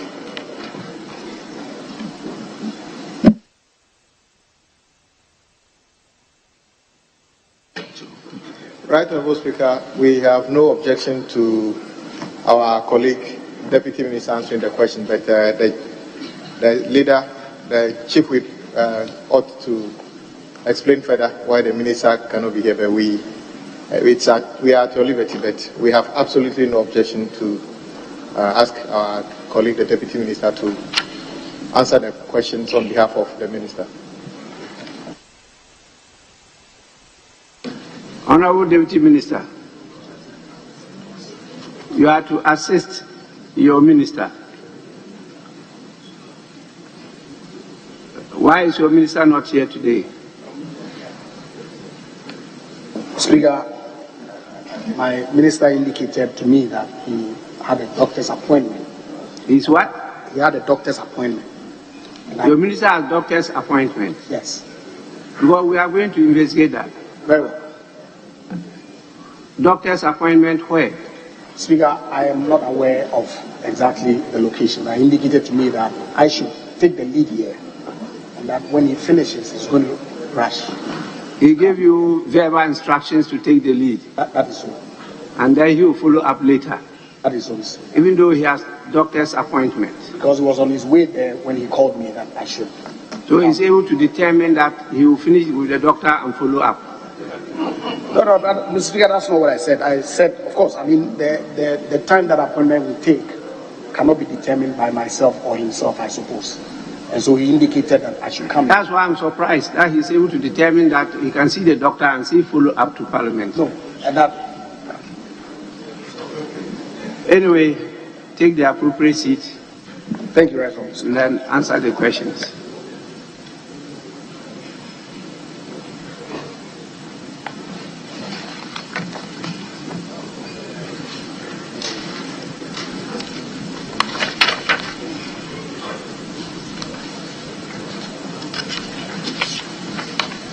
Honourable members, as I stated earlier on, we're going to handle item 5, questions. And the first question is number 442 and stands in the name of the Honourable Member for South Tong, Honourable Kobina Mensah Woyomi. Honourable Member, you may ask your question now. Thank you, Mr. Speaker. Mr. Speaker, I rise to ask the Minister for Energy the steps the Ministry is taking to carry out routine dredging of the rivers around the following communities located at the lower water basin. 1, Pontoe Toko. 2, Agota Beach. 3, Nutepo Toko. 4, Dalive Toko. 5, Chukudukope Toko. 6, Yobe Toko. Agohome Toko. Benokope Toko. Dechaume Toko. Akwekope Kwan, new site. Taje Agome and Avega Gome. Thank you, Mr. Speaker.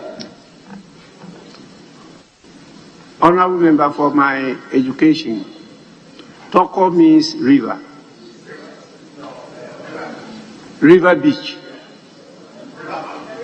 River bank. River bank, but it is so in our language, so that's why it has been so spelled out. But there are some without the Toko. So, what are they? They Akoe Kope, there's nothing. And then one new site. They all have tokos. So why did you add the toko this time? One new site toko, maybe, and then Taje Agome toko. Yes. And then Aveda Agome toko. Okay. So amended, sir. Thank you. Thank you, sir. Yes, Honorable Deputy Minister, you may answer the question.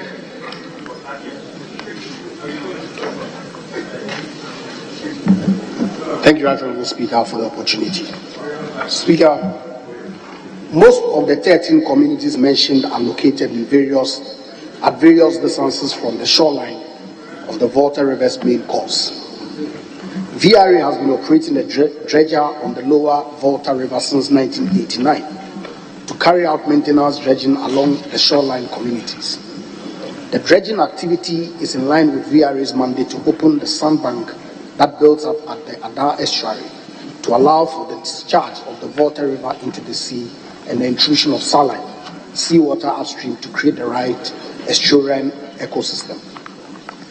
After operating for over 30 years, the dredger is due for major rehabilitation. To sustain the dredging activities, the VRA carried out a feasibility study to assess on a large scale the lower Volta dredging and weed harvesting needs along the shores to reduce sedimentation and ease water transport of goods and people in the south-north direction. Additionally, Mr. Speaker, this will ensure sufficient seawater intrusion into the river to sustain aquatic life and clear aquatic weeds to destroy the habitat for snails that serve as bilharzia vectors. Speaker, following the feasibility outcome, the VRA has engaged 2 private sector companies to strengthen its ability to continue its interventions under the initiative known as the Lower Volta Dredging and Aquatic Weed Harvesting Projects. The beneficiary areas are as per the table that is indicated on the answer to the question.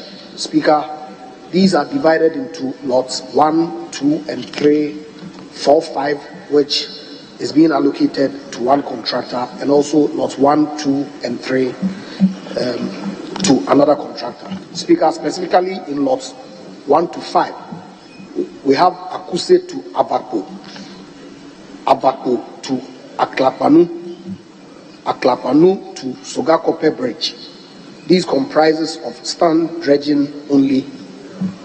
Speaker, lots 4 and 5 are from Sogakope Bridge to Agotaga, Agotaga to estuary to Adar, comprises sand dredging in lots 4 and 5. Speaker, the second component, head pond, Akuse to Sogakope and Sogakope to estuary at Adar, comprises weed harvesting in these lots. Speaker, the contractors are in the process of obtaining the statutory permits for the works. It is planned to commence the works by the end of the year. The communities listed will benefit from the effects of the Lower Volta Dredging and Aquatic Weed Harvesting Project through the bilharzia control and improved water quality. On a separate track, Speaker, the VRA is in the process of engaging the services of a competent marine service company to dredge the estuary and use the dredged sand to nourish degraded shorelines along the estuarine communities, including Azizanya, Azikape, and Kukewono. Thank you, Right Honorable Speaker.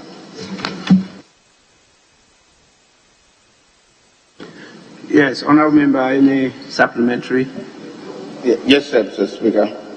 Mr. Speaker, the Minister, I'm sure, should be aware there was an effort under the board chairmanship of the late His Excellency Leo Kran of VRA to undertake this exercise, of which we're very much briefed about.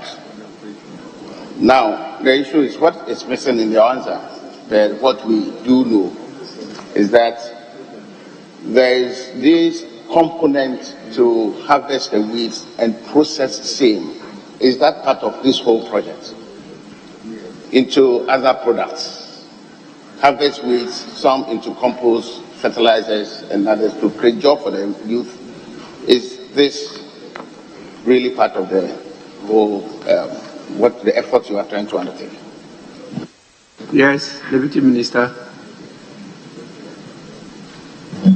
Speaker, that is so. Because indeed, the answer that I provided was that this was a lower water dredging and aquatic weed harvesting project.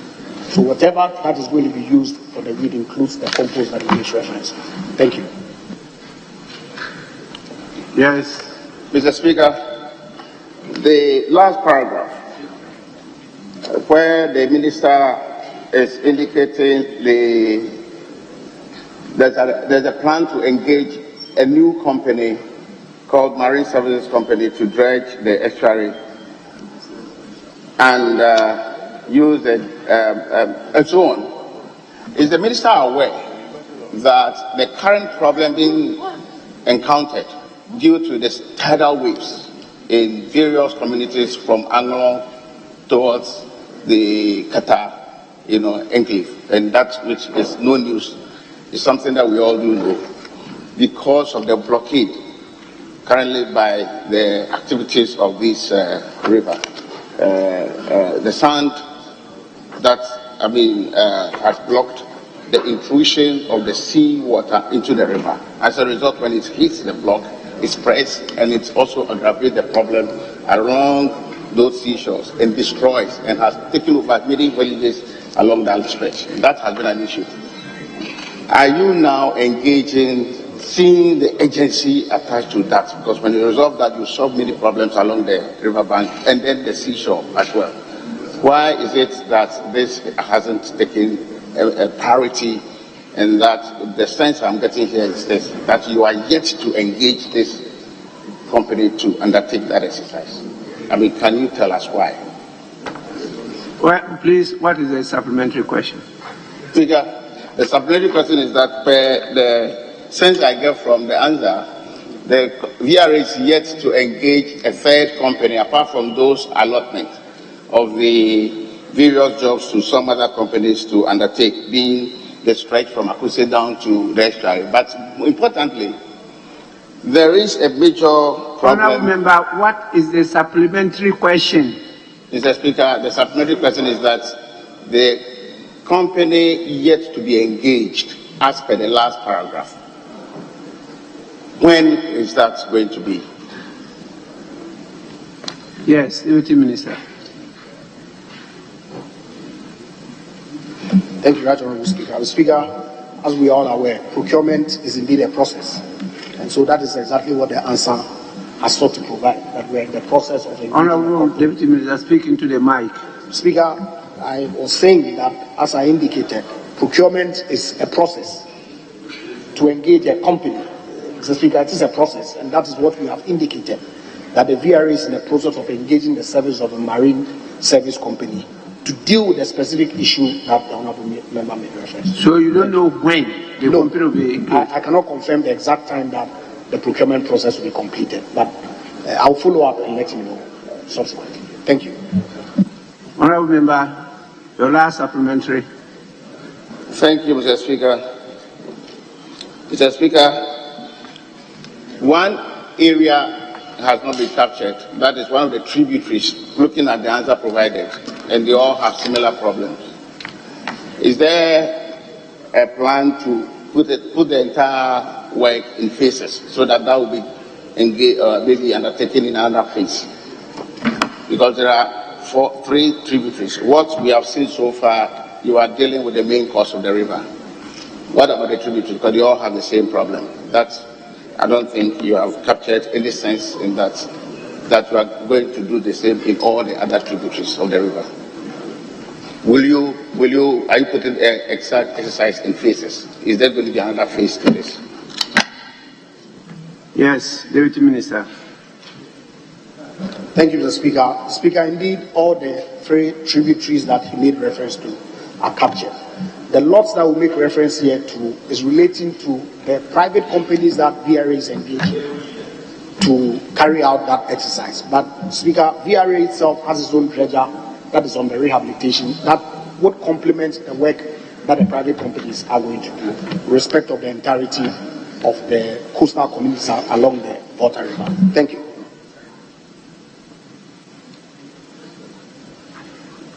Honourable members, move to the next question. Question number 596. stands in the name of the Honorable Member of Parliament for Awutu Senya West constituency, Honorable Mrs. Gisela Tete Agotui. Honorable Member, you may ask your question now. Thank you, Mr. Speaker. I rise to ask the Minister for Energy when the following communities in the Awutu Senya West constituency would be connected to the national grid: Betinfa, Amori, Obonaze, Yohani, Ayisekura, Okonfoekura, Sesekrum, Okochoy, Obakwasem, and Papaye. Thank you. Yes, Honorable Deputy Minister.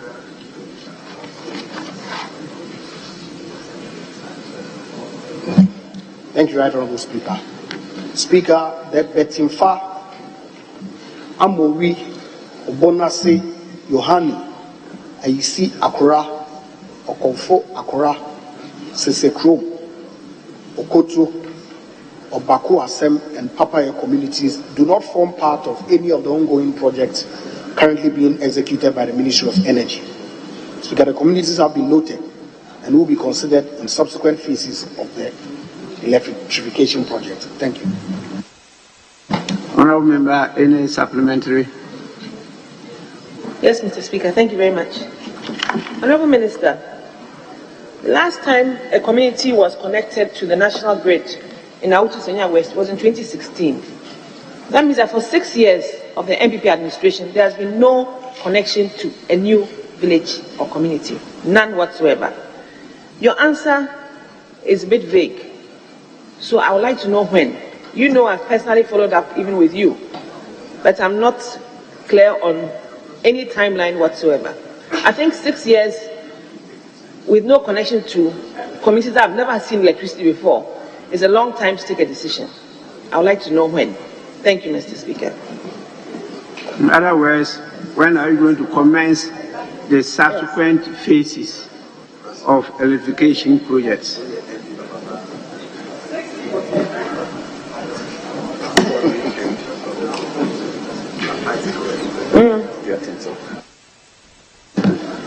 Speaker, I believe that the Honourable Member would recognize that electrification projects have consistently been progressing.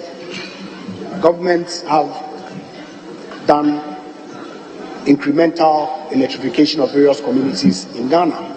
Indeed, since this government came into office, several electrification projects have been approved by this Parliament that is being worked on. And as I indicated in my answer, these have been noted, and when new projects are being rolled out, we'll consider them, including them in the projects for the future. Thank you. Honorable Deputy Minister, when will they be the subsequent phases? I know that initially the national program was to connect all communities by 2025. I know it was revised to 2030. Now, when are we going to have the commencement of the subsequent phases?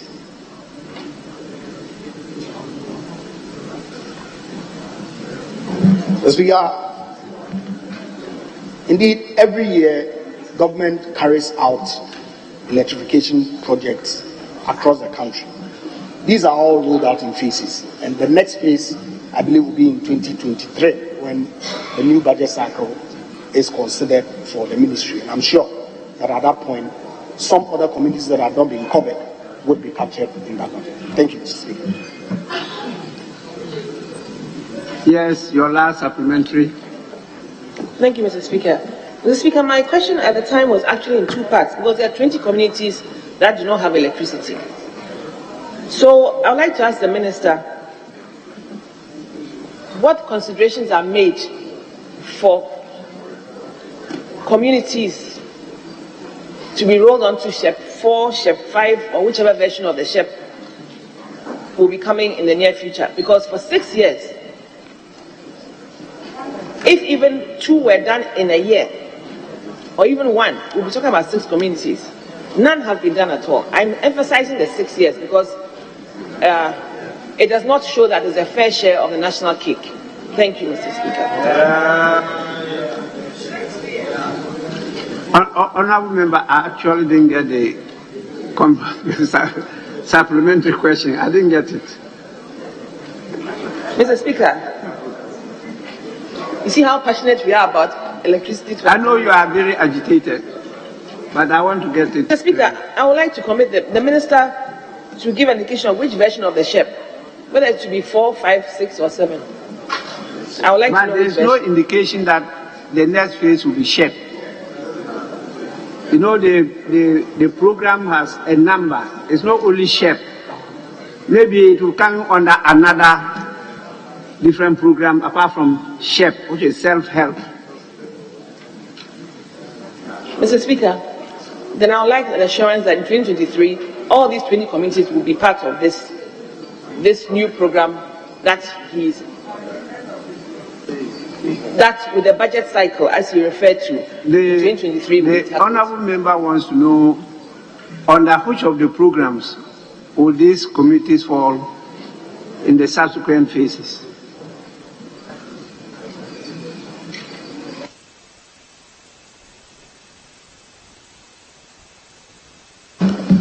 Right, Honourable Speaker, I began to feel that you are assisting me in the comments that you are making in respect to the question that my good friend asked. But I can assure you that indeed His Excellency the President has committed to ensure that we attain universal access by 2024. And as a ministry, we are working together with our MMDCs and members of Parliament to ensure that communities that have not been captured are captured for future programs that are rolled out under the electrification project. Thank you, Mr. Speaker.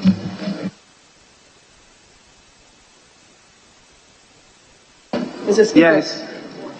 I will therefore inform the communities that by 2024 they will get electricity. Thank you, Mr. Speaker. Well, otherwise, no electricity, no votes for you. I take that as a friendly comment, not a supplementary question. So we'll move on to the next question, number 598. Sorry. Number 598 stands in the name of the Honourable Member for Upper Denchira West, Honourable Daniel Ohene Daku. Honourable Member, you may ask your question now.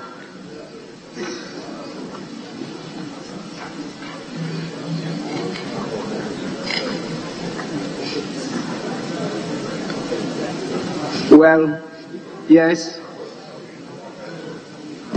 Mr. Speaker, I would like to ask the question on behalf of, as he's in the central region. Well, the rules don't permit you, unless you come through another procedure. It's not that you want to ask the question. If you have his authority to do so, tell me. Mr. Speaker, please, I do have. You don't have, so you cannot. The rules don't permit you to just decide to ask the question. I said I have it. I do have it. You do have? Yes, sir. Any evidence? Sir, only a WhatsApp message.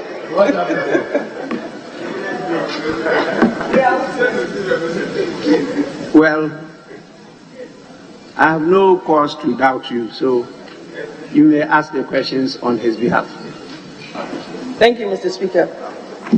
I rise to ask the Minister for Energy on behalf of Honourable Daniel Ohene Daku, MP for Upper Denchira West, the effort the ministry is making to ensure that all abandoned self-help electrification projects in the following communities in the Upper Denchira West district are completed and commissioned: Akrofrom,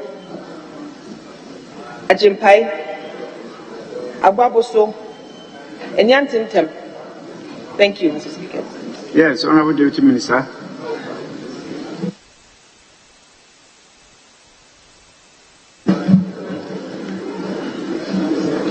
Right Honourable Speaker, the communities, namely Akrofrom, Ajimpaye, Aboaboso, and Aintentem, form part of the ministry's ongoing SHEP 4 rural electrification project in the central region. 72 out of 107 high voltage poles required for the project have been supplied to site. Speaker, 19 of the high voltage poles have so far been planted in the communities. The remaining 53 poles are yet to be planted. Speaker, again, 120 low voltage poles required for the communities have been supplied to site but are yet to be planted. Speaker, the delay in the execution of the electrification project in the communities are as a result of such shortage of some key materials stroke equipment, including stay equipment, stay wire, conductors, poles, etc. The ministry is expecting delivery of some of the materials and equipment and will arrange for the release of same for installation works to resume at site. The Ministry of Energy expects to complete the installation works of the above-mentioned communities by end of Q1 2023. Thank you, Mr. Speaker. Any supplementary?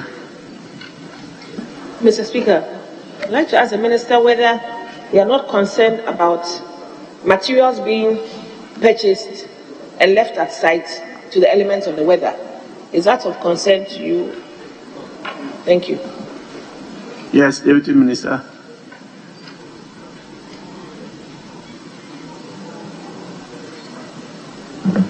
Speaker, indeed, leaving materials on site is of concern to the Ministry of Energy. However, with respect to these low voltage poles, they really are not subject to any deterioration when they are exposed to the vagaries of the weather. But they haven't been there for too long. It's just that shortage of materials has delayed the completion of the work. And so, like I indicated, the commitment is to ensure that these projects are completed by Q1 of 2023. Thank you, Mr. Speaker. Any further? No. Honourable members, we move on to the next question. And the question is number 815.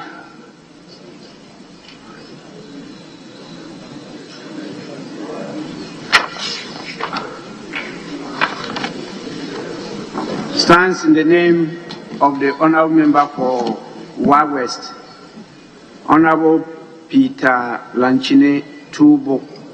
Please, Honourable Member, you may ask your question. Thank you very much, Right Honourable Speaker, for the opportunity. I rise to ask the Minister for Energy, when the electricity project in Grunu, Metal, I think there's a typographical error, it's not metal, Metal, Varimperi, Kanga, Kau, Darbairi, and Indoma will be completed. Thank you, Right Honourable Speaker. Yes, Deputy Minister.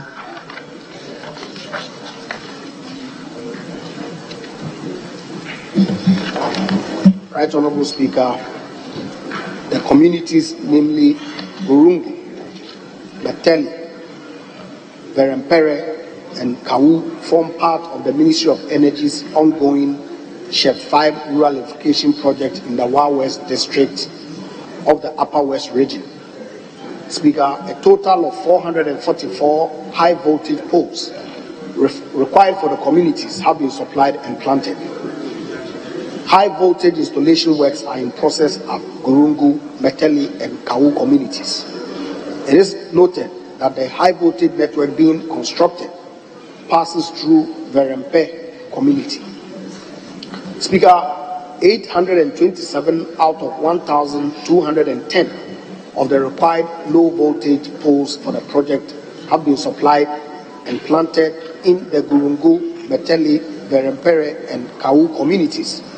Stringing of conductors is 95% complete in the Gurungu community.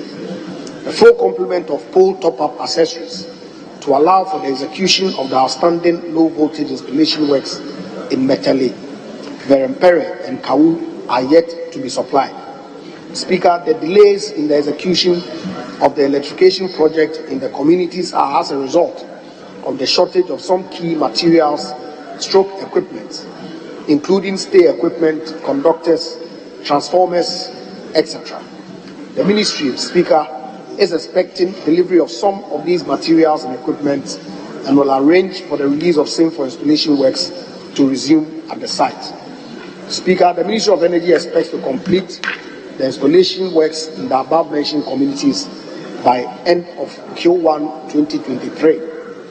However, Mr. Speaker, engineering survey has been carried out in Kangba, Daribaire, and Tendoma communities as part of the Ministry's last-mile electrification survey for consideration for inclusion in the subsequent phases of the electrification program. Thank you, Right Honourable Speaker. Yes, Honourable Member, any supplementary question? Yes, Right Honourable Speaker, I have a supplementary question. Mr. Minister, Tendoma was wired hurriedly in 2020, before the 2020 elections. Tendoma, it was hurriedly wired before the 2020 elections. And as we speak, it has not been connected. Grumu was wired. You are talking about shortage of materials. Mr. Minister, can you assure the people of Grumu and the people of Tendoma that as you enjoy light sitting in Parliament working, there will be light in these communities very soon, if you can give me timelines. Thank you so much. Yes, Honourable Deputy Minister, it's assurance. Speaker, indeed, my assurance is contained in the last but one paragraph of my answer that by end of Q1 2023, we expect that these works will be completed for the good people of the communities that my good friend mentioned to enjoy electricity. Thank you.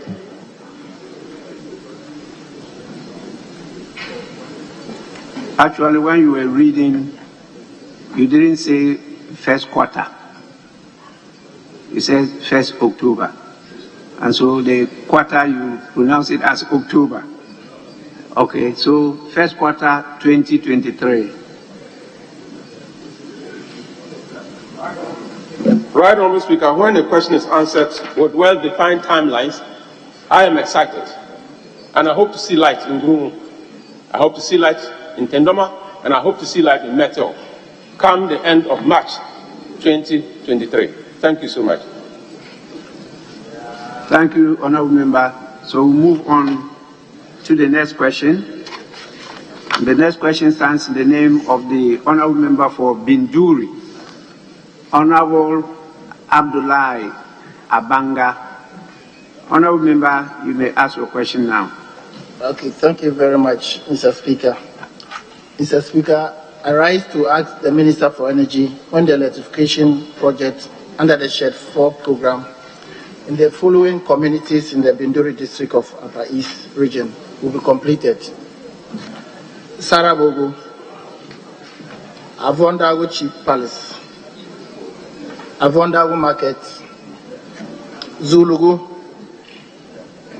Tirigu, Idi, and Agono Nara. Thank you, Mr. Speaker. Yes, Honourable Deputy Minister.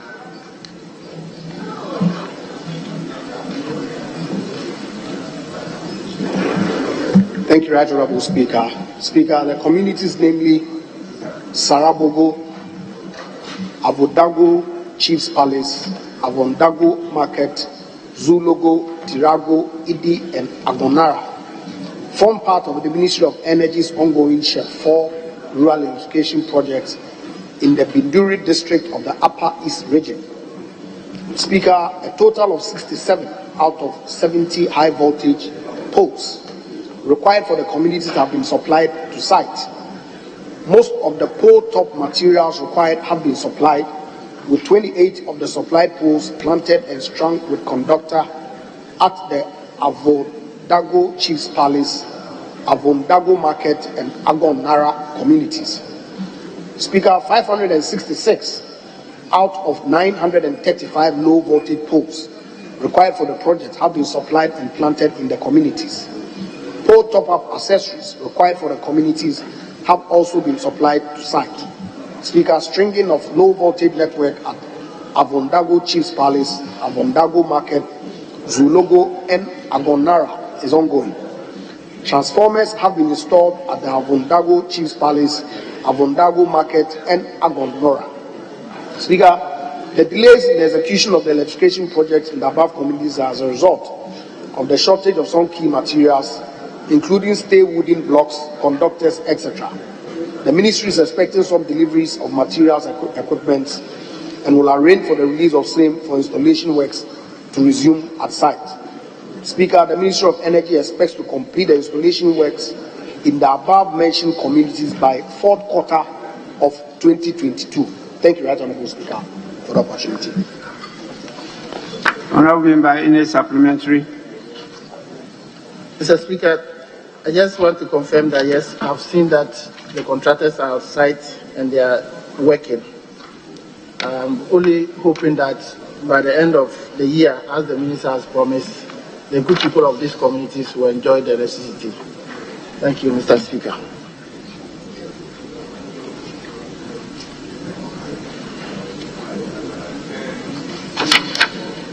Honourable members, we move to question number 854. Stands in the name of the Honourable Member for New Ejubriase, Honourable Adams Abdul Salam. Yes, Honourable Member. Mr. Speaker, with your leave, I have his permission to ask the question.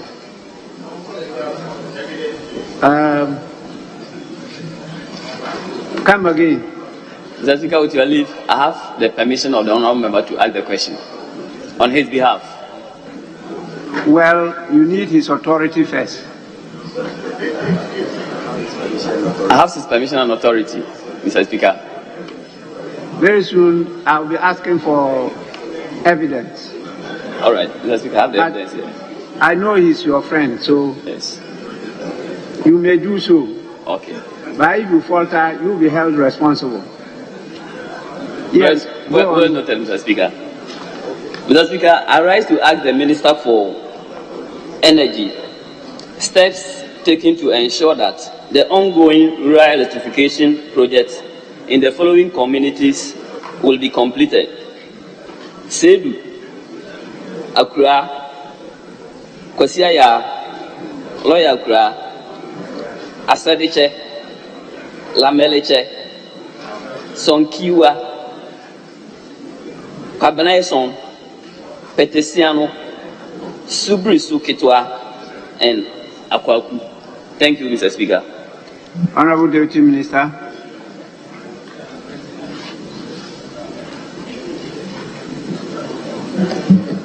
Right Honourable Speaker, the communities, namely Asadeche, Lameleche, Son, Koyiwa, and Kwabeneson, have been earmarked to benefit from the Ministry's ongoing electrification project being executed by Messrs. China International Water and Electric Corporation, Phase 2, in the Volta, Eastern, Ashanti, Brongahafo, comprising of Bono East, Ahafo, and Western regions. Works in these beneficiary communities are yet to commence, Speaker. The delay in commencement is as a result of delay in obtaining signature guarantees from the Chinese government for the loan agreement to become effective.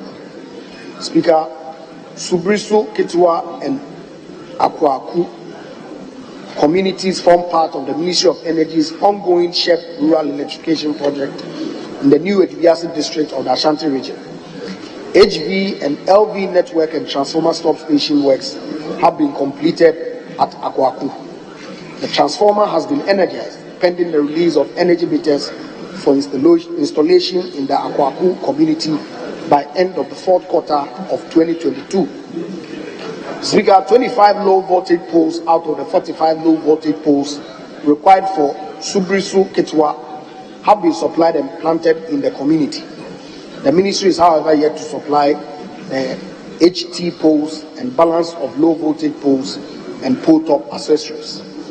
The delay in the execution of the electrification project in the community as a result of the shortage of key materials and equipment, including conductors, HV poles, and LV poles. Speaker, the ministry is expecting some deliveries of materials and equipment and will arrange for the release of same for installation works to resume at site.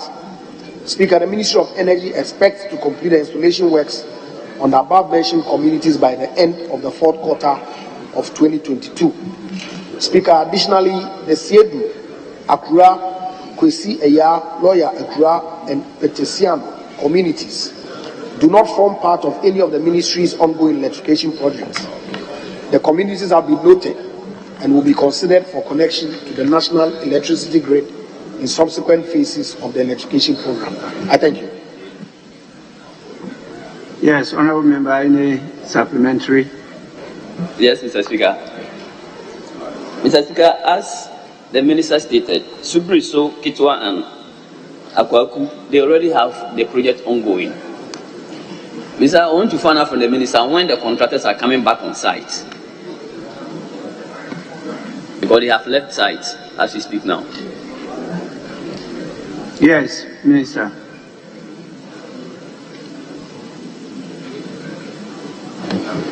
Mr. Speaker, as I indicated, as soon as the materials are delivered, in any event, we anticipate that the project will be completed by the fourth quarter of 2022. Thank you, Mr. Speaker. Any further supplementary? Yes, Mr. Speaker. Mr. Speaker, I want to know from the Minister whether it will be possible to consider Sedu Akura, Akwasiaya, Lawyer Akura, and Petesiano, as he stated, they are under no program, whether he will consider putting them in the next budget cycle in 2023. I saw the answer at the last paragraph. The communities have been noted and will be considered for connection to the national electric grid in subsequent phases of the electrification program. So it doesn't arise to say whether they will consider. Because it's already stated they will be considered. Any further supplementary? Thank you so much.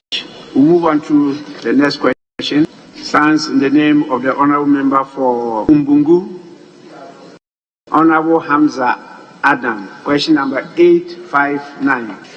Honourable Member, you may ask the question now.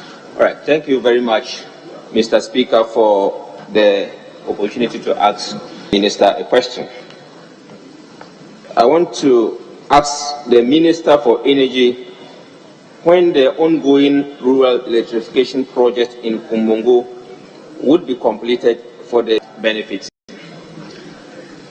Honourable Member, I've given you the question to ask.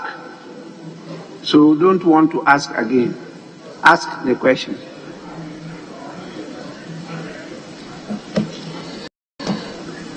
I rise to ask the Minister for Energy when the ongoing rural electrification project in Nkommo Wo would be completed for the people to start benefiting. Yes, Deputy Minister.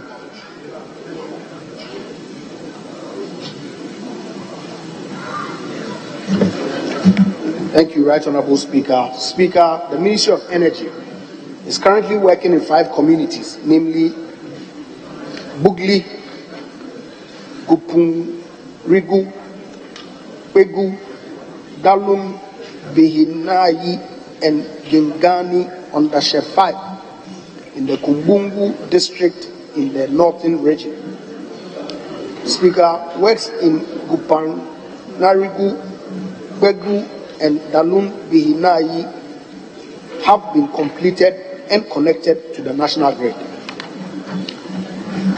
Speaker, in Bugli, both high voltage and low voltage poles have been completed. The transformers required have been installed and energized, leaving customer service connections. So there are 54 high voltage poles required for Gingani have been supplied, planted, and strung. 4 normal transformers required for Gingani have been installed and 3 energized, leaving 1. Speaker, works on the 4 transformer substation is yet to be completed. Speaker, again, 150 LV poles have been supplied and planted. Most of the pole top accessories have been supplied with 135 strung with conductors. The ministry is also currently undertaking electrification works in 22 additional communities in the Kumbungu district under the 10 key electrification project in the northern Savannah and Northeast regions by Messrs Tropical Cable and Conductor Limited. Speaker, high voltage, low voltage, and transformer installation works have been completed. Pre-commissioning tests are currently ongoing to allow for energization. The project in these communities are expected to be completed by the end of the year. Thank you, Right Honourable Speaker.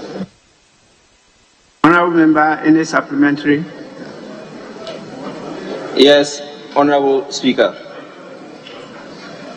Mr. Speaker, with your permission, I read from the Minister's response. In paragraph 3, the Minister has indicated that the transformer required has been installed and energized, leaving customer service connections. And in paragraph 4, again, he has stated that 4 number transformers required for Gingani have been installed and 3 energized, leaving 1. I want to know from the Minister what is causing the delay and what timelines can the Minister give. Thank you very much. What is causing the delay in what? Well, you refer specifically to some sentences.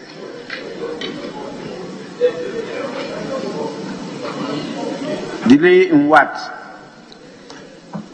Right, Honourable Speaker, the delay in installing and energizing the remaining transformers.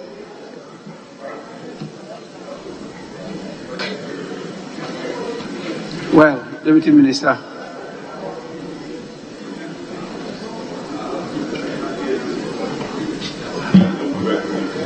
Speaker, I didn't get the import of the supplementary question that my colleague asked, but if I may attempt offering a response.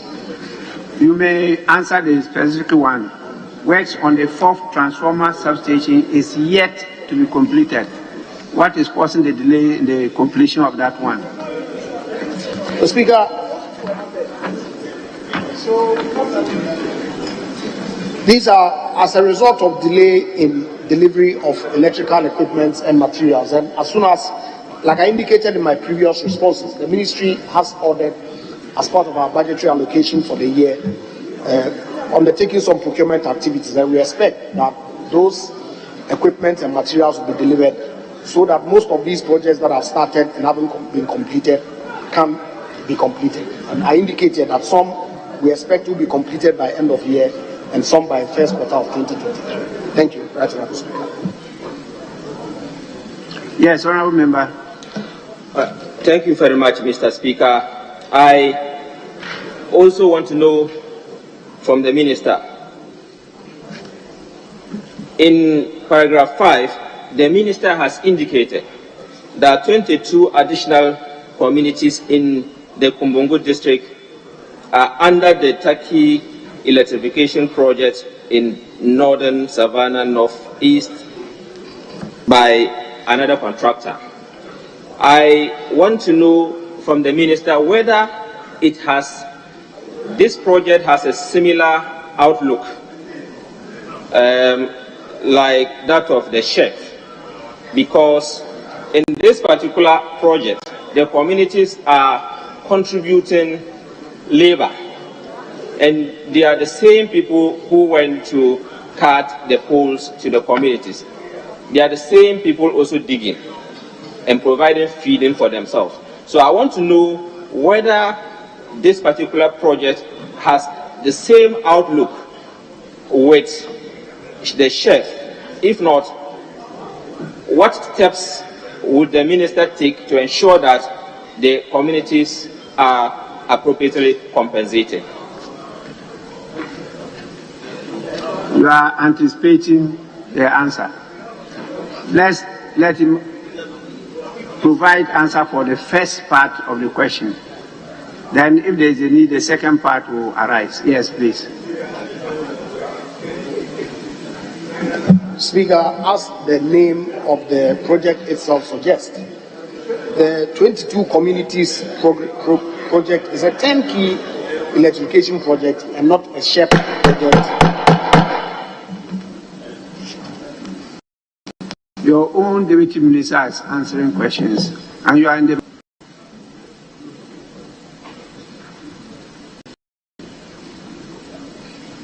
Please, go on. Thank you, Right Honorable Speaker. Speaker, I was saying that, as the name suggests, the 22 additional communities are 10 key electrification projects that has been awarded to Messrs Tropical Cable and Conductor Limited, and not a SHEP project. Thank you. Right, Honorable Speaker, I probably think that the minister didn't get me right, because I want to know whether that project, I'm aware it is not SHEF project, but I want to know whether the outlook is the same. Are the communities supposed to provide responsible for labor and then also cutting of the poles to the communities? I want to know, per the package of the project, I want to know. Because in SHEF, it is clear that the communities have a role to play. But in this particular one, I'm not too sure whether it is the responsibility of the communities to provide the labor as they are doing under this project. Honorable Member, you understand what it means when they say 10 key projects. That, from your answer, you are aware. 10 key projects. You understand?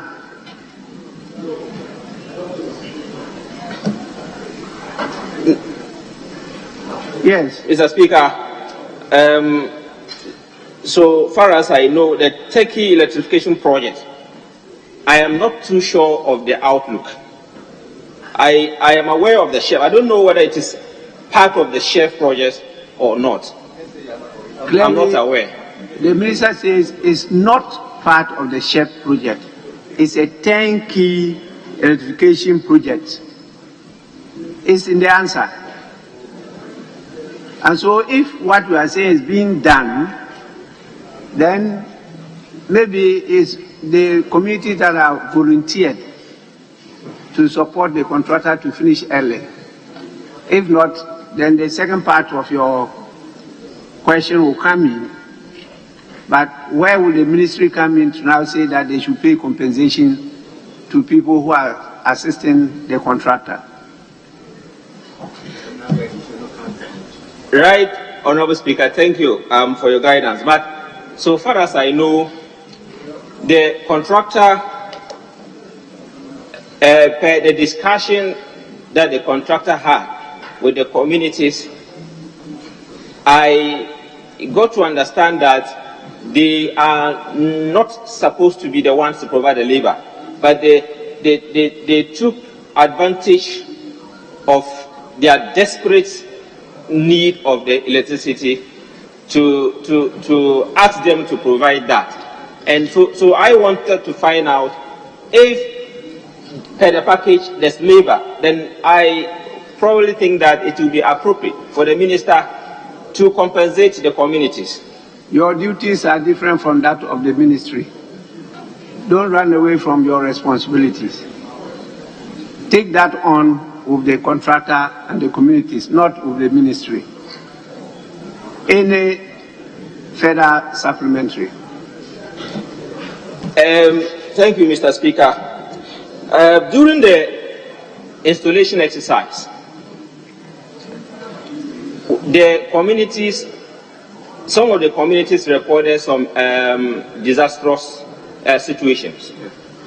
For example, in one community called Jugu, one gentleman by name Salifu Seidu collapsed during the digging of the pit. And in the process of rushing him to the hospital, he passed on. In another community called Banzuao, another person called Adam Jamfo had a fractured leg as a result of the falling of one of the poles. So I want to know from the minister whether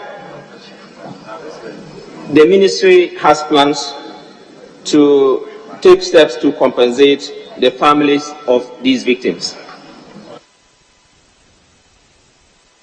Yes, Deputy Minister, any plans to compensate the victims? Speaker, this information is coming to the ministry's knowledge for the first time now. So if Honourable Member will provide some detail to us, we'll follow up and see that the needful is done. Thank you. Yes, Honourable Member to make follow-up with the ministry. All right, thank you very much, Mr. Speaker, for the opportunity. And as a stakeholder, I hope the minister will notify me and invite me to the commissioning of these projects when they are done. Thank you. Honourable Member, you are taking the liberty of the floor to do something else.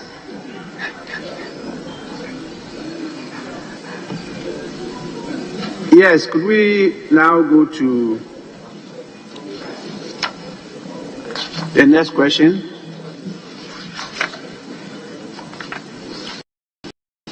Honourable members, question number 107 stands in the name of the Honourable Member for Krachi Nchumuru, Honourable Solomon Kuyon. Honourable Member, you may ask your question now.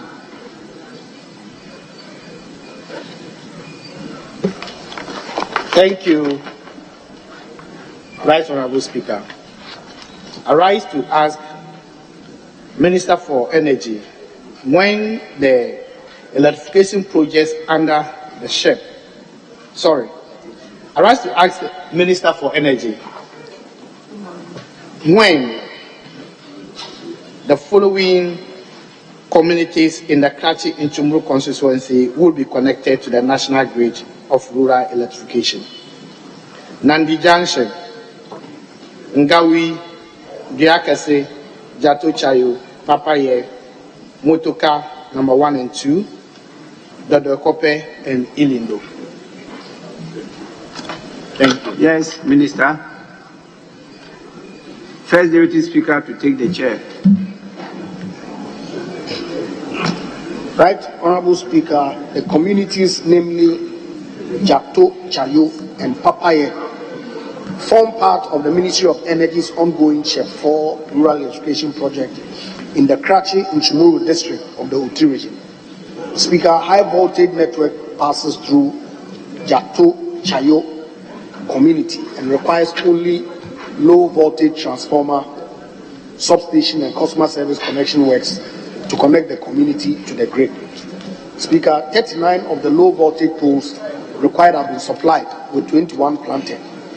The pole top materials, equipment required for the low voltage network construction are, however, yet to be released to the contractor. Speaker, the delays in the execution of the electrification project at Papaye and Jato Chayo communities are as a result of some key materials, including transformers, conductors, etc. The ministry is expecting deliveries of materials and will arrange for the release of same for installation works to resume at site. Speaker, the Ministry of Energy expects to complete the installation works in the above-mentioned communities by end of 2022. Speaker, the remaining communities, namely Namdi Junction, Ngawe, Dia Kase, Motoka number 1 and 2, Dodokokwe and Elindo, do not form part of the ministry's projects. The communities have been noted and will be considered for connection to the national electricity grid in subsequent phases of the electrification program. I thank you, Right Honourable. Honourable Member, any supplementary? Thank you, Honourable Speaker. From the Minister's response, the following communities, Nandi Junction, Ngawi, Biakase, Motoka number 1 and 2, the Doikope and Ilindo do not form part of the ministry's projects. I recall in 2016, these projects started in these aforementioned communities. Metal poles were erected, wires were brought to site, And since January 2017, the contractor abandoned the place. This is that the contract is terminated. What happened? If Minister can explain to me. Honorable First Deputy Speaker, take the chair.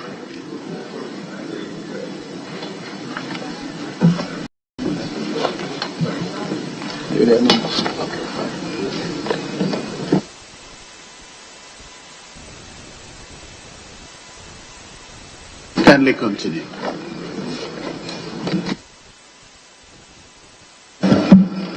Speaker, the information that I have is to the effect that the contract that was awarded indeed on 16th November 2016 covered the communities Kaparai, Lakeside, Yike, Wanando 1 and Wanando 2, and the contractor was Nanab Ghana Limited. These communities do not cover the ones that I made reference to in the last paragraph to my answer. Thank you, Honorable Speaker. Yes. Any more follow-up questions? Thank you, Mr. Speaker. Please, can the Minister tell this House how soon these communities will be considered?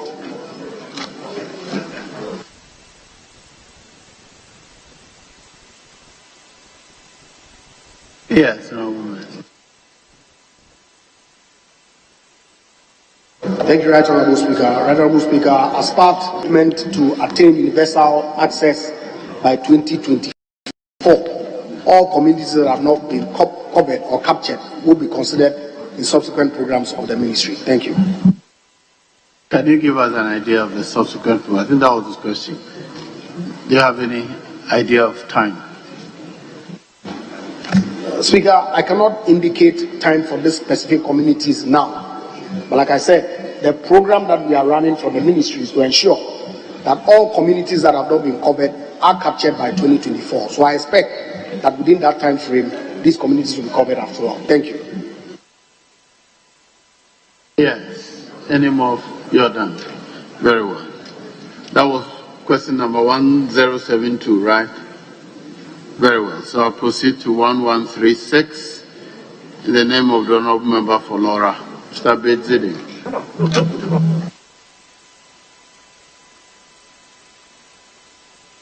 Oh, very well. The question was 1070. We are now going to 1072. Very well. Honourable Member for Krachin Chumo, you may ask your next question. Thank you, Honourable Speaker. I rise to ask Minister for Energy when the rural electrification project that began in 2016 in the following communities in the Krachin Chumo constituency will be completed: Longkoto, Piposo, Kaliaku, Michori, Kaprai, Konado, and Morikope. Yes, Honourable Minister.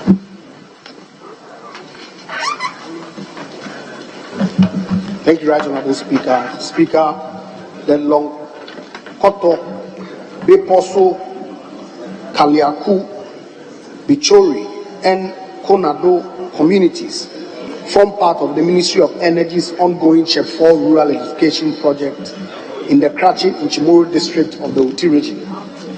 Speaker, high voltage and low voltage network construction works have been completed in the communities. The outstanding works in these communities are customer service installation works. The ministry is expecting a list of registered customers from the utility Northern Electricity Distribution Company, NEPCO, following which meters will be issued to the contractor for installation. Speaker, completion of works in Kaprai community has delayed as a result of shortage of some key materials and equipment, conductors, transformers, etc. The ministry is expecting deliveries of some materials and equipment and will arrange for the release of same for installation works to resume at site. The Ministry of Energy expects to complete the installation works at Kaprai by the end of 2022. Speaker, Morikope does not form part of any of the ministry's ongoing electrification projects. The community has been duly noted and will be considered for connection to the national grid in subsequent phases of the electrification program. Thank you.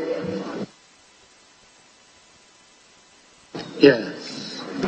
Thank you, Honorable Speaker. I would like to ask the Minister whether it has come to your attention that the same rural electrification project started in the following communities: Papaye, Tipunja, Jajai, and Honorable people. So, Honorable Member, in 2020, you are introducing new communities apart from what you have asked the question on. You can do that. Please ask your questions on okay, thank you. Long Cocteau, Biposo, and others. Not. Thank you, Honorable Speaker. What I'm trying to say is that this rural electrification project started in 2020 in some communities in the same constituency, but completed, and the communities are benefiting or enjoying the electricity now. Whilst this one that started in 2016 is still crawling, and that is what I want clarification from the Minister. What has accounted to that? Yes, Honorable Minister.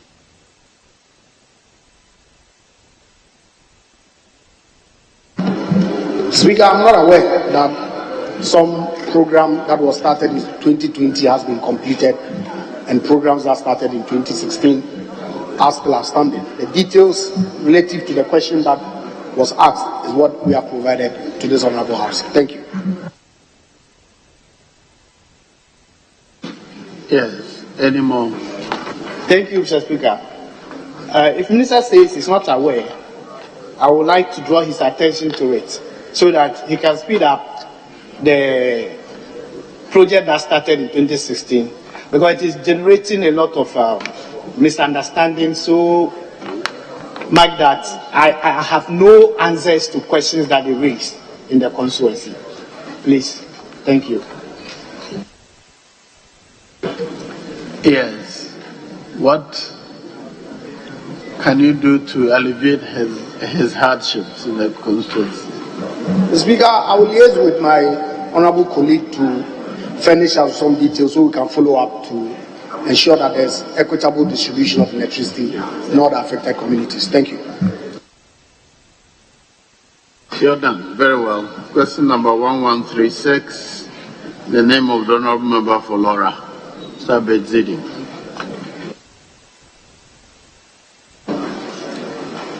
Thank you very much, Right Honorable Speaker.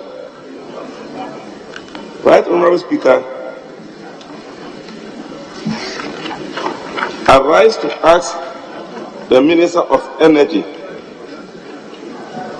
when the ministry will complete the electrification program connecting the following communities to the national grid, currently under the program in the Lowdown municipality. 1. Bo Nairi. 2. Council. 3. Dunguni Kunchan. 4. Kogwari. 5. Nairi Yir.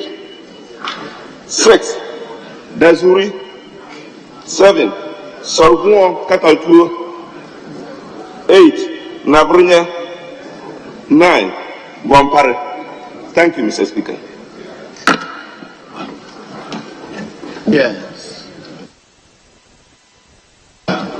Thank you, Right Honorable Speaker. Right Honorable Speaker, the communities, namely Bo Nai, Bombweni, Kuncheni, Kogori, Dazuri, Sagon, Kautu, Nabunye, and Bompari form part of the Ministry of Energy's ongoing Chef 4 rural electrification project in the Laura district of the Upper West region. Speaker, a total of 206 high voltage poles required for the communities have been supplied to Bo Nayi, Dogwini, Kuncheni, Ko Gori, Dazuri, Sogon, Kakao, to Nabunye, and Bompari. Speaker, most of the required pole top-up materials have been supplied, with 109 of the supplied poles planted and strung with conductors in Bo Nayi, Bomwini, Kuncheni, Ko Gori, Dazuni, and Bompari. Speaker, 1,031 out of 1,870 low voltage poles required for the project have also been supplied and planted in the communities. Speaker, pole top-up accessories required for the communities have been supplied to the site. Stringing with conductors is ongoing in Bo Nayi, Bomwini, Kuncheni, Go Gori, Dazuri, and Bompari. Speaker, transformers have been installed at Sogon, Kakautu, Nabunye, Dazuri, and Bompari. The remaining communities, Speaker, namely Tamsi and Nayeri Yiri, do not form part of the Ministry of Energy's projects. These communities will be considered in the subsequent electrification project. Speaker, the delays in the execution of the electrification project in the above communities are as a result of the shortage of some key materials and equipment, including steel wooden blocks, conductors, etc. The ministry, as I've indicated, is taking delivery of some materials and will arrange for the release of same for installation works to resume at these sites. Speaker, I can commit that the ministry expects that the installation works in the above mentioned communities will be completed by the first quarter of 2023. Thank you. Right Honourable Speaker.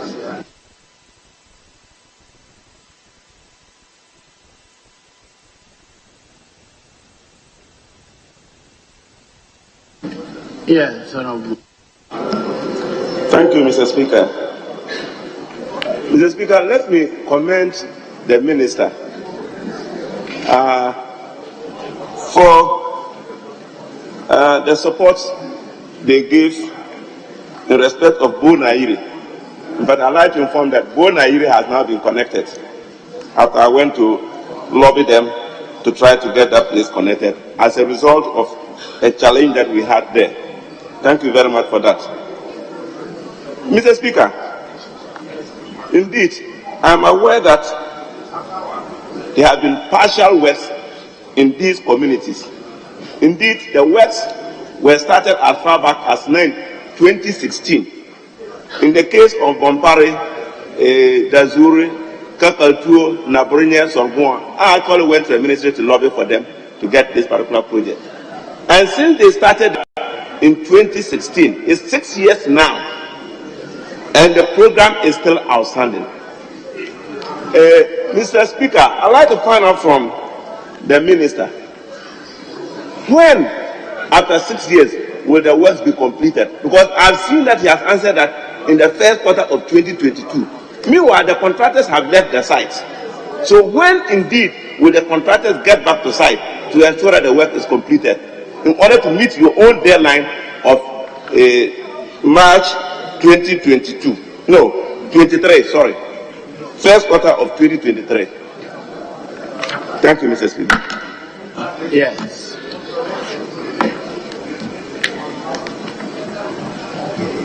Speaker, indeed, it's not entirely accurate to suggest that these contracts were awarded in 2016.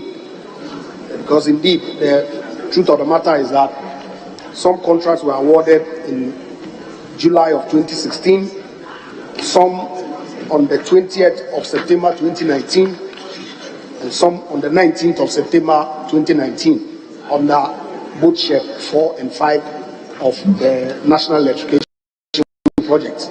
And like I indicated, all these are ongoing, some are as a result of the shortage of materials. And I can assure my colleague on the other side that, as I indicated, that by the end of Q1 2023, it is the expectation of the ministry that these works will be completed so that the people of these communities can have the benefit of electricity in their communities. Thank you. Yeah. Thank you very much, Mr. Speaker. I appreciate the correction that has been made by the minister. But the truth of the matter is that 4 of those communities, they were awarded in 2016. That is Dazuri, Bompari, 2016. Sorghum and Nabronye, 2016. Yes, other communities had theirs subsequently. I agree with you. But I need to correct that particular impression. Mr. Speaker, the minister has indicated that Tansele and Naire will benefit from the subsequent electrification projects. I'd like to find out from the minister, how soon are we going to have the subsequent electrification projects so that we can inform the people to be patient until that project comes to them? How soon? When are you bringing it, Mr. Minister? Yes. Right, Honorable Speaker, thank you. Indeed, as I've indicated in previous answers, it is the commitment of government to attain universal access to electricity by 2024. And it is my expectation that all the communities that so far do not have electricity will be connected within that time frame so that we can achieve the universal access program that we set for ourselves. Thank you. The last opposition. Very well, thank you. Honourable members, that brings us to the end of question time. We thank you, Honourable Minister, for attending upon the House to answer questions. You are now discharged.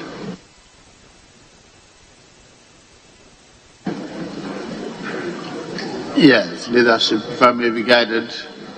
Yes. Speaker, the presentation of papers, and we are ready to take item 12.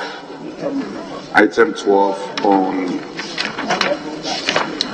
on page 10 of today's order paper.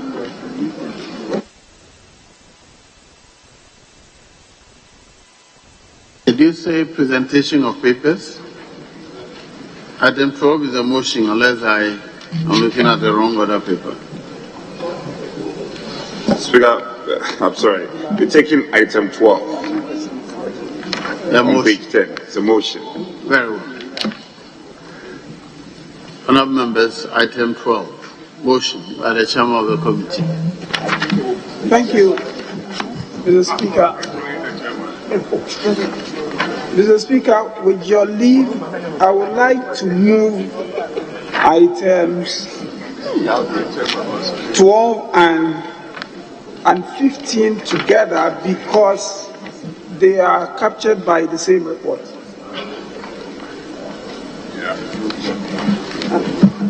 Very well. Is that acceptable to the minority? Speaker, that's acceptable. Thank you. Very well. Yes, Chairman. Thank you, Mr. Speaker. I rise to move that the motions listed as items, the procedural motions listed as items 12 and 15 be moved today. I so move. Yes. Yeah, I'd like to second the motion. Honourable members, items 12 and 15 are procedural motions. All in favour of the House adopting the procedural motions, say aye. All against, say no. The ayes have it. The House has adopted the procedural motions numbered 12 and 15 on pages 10 and 12 of today's order paper. Yes. Motion numbered 13 and 16, I guess. Yes, Mr. Speaker, I rise to move that the motions listed as items 13 and 16 be moved and in the process present your committee's report. Mr. Speaker, these motions are in respect of buyer's credit agreement between the government of the Republic of Ghana and Deutsche Bank for an amount of 135,396,518 euros and 38 cents, and a commercial facility agreement between the government of the Republic of Ghana and Deutsche Bank for an amount of 21 million euros. I request the Hansa department to capture the entire content of the report. Once, Mr. Speaker, I present the highlights. The purpose of the project is to improve travel time and reduce waiting times within the Kumasi metropolis, with consequent reduction in poverty and enhanced development in the region. Mr. Speaker, the terms of the facility are captured under paragraph 4 of your committee's report. The scope of works under paragraph 5, your committee's observation under paragraph 6. In conclusion, Mr. Speaker, the committee has considered the agreements and finds the project to be important towards improving the vehicular movement in Kumasi and contributing to the enhancement of the road network of the country as a whole. The committee therefore recommends to the House to adopt this report and approve by the resolution the request. I so move, Mr. Speaker. Yes, Honorable Rankin. Thank you, Mr. Speaker. I beg to second the motion. Mr. Speaker, the development of Swami Interchange is a part of the strategy adopted to improve the capacity and reduce the travel time in Kumasi. Mr. Speaker, this will have a significant improvement on the economy of Kumasi. Mr. Speaker, the objective of the facility is to improve the travel time and reduce the waiting time within the Kumasi metro. Mr. Speaker, the terms and conditions are the insurance is 16,396,518. The terms, the interest rate, structure, and everything are stated here. Mr. Speaker,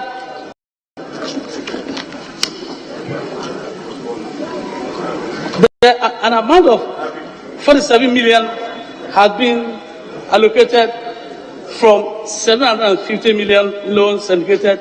That was early approved by the House last week. Mr. Speaker, we noted that the Kumasi, as the second largest city, it holds a significant economic importance in the country. And this, if the interchange is constructed, I think it will help Kumasi to improve the commercial activity in Kumasi. Mr. Speaker, the phase 1, we are informed that phase 1 is expected to be complete within the period of 36 months. And you all saw what happened last week in Kumasi about our own majority leader. So this loan is very important to the heart of Honorable Chairperson. Mr. Speaker, the committee was informed that... You mean the majority leader? Yes. Very well. Mr. Speaker, the very for money was conducted and was submitted to the Ghana Institute of Surveyor for the further discussion. Mr. Speaker, with these few words, I support the motion, and I think that this will help the city of Kumasi. It's not only Swami, but it will just link the whole Kumasi and the commercial system. With these few words, I second the motion. Yes, Honorable Okankwe Central. Thank you very much, Mr. Speaker, for the opportunity to contribute to the motion on the floor. Mr. Speaker,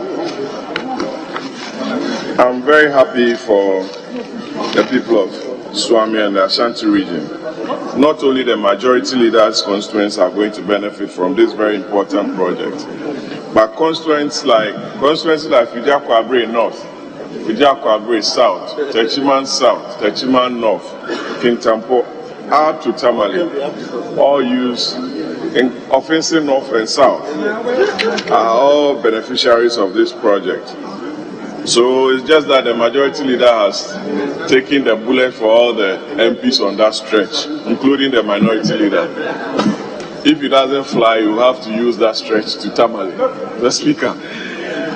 Mr. Speaker, may I refer you to paragraph 6.6 on value for money analysis. Very often, all the value for money analysis are sent to Crown agents, and it's very important and heartwarming that our engineers are now being included in this very important exercise as provided for by law. Now the Ghana Institute of Surveyors are part of the institutions conducting the VFM, and it will help in the retention of funds in this country. Also, if you look at the scope, Mr. Speaker, on page 5, pavements, road restraint systems, road markings, and I'll dwell on road markings and traffic lights. It's very important that road markings are part of the scope, because very often roads are constructed without markings and it causes a lot of accidents. And I want to ensure or believe that this project will come to light with all the scope that has been enumerated here for the good people of Swami and beyond. I thank you very much, Mr. Speaker, and I support the motion. I have to recognize my brother-in-law. That is very biased, but I have to. Honorable. Thank you very much, Mr. Speaker, for the opportunity to contribute to the motion. Mr. Speaker, I think this is a very important motion, and all of us must support. Mr. Speaker, we have recently been referring to Swami roundabout and roundabout as if it's only going to benefit the people in Swami. But this is a project, when completed, will support those of us who travel to the western north, the Bro region, the Hafo, and so on and so forth, because it is a principal highway which, after 4 o'clock, going to the western north in that the Hafo region, the traffic that's created around that Swami roundabout is unbearable. So I believe, even though when completed, the majority leader will be the major beneficiary, there are others who will also benefit, including myself, because I use that road frequently. Anytime I'm going home, that's why I use. But when I get there around 2 o'clock, it will take you sometimes 2 hours before you can exit that corridor. So this is a good project. We are only praying that the contractor will do a diligent job and then work within the time so that that session will be open to traffic, to allow free flow of transport in that corridor. So, Mr. Speaker, as I've said before, this is a project that all of us must support so that we can open that session for free flow of vehicles from the around Swami area to the western of the Bono, the Ahafo region, and so on and so forth. And so I call on members to support it so that collectively all of us can benefit when completed. It is not the majority leader alone who is going to benefit. All of us will benefit when the project is completed. And so it's a good project.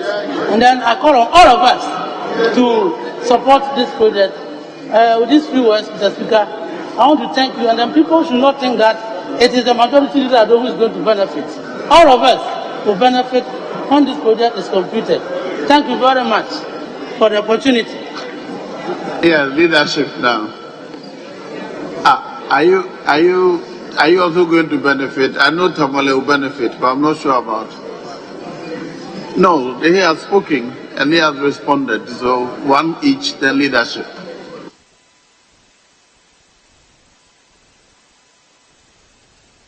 Mr. Speaker, let me thank you for the opportunity and to urge colleagues to support the further development of road infrastructure in Kumasi and in Ashanti region, the areas of our leader Swami. Therefore, Mr. Speaker, we support this motion.